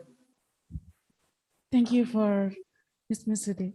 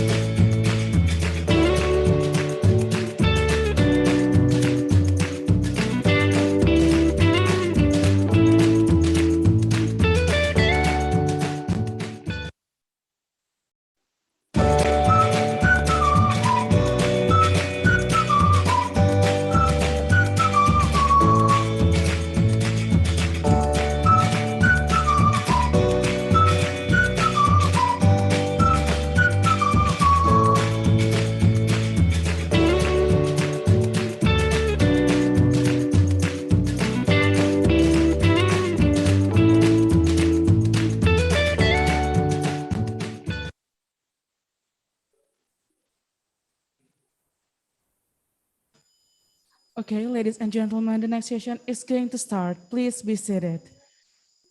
Excellencies, participants, ladies and gentlemen, we would like to invite all presenters to deliver their presentation on parallel session.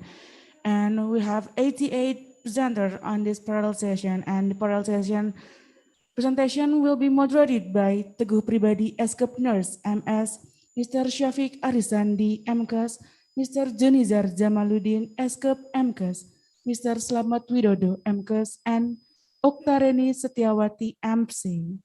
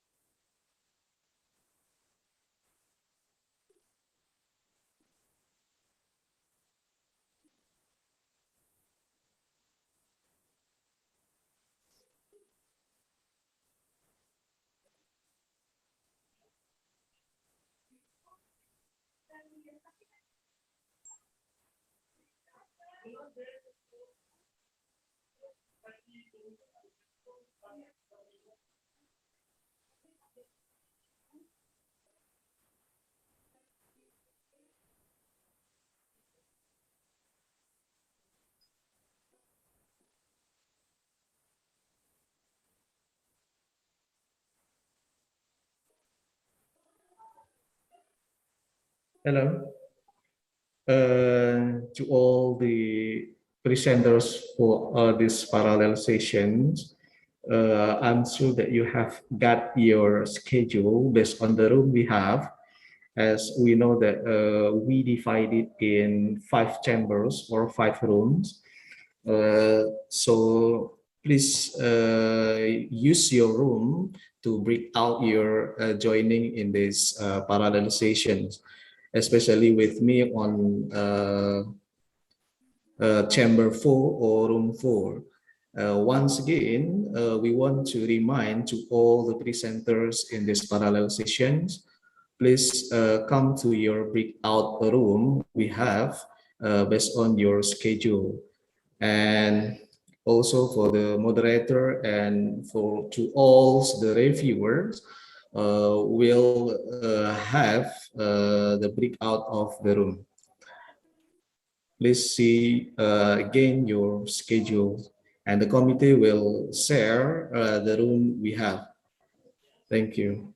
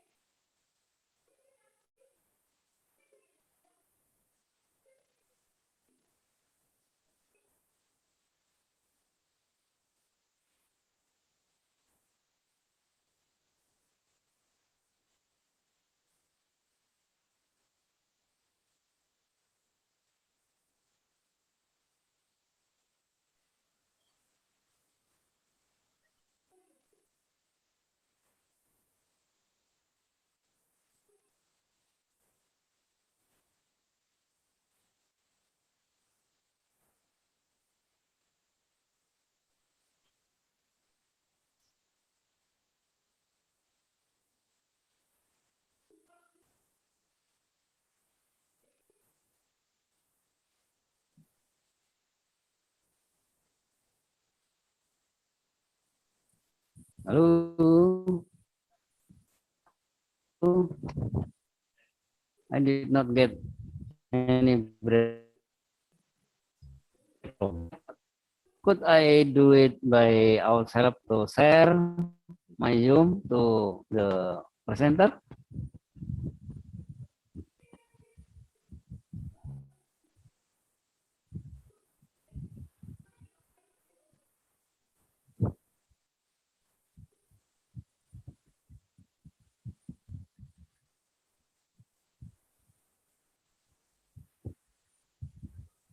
No, it's injury time. So searching and to do the updating or something.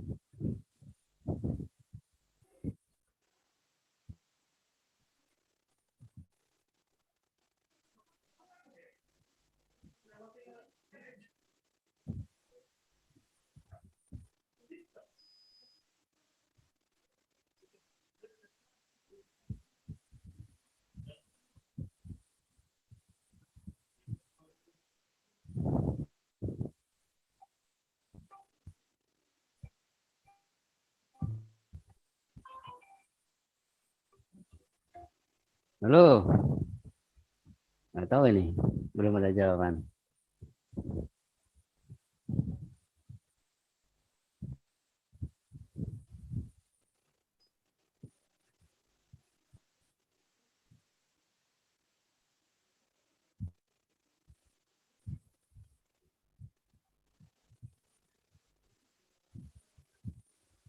Handphone gimana ya kalau di handphone? Biasanya ada loh. Oh, ada yang benar. Siapa? Aku. Di mana? Di mana ininya apa? Oh ya, maaf ya. Maaf.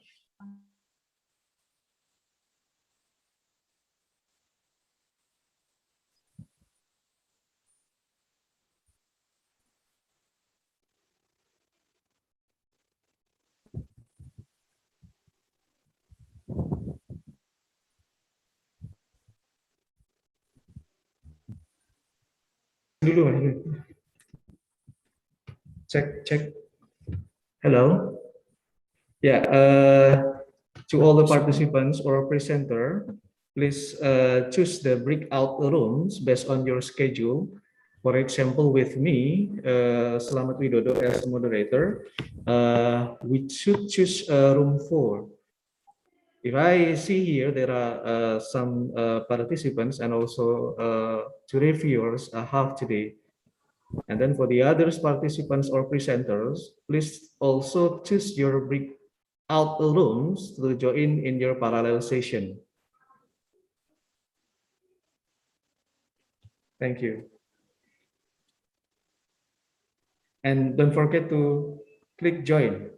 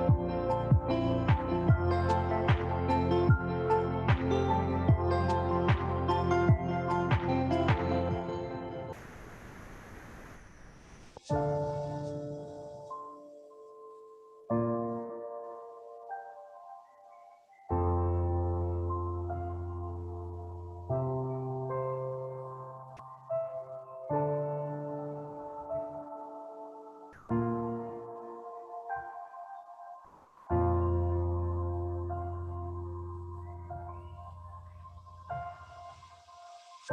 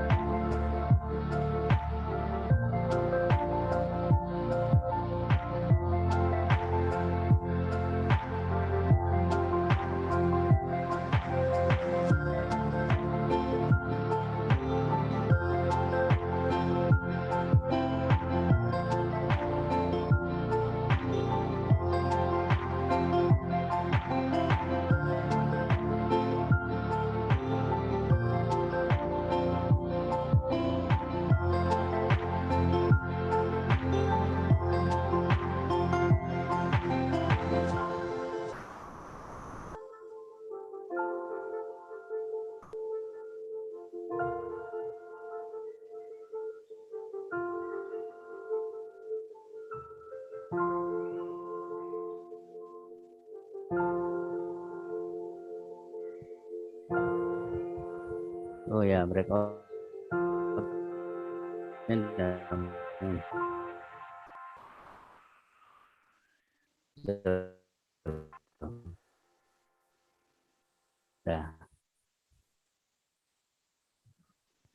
Last Mall 99 Big Grand Sale. Nikmati bonus dadakan hingga 500.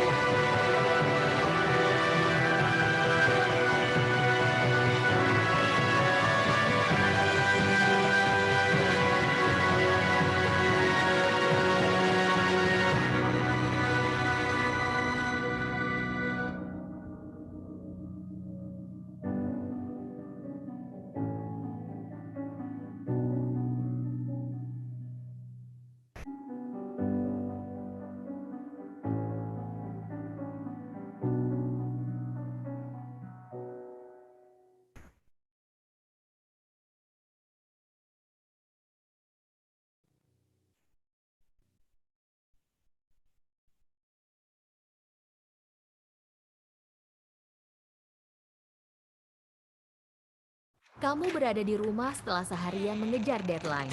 Yang kamu pikirkan hanya ingin santai di rumah dan mendengarkan sebuah lagu berulang-ulang. Lagu favorit kamu. Apapun lagunya, apapun genrenya, bebas. Kami akan memutar lagu tersebut untukmu lagi dan lagi sebanyak yang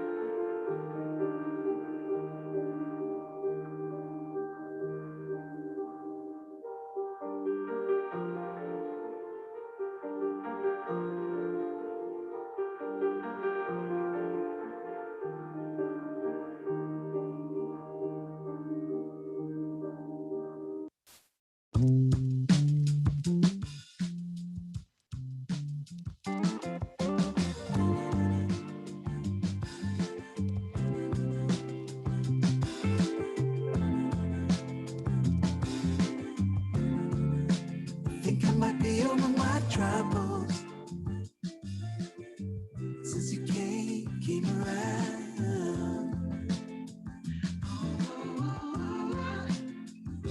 Something struck me. Oh, lately I've been caught up in my mind. Oh, it's not hard to see. When I was feeling down, you saw right through it all. Oh, I could not fake it, no matter how I tried. Ooh, you cured my aching heart when you came around. Saw a million signs. I must be over it by now. There's a reason why. Oh, I think I might be over my troubles. Yeah, they've been there for so long now. Ooh, suddenly I think of tomorrow. Yeah, since you came around. Ooh, I feel like the only one who found out the reason why. Oh, I was just lonely, but since you came around, all I see is tomorrow. When you hear me calling, oh, it's you and me. Ooh, yeah, 'cause I cannot fake it. No matter how I feel, yeah, 'cause you heal my aching heart. When you come around, I saw a million signs. I must be over it by now. There's a reason why. Oh, I think I might be over my troubles. They've been there for so long now. It's over. Suddenly I think of tomorrow. Yeah, since you came around. Yeah. Ooh, I feel like the only one who found out the reason why. I was just lonely, but since you came around, all I see is tomorrow.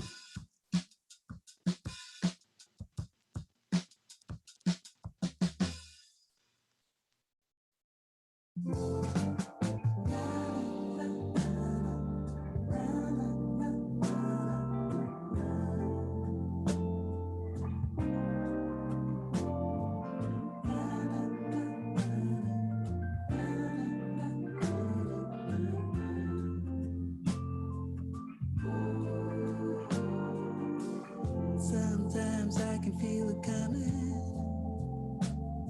like a moving tide. Yeah. I pack my things and start running, 'cause I can face it on my own. But when you're by my side, I feel stronger. No need to run, no need to hide with you. Made up my mind, it is you that I will follow, 'cause it is our time, yeah. And I won't wait till tomorrow. Yeah, yeah. Oh.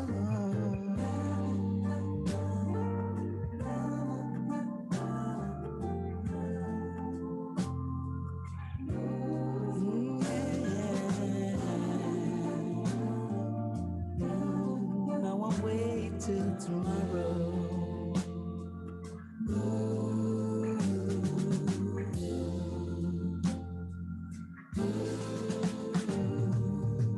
The rain is like never ending. Oh, it's a moody sight. But your eyes make me forget it. Oh, 'cause they lighten up the sky. 'Cause when you're by my side, I feel stronger. No need to run, no need to hide, 'cause I made up my mind. It is you that I will follow, 'cause it is our time, yeah. And I won't wait till tomorrow. Ooh, yeah. I can't wait till tomorrow. No, wanna be by your side. No need to run or hide when I'm with you.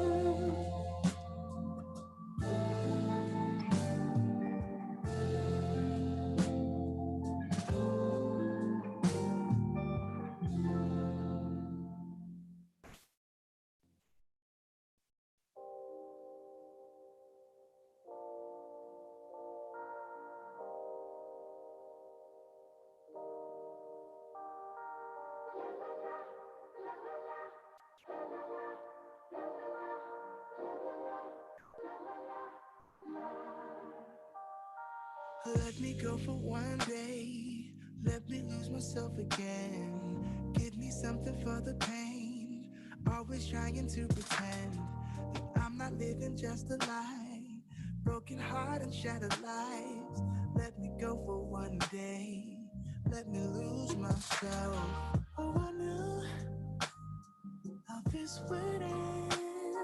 Oh, I knew that if I die, that we would come to this, that we would say goodbye.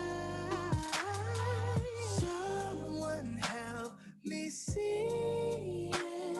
Someone help me free this feeling. Someone help me see it. Someone help me free this feeling. I wanna think about the past, crying out behind a mask. So give me something for the pain. I wanna lose myself again. Please get out of my mind. Just get out of my sight. Let me go for one day.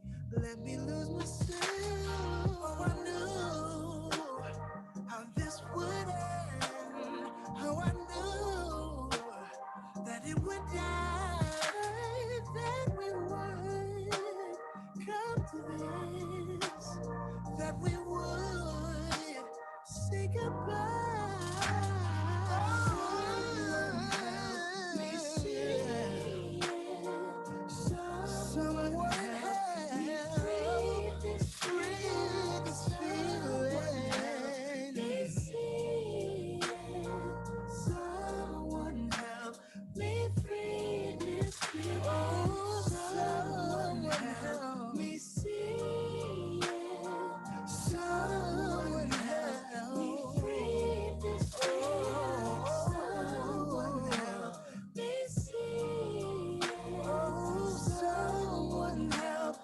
me free this feeling.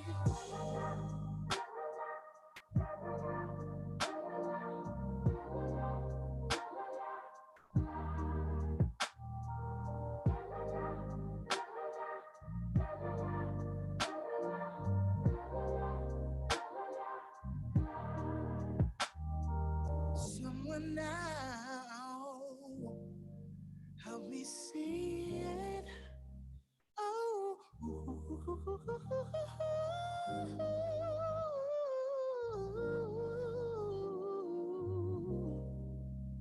help me free this feeling.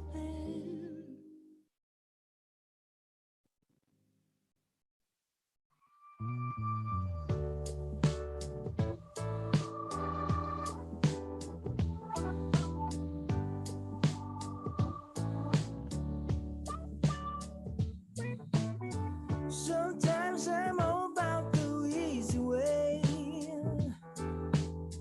Sometimes I go for the gold. I never thought you were easy prey. I just knew I was sold. You probably knew all along what my intentions were.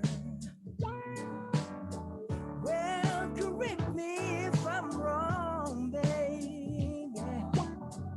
I want no lines to be blurred, 'cause I can see the light of lust shining, baby, from behind those bedroom eyes. And when I see the light of lust shining, don't you know that I just wanna hear you sigh? Here we are, back at your place. You put on Marvin Gaye. Oh, won't you come a little closer, baby? Tonight's gonna go our way.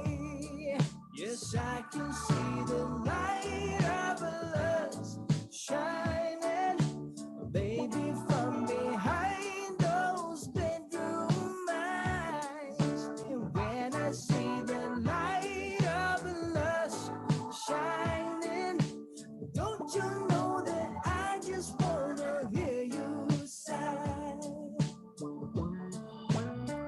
How many wonderful things can really happen in the course of one night? As if the darkness grew wings and just took off their flight.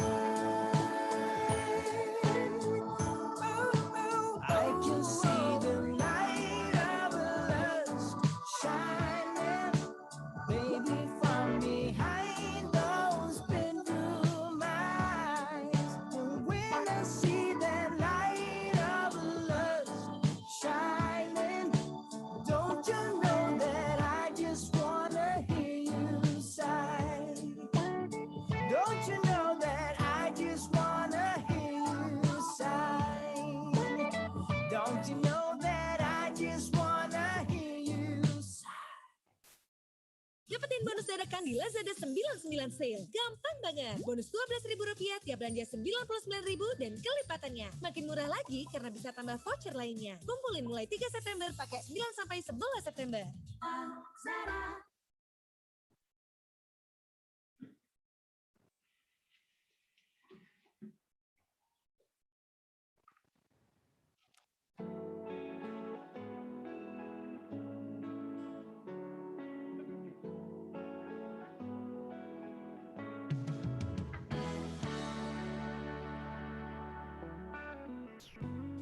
Satu-satu daun berguguran jatuh ke bumi, dimakan usia. Tak terdengar tangis, tak terdengar tawa. Redalah, reda.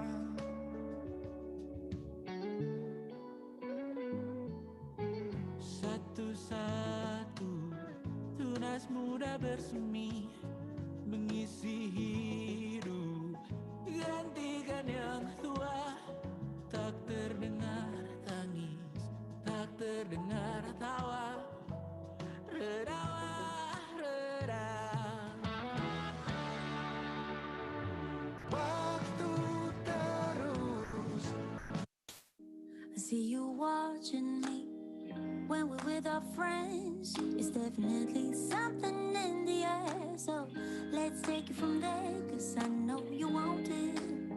Afraid to let it show, and I know you need it. Why don't we let it grow, grow, grow? I think it's time we stop tipping on our toes. What's holding you back now, sugar? 'Cause I don't know, I sure know you want it. Afraid to let it show, and I know you need it. Why don't we let it grow? Why don't we let it? Why don't we let it grow, grow, grow, grow, grow?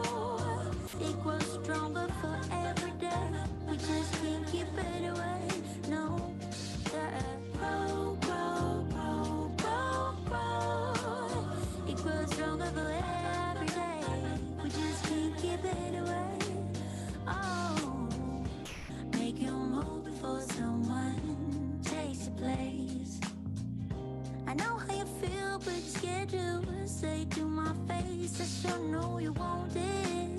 Afraid to let it show, and I know you need it. Why don't we let it grow? Why don't we let it? Why don't we let it grow, grow, grow, grow, grow? It grows stronger for every day. We just can't keep it away. Grow, grow, grow, grow, grow. It grows stronger for every day. We just can't keep it away.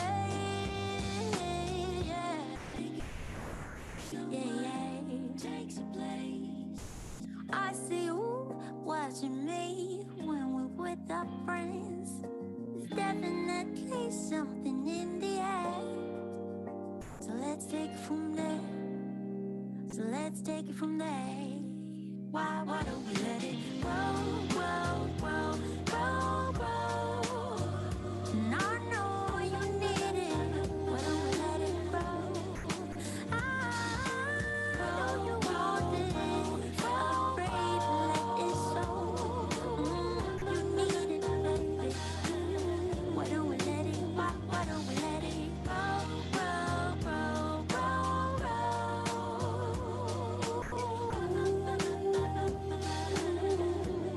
Why don't we let it grow, grow, grow, grow, grow?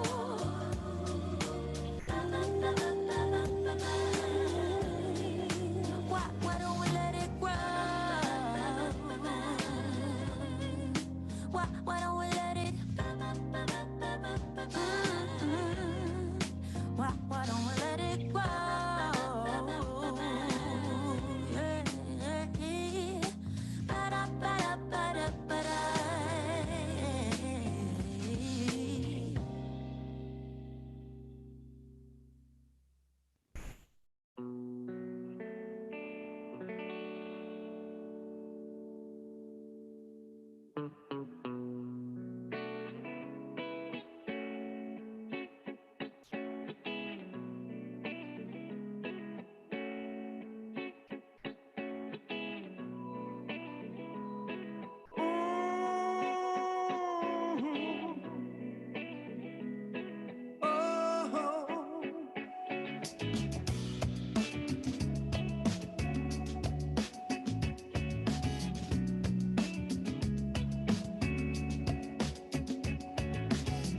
They say love don't cost a thing. There's hearts for cards, but cash is king. Fancy cars and diamond rings. I won't get caught in all that greed. So come and take a walk in peace. There's all the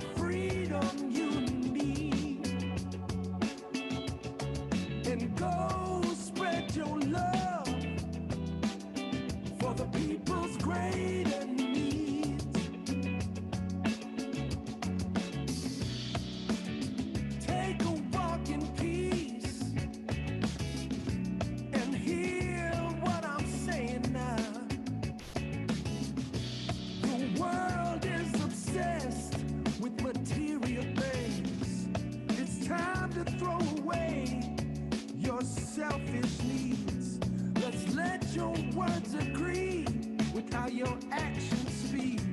I'm here to talk, not trying to preach.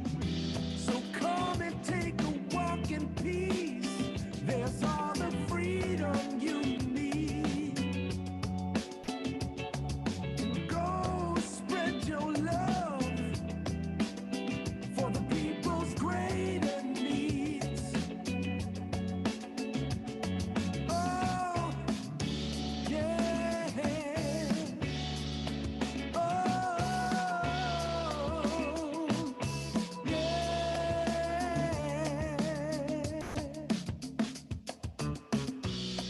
Don't let yourself get lost in all that greed.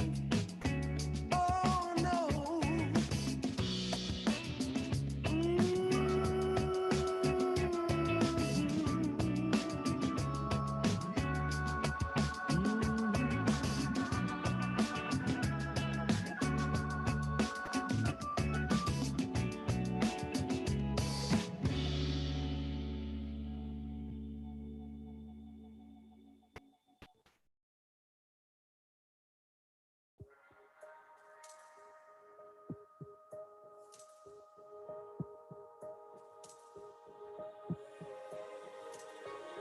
Finally don't get no fuss, finally be riding on my way. Finally woke up with some luck in the book. I don't give what others so say. Finally got my friends in the back of my roller. We gon' make it big one day. We gon' make it big, I say. We gon' make it big, just stay in there. Stay in the moment. Stay in the moment with me. Give you a moment. Give you a moment with me. Smell all the roses. Smell all the roses with me. Just give you a moment. Stay in the moment with me. You woke up from what? Haven't seen a smile since December. Ripped your heart, got a brand new one. Since you got lost in November. See it in your eyes when we leave for the night. Way too many heartbreaks still on your mind. Let the flame burn down for a while. Let the flame blur out for a while. Stay in the moment. Stay in the moment with me. Give you a moment. Give you a moment with me. Smell all the roses. Smell all the roses with me. Just give you a moment. Stay in the moment.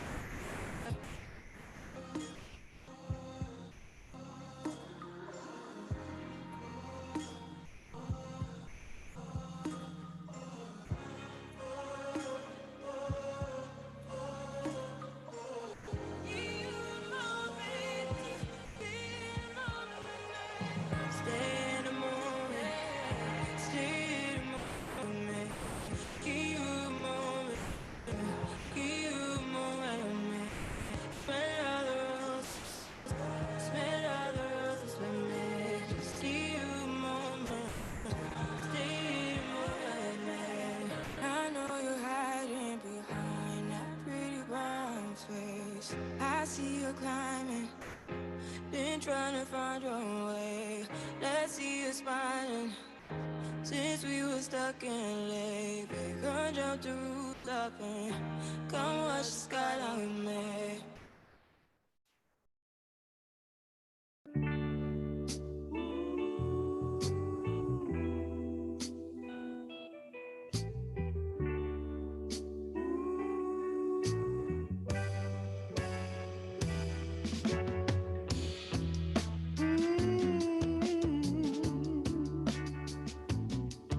Baby,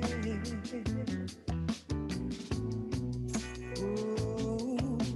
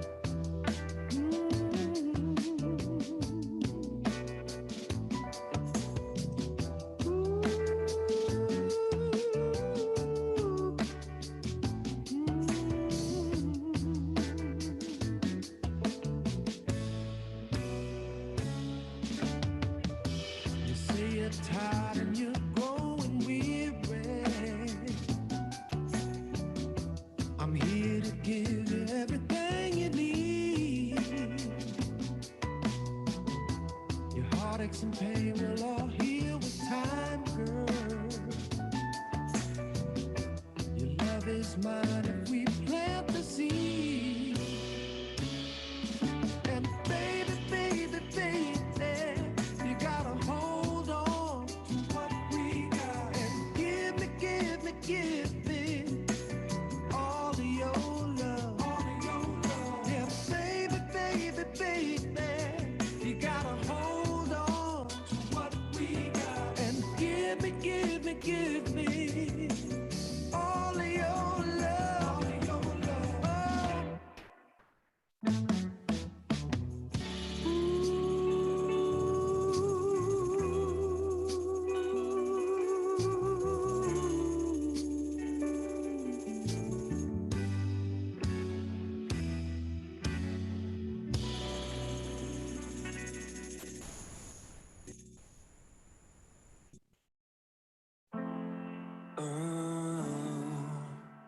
If I ever said enough times,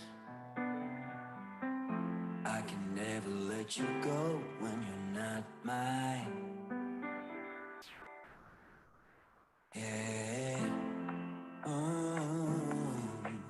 Falling in love with you every time. Then I look into your eyes and see a paradise. I can be your nighttime lover. We'll dance under the moonlight cover. The pleasures I will make you discover. I'll make you feel like no one other. We can be your nighttime lovers. Nobody has to know nothing about us. Accompanied by the birds in the summer night. I'll drive you home before the sunrise. I can be a midnight lover. I can be a midnight lover. I can be a midnight lover. I can be a midnight lover. I can be a midnight lover. I can be a midnight lover.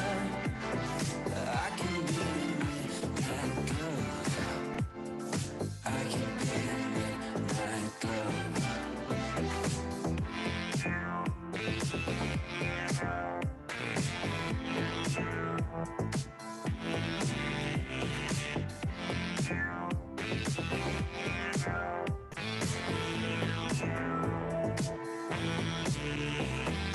I can be a midnight lover. I can be a midnight lover. I can be a midnight lover. I can be a midnight lover. I can be your midnight. Ooh, if I ever said enough times, I can never let you go when you're not mine.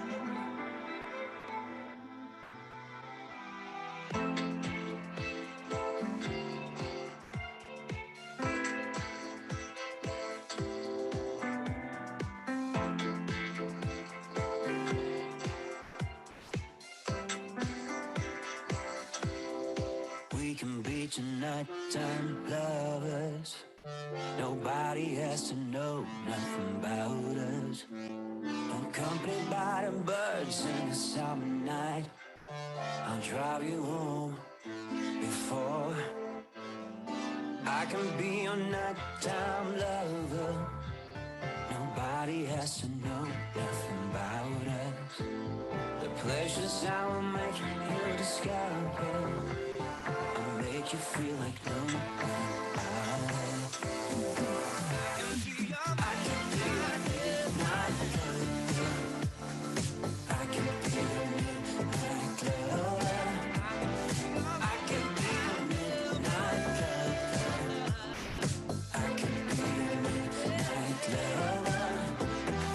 I can be a midnight lover.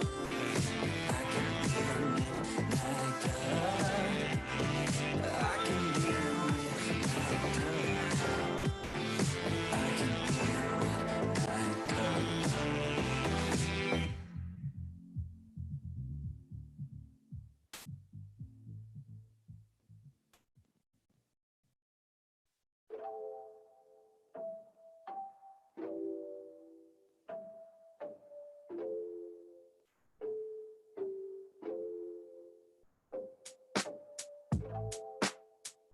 I'm not mad at all. We both tried and tasted fall. Can't hold our love against the wall. No. Every inch of me is hurting and I just wanna leave it all behind. Yeah, I'm breaking up with you tonight. Yeah, you know it's hard to say. Yeah, you know we're not okay. I can see it in your face. We became a lonely place. Goodbye, so long, my dear love. Love is forgotten, so I'm moving on. Goodbye, so long, my dear friend. We did our best until the very end. Baby, I don't wanna fight. It has to hurt, that's how I know it's right. But you won't feel the pain alone. No. Every inch of me is hurting and I just wanna leave it all behind. Yeah, I'm breaking up with you tonight. Yeah, you know it's hard to say. Yeah, you know we're not okay. I can see it in your face. We became a lonely place. Yeah. Goodbye, so long, my dear love. Love is forgotten, so I'm moving on. Goodbye, so long, my dear friend. We did our best until the very end. Goodbye, so long, my dear love. My dear love, love is forgotten, so I had to move. Goodbye, so long, my dear friend. Yeah, yeah, we did our best until the very end. But goodbye, so long, my dear love.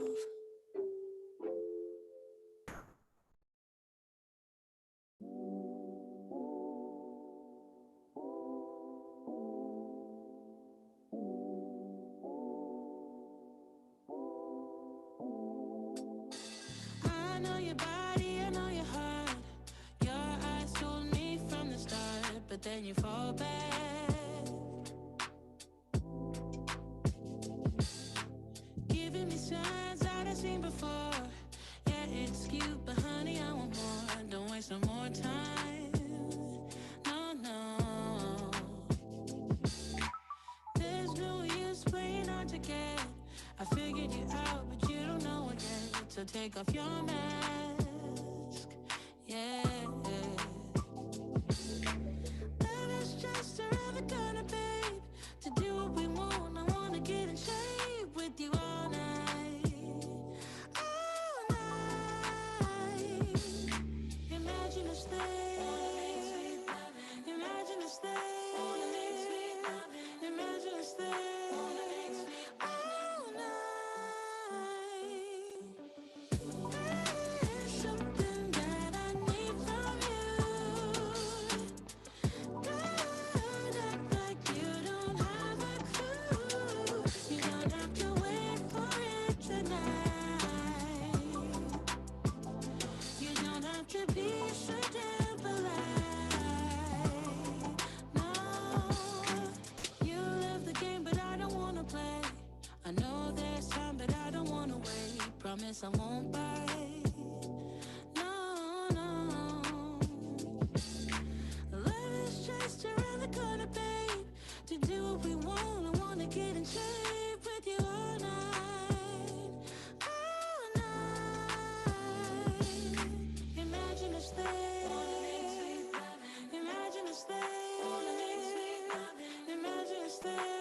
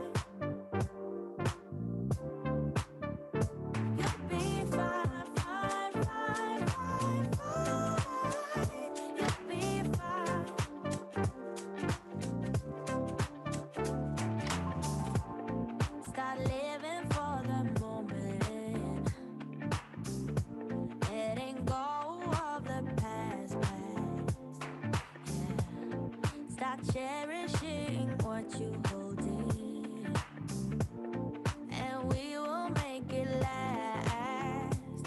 Not often we can see the beauty in the pain. Not often we can see the value that we gain. Now listen, little one, the wounds will heal in time. I know it wastes time, but baby, you'll be fine. You'll be fine, fine, fine, fine, fine. You'll be fine. You'll be fine, fine, fine, fine, fine. You'll be fine, fine. Hey. You'll be fine, fine, fine, fine, fine. You'll be fine. You'll be fine, fine, fine, fine, fine. You'll be fine, fine. Baby, you'll be fine.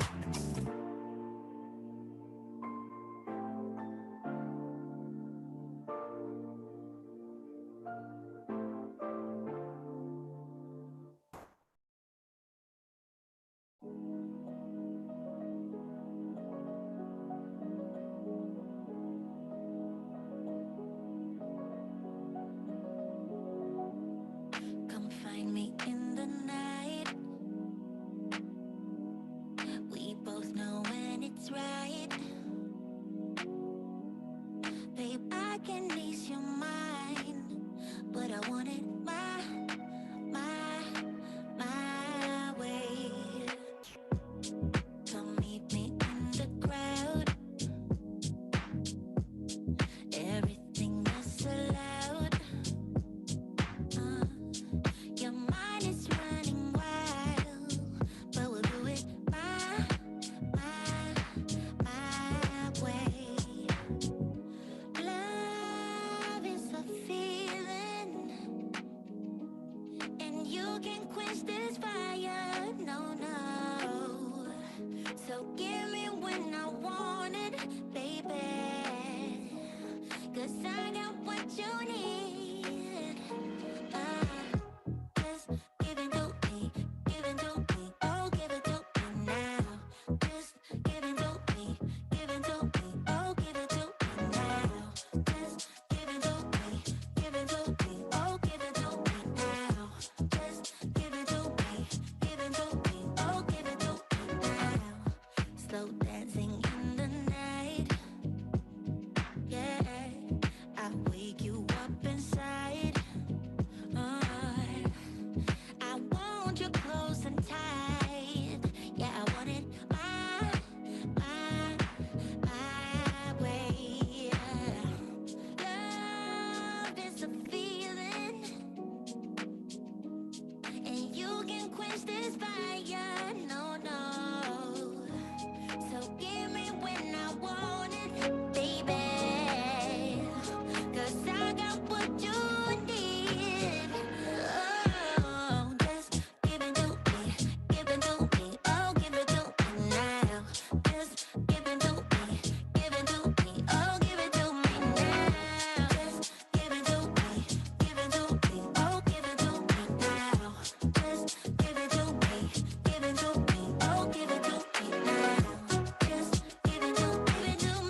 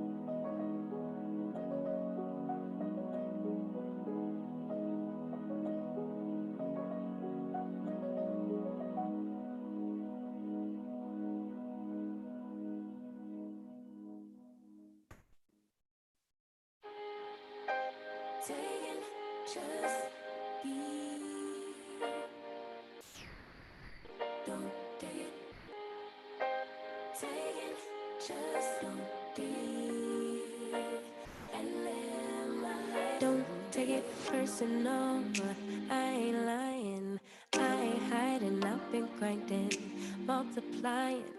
I've been trying to get my weight up, staying prayed up, meditating and taking time away. You always posting up pictures, trying to look like you winning. I'm writing rhymes in the kitchen, soaking in moments we live in, yeah. You got the nerve to be on me, faking your life for the IG.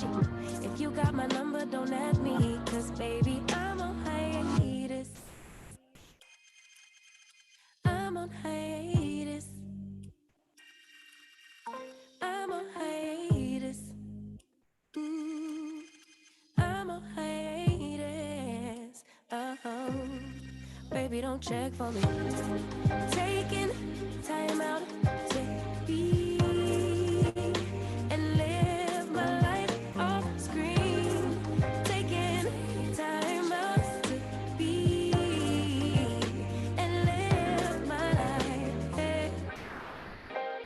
Taking just so deep and live my life. Don't take it personal. We just building. It's my season, lay foundation. Make a name for generations, please, and make a then take a break or a little vacation and chasing blues away. Hey, hey. You always posting up pictures, trying to look like you winning, or look like you always be working, soaking the moments you live in. Yeah, you got the nerve to be on me, faking your life for the IG. If you got my number, don't add me, cause baby, I'm on hiatus. I'm on hiatus. I'm on hiatus. Ooh, I'm on hiatus. Oh, baby, don't check for me. Taking time out to be and live my life off screen. Taking time out to be and live my life. I'm in a place serene and pure and free. Hey, I ain't worried about what's the wave, only worry about me, yeah. Oh, I'm taking time out to be and live my life off screen. Taking time out to be and live my life.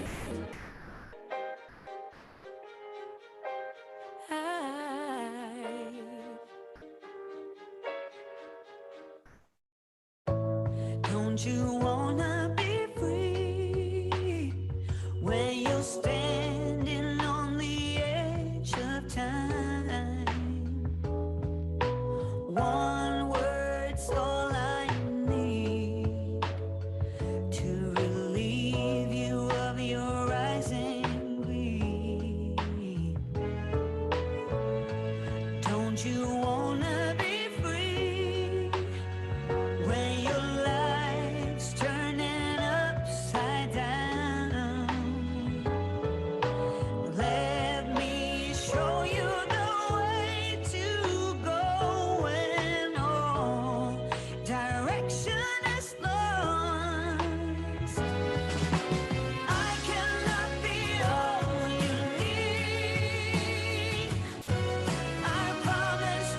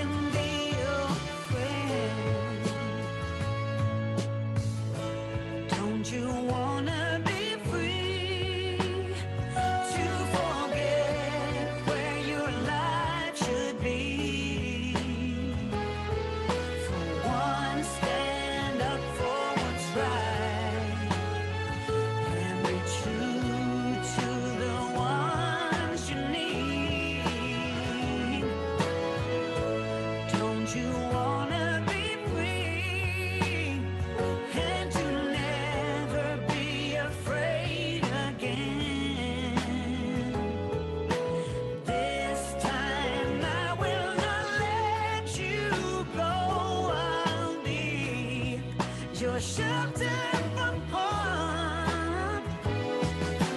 I cannot be all you need. I promise to be by your side, to help you set your mind at ease. For once I will not run and hide. I've said it time and time and again. If you want, I can be your friend.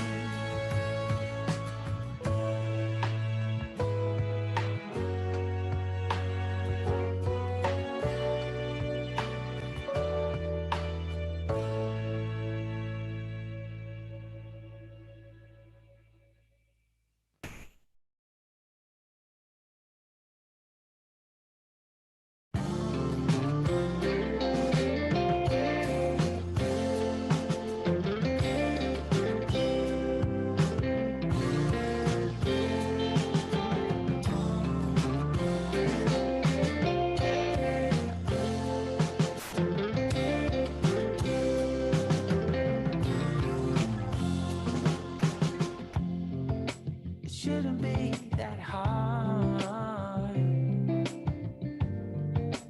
Dinner and a night out. But I was caught off guard. Now let me tell you what it's all about. 'Cause we need a little time. We need to think things over. You know it ain't no crime. I put you on my shoulder. We have a chance to make it better. And if we find it hard to say, like music made together, you will find a way. Continue to live on. Continue to live on. And I'll sing it to you too.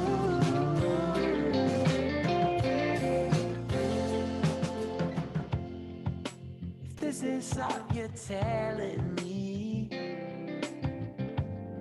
I gotta read between the lines. Don't you worry, it's plain to see. We rehearsed so many times. I don't want another promise. I don't need one more regret. So gather all the missing pieces that our love tends to forget. We have a chance to make it better.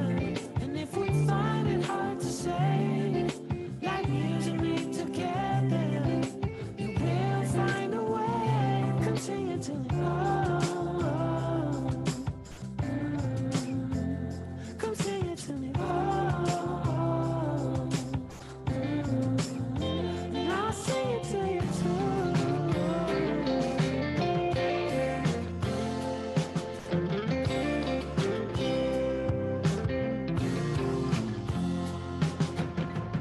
So take my hand and we'll start to heal.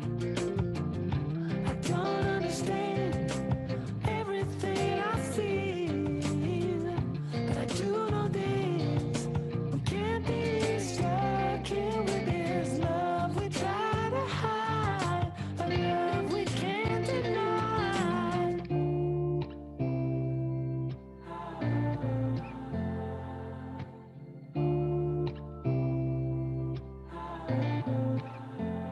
Continue to live on. Continue to live on. And I'll sing it to you too.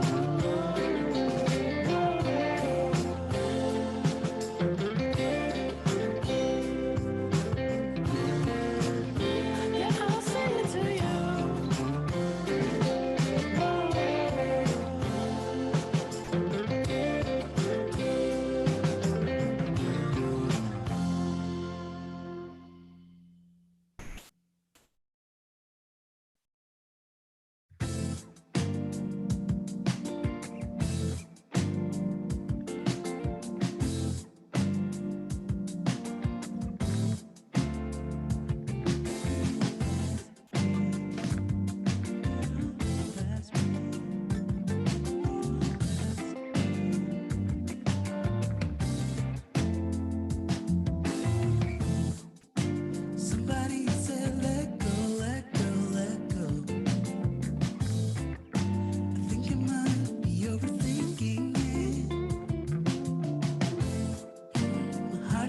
stuck, it shows, it shows, it shows. Yeah. Somebody help me get over it. I keep my eyes on the sun, and when the moon shines bright, I won't give it no. Yeah, I know it is time, 'cause I've seen it all, I've seen it all before. It all passed me, it all passed me, it all passed me.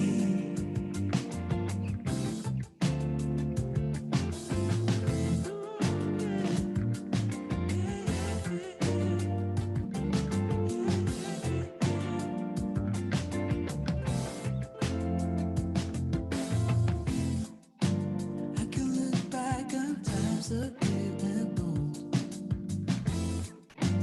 They don't matter, 'cause I'm moving on. Yeah. Sometimes it shows, it shows, it shows that I need you here to carry on. I keep my eyes on the sun. Yeah. And when the moon shines brighter, I won't give it no. Yeah, I know it is time, 'cause I've seen it all, I've seen it all before. It all passed me, it all passed me, it all passed me.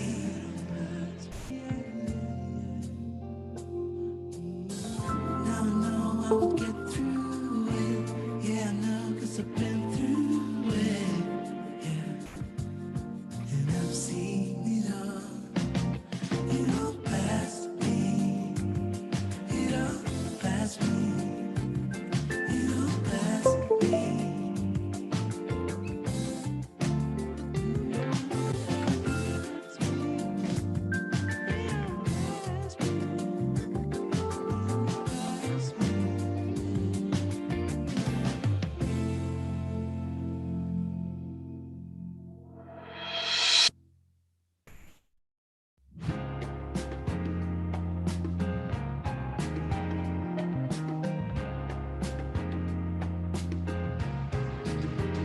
Remember the time I was stood at your doorstep trying to figure out a way to get at ya. I didn't know what to say, and I remember how my hands were shaking, sweat was breaking. Oh, but I knew you were the one. I always knew it was you. Oh, I knew that you were the one. Yeah, you were the one for me, the only one that could ever make me feel this way.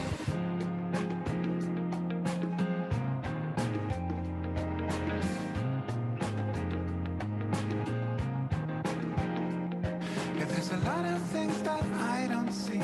There's a lot of stuff that I don't feel. And you know there's even more stuff that I will never know, but I know. Yeah, yes, I know. I know that you are the one. Oh, I always knew it was you. I know that you are the one. Yeah, you are the one for me, the only one that could ever make me feel this way. I always knew it was you. I know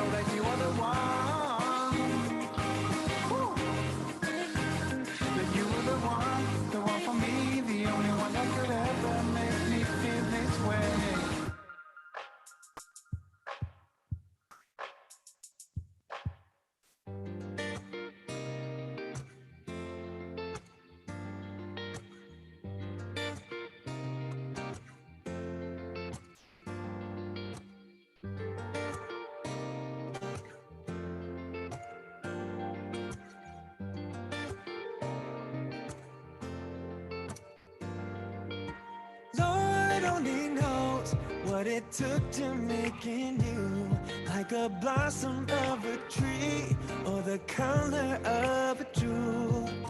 So divine is the feeling that I find, like a sweet mountain breeze and a fragment of my mind. I said, darling, you are all I want for sure.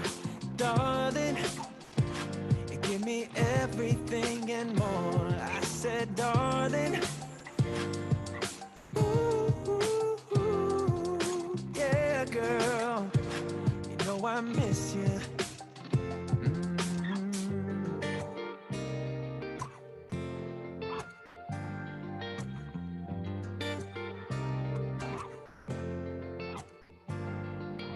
Slide talking, girl, you're walking circles through my mind.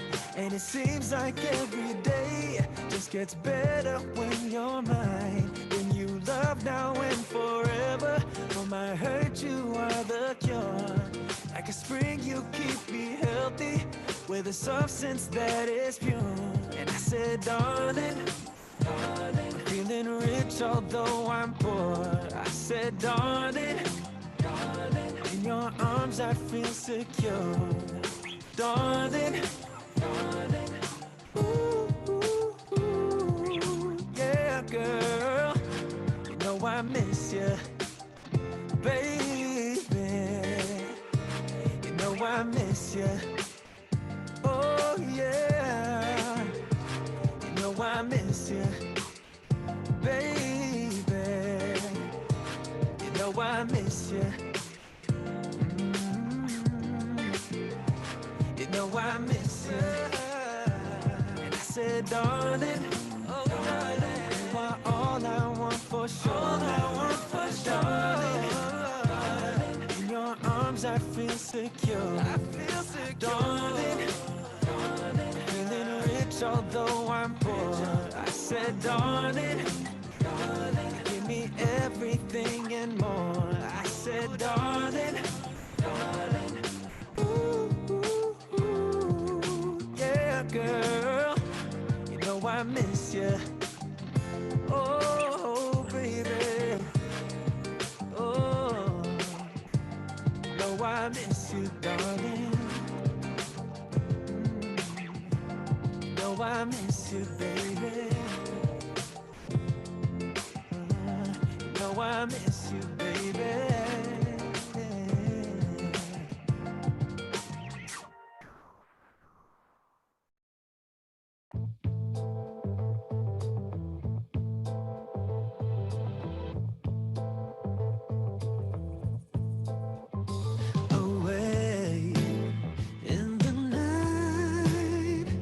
Sometimes it just feels right, possessed by the moonlight. Or sometimes you let it in, sometimes you'll get it. Don't wait for the sun, don't wait for the sun. Baby, don't leave me, just dance and believe it in.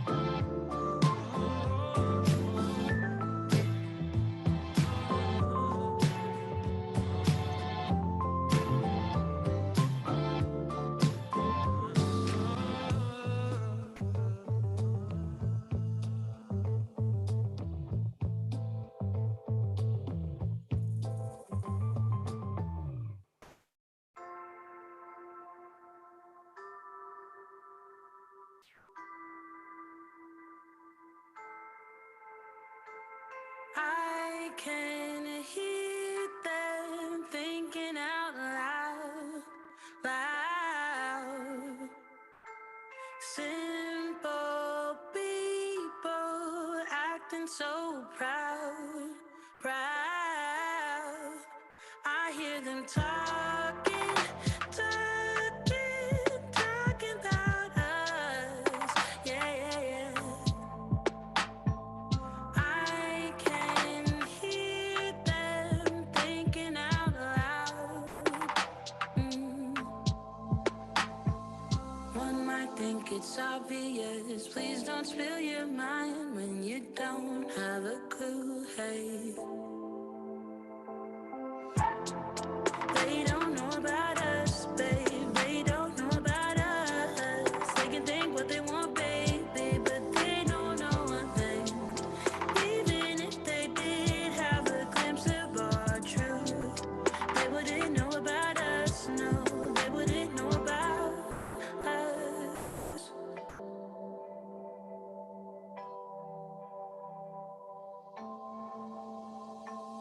They keep wishing that I'd fall in line, line. But you and me, babe, we're one of a kind, kind. One might think it's obvious. Please don't spill your mind when you don't have a clue. Hey, they don't know about us, babe. They don't know about us. They can think what they want, baby, but they don't know one thing. Even if they did have a glimpse of our truth, they wouldn't know about us. No, they wouldn't know about us.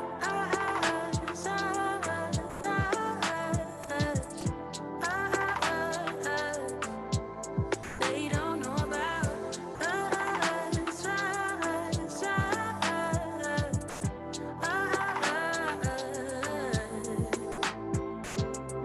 They don't get it, babe, living in a cruel world. It's a rare thing to do just what we do, love. Hold your head high and do it by your own terms. They don't get it, babe, no, they don't get it, babe. They don't know about us, babe. They don't know about us. They can think what they want, baby, but they don't know one thing. Even if they did have a glimpse of our truth, they wouldn't know about us. No, they wouldn't know about us.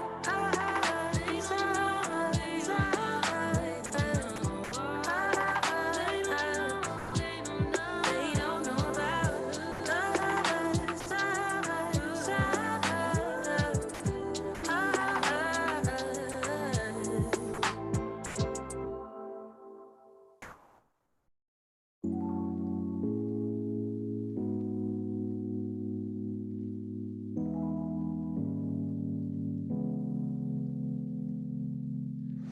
I've been working all the time like crazy, just to show you how I really feel. Haven't had a single day of duty,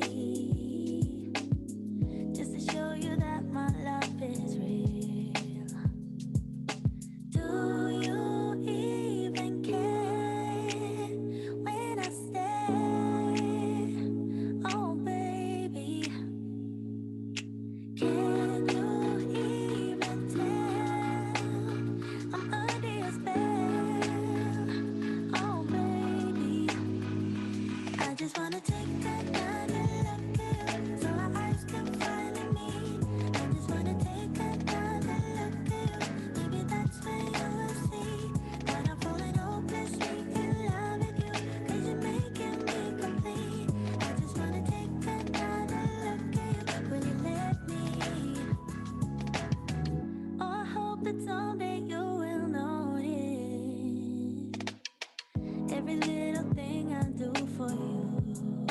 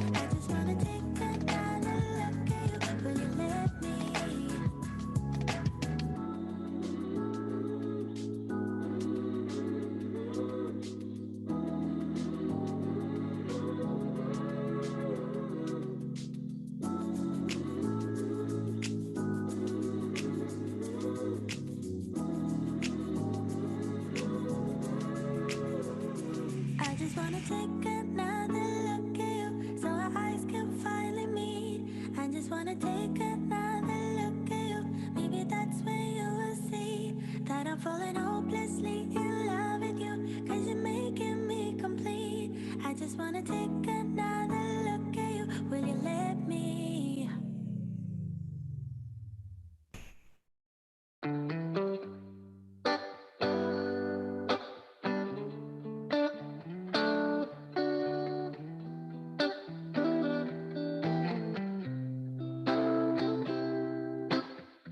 We used to hang around town pretty late. I spent the week thinking about our next day. It was easier then, so much easier then.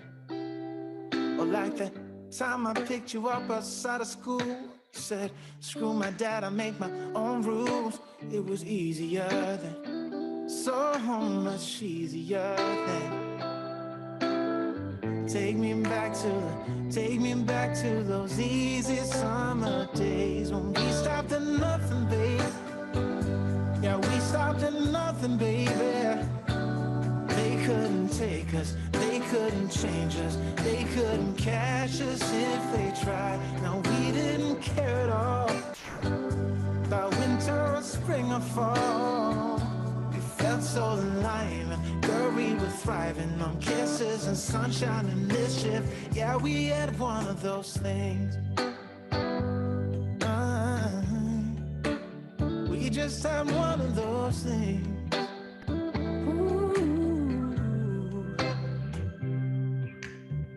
I guess I've had some things to figure out, but now that I'm done, I'm full of doubt. Was it easy for you? Yeah, was it too easy for you? You used to say that you would always be mine, but you seem to be doing just fine. Now I think about you, I just can't seem to stop thinking about you. Take me back to those easy summer days when we stopped at nothing, babe. Yeah, we stopped at nothing, baby. They couldn't take us, they couldn't change us, they couldn't catch us if they tried. No, we didn't care at all about winter or spring or fall. We felt so alive, and girl, we were thriving on kisses and sunshine and mischief. Yeah, we had one of those things.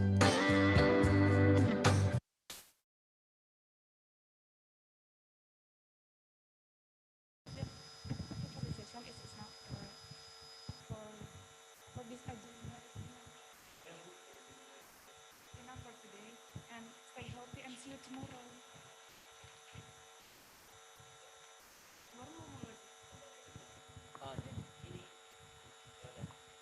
Aku bilang stay healthy and see you tomorrow. Kamu yang awal.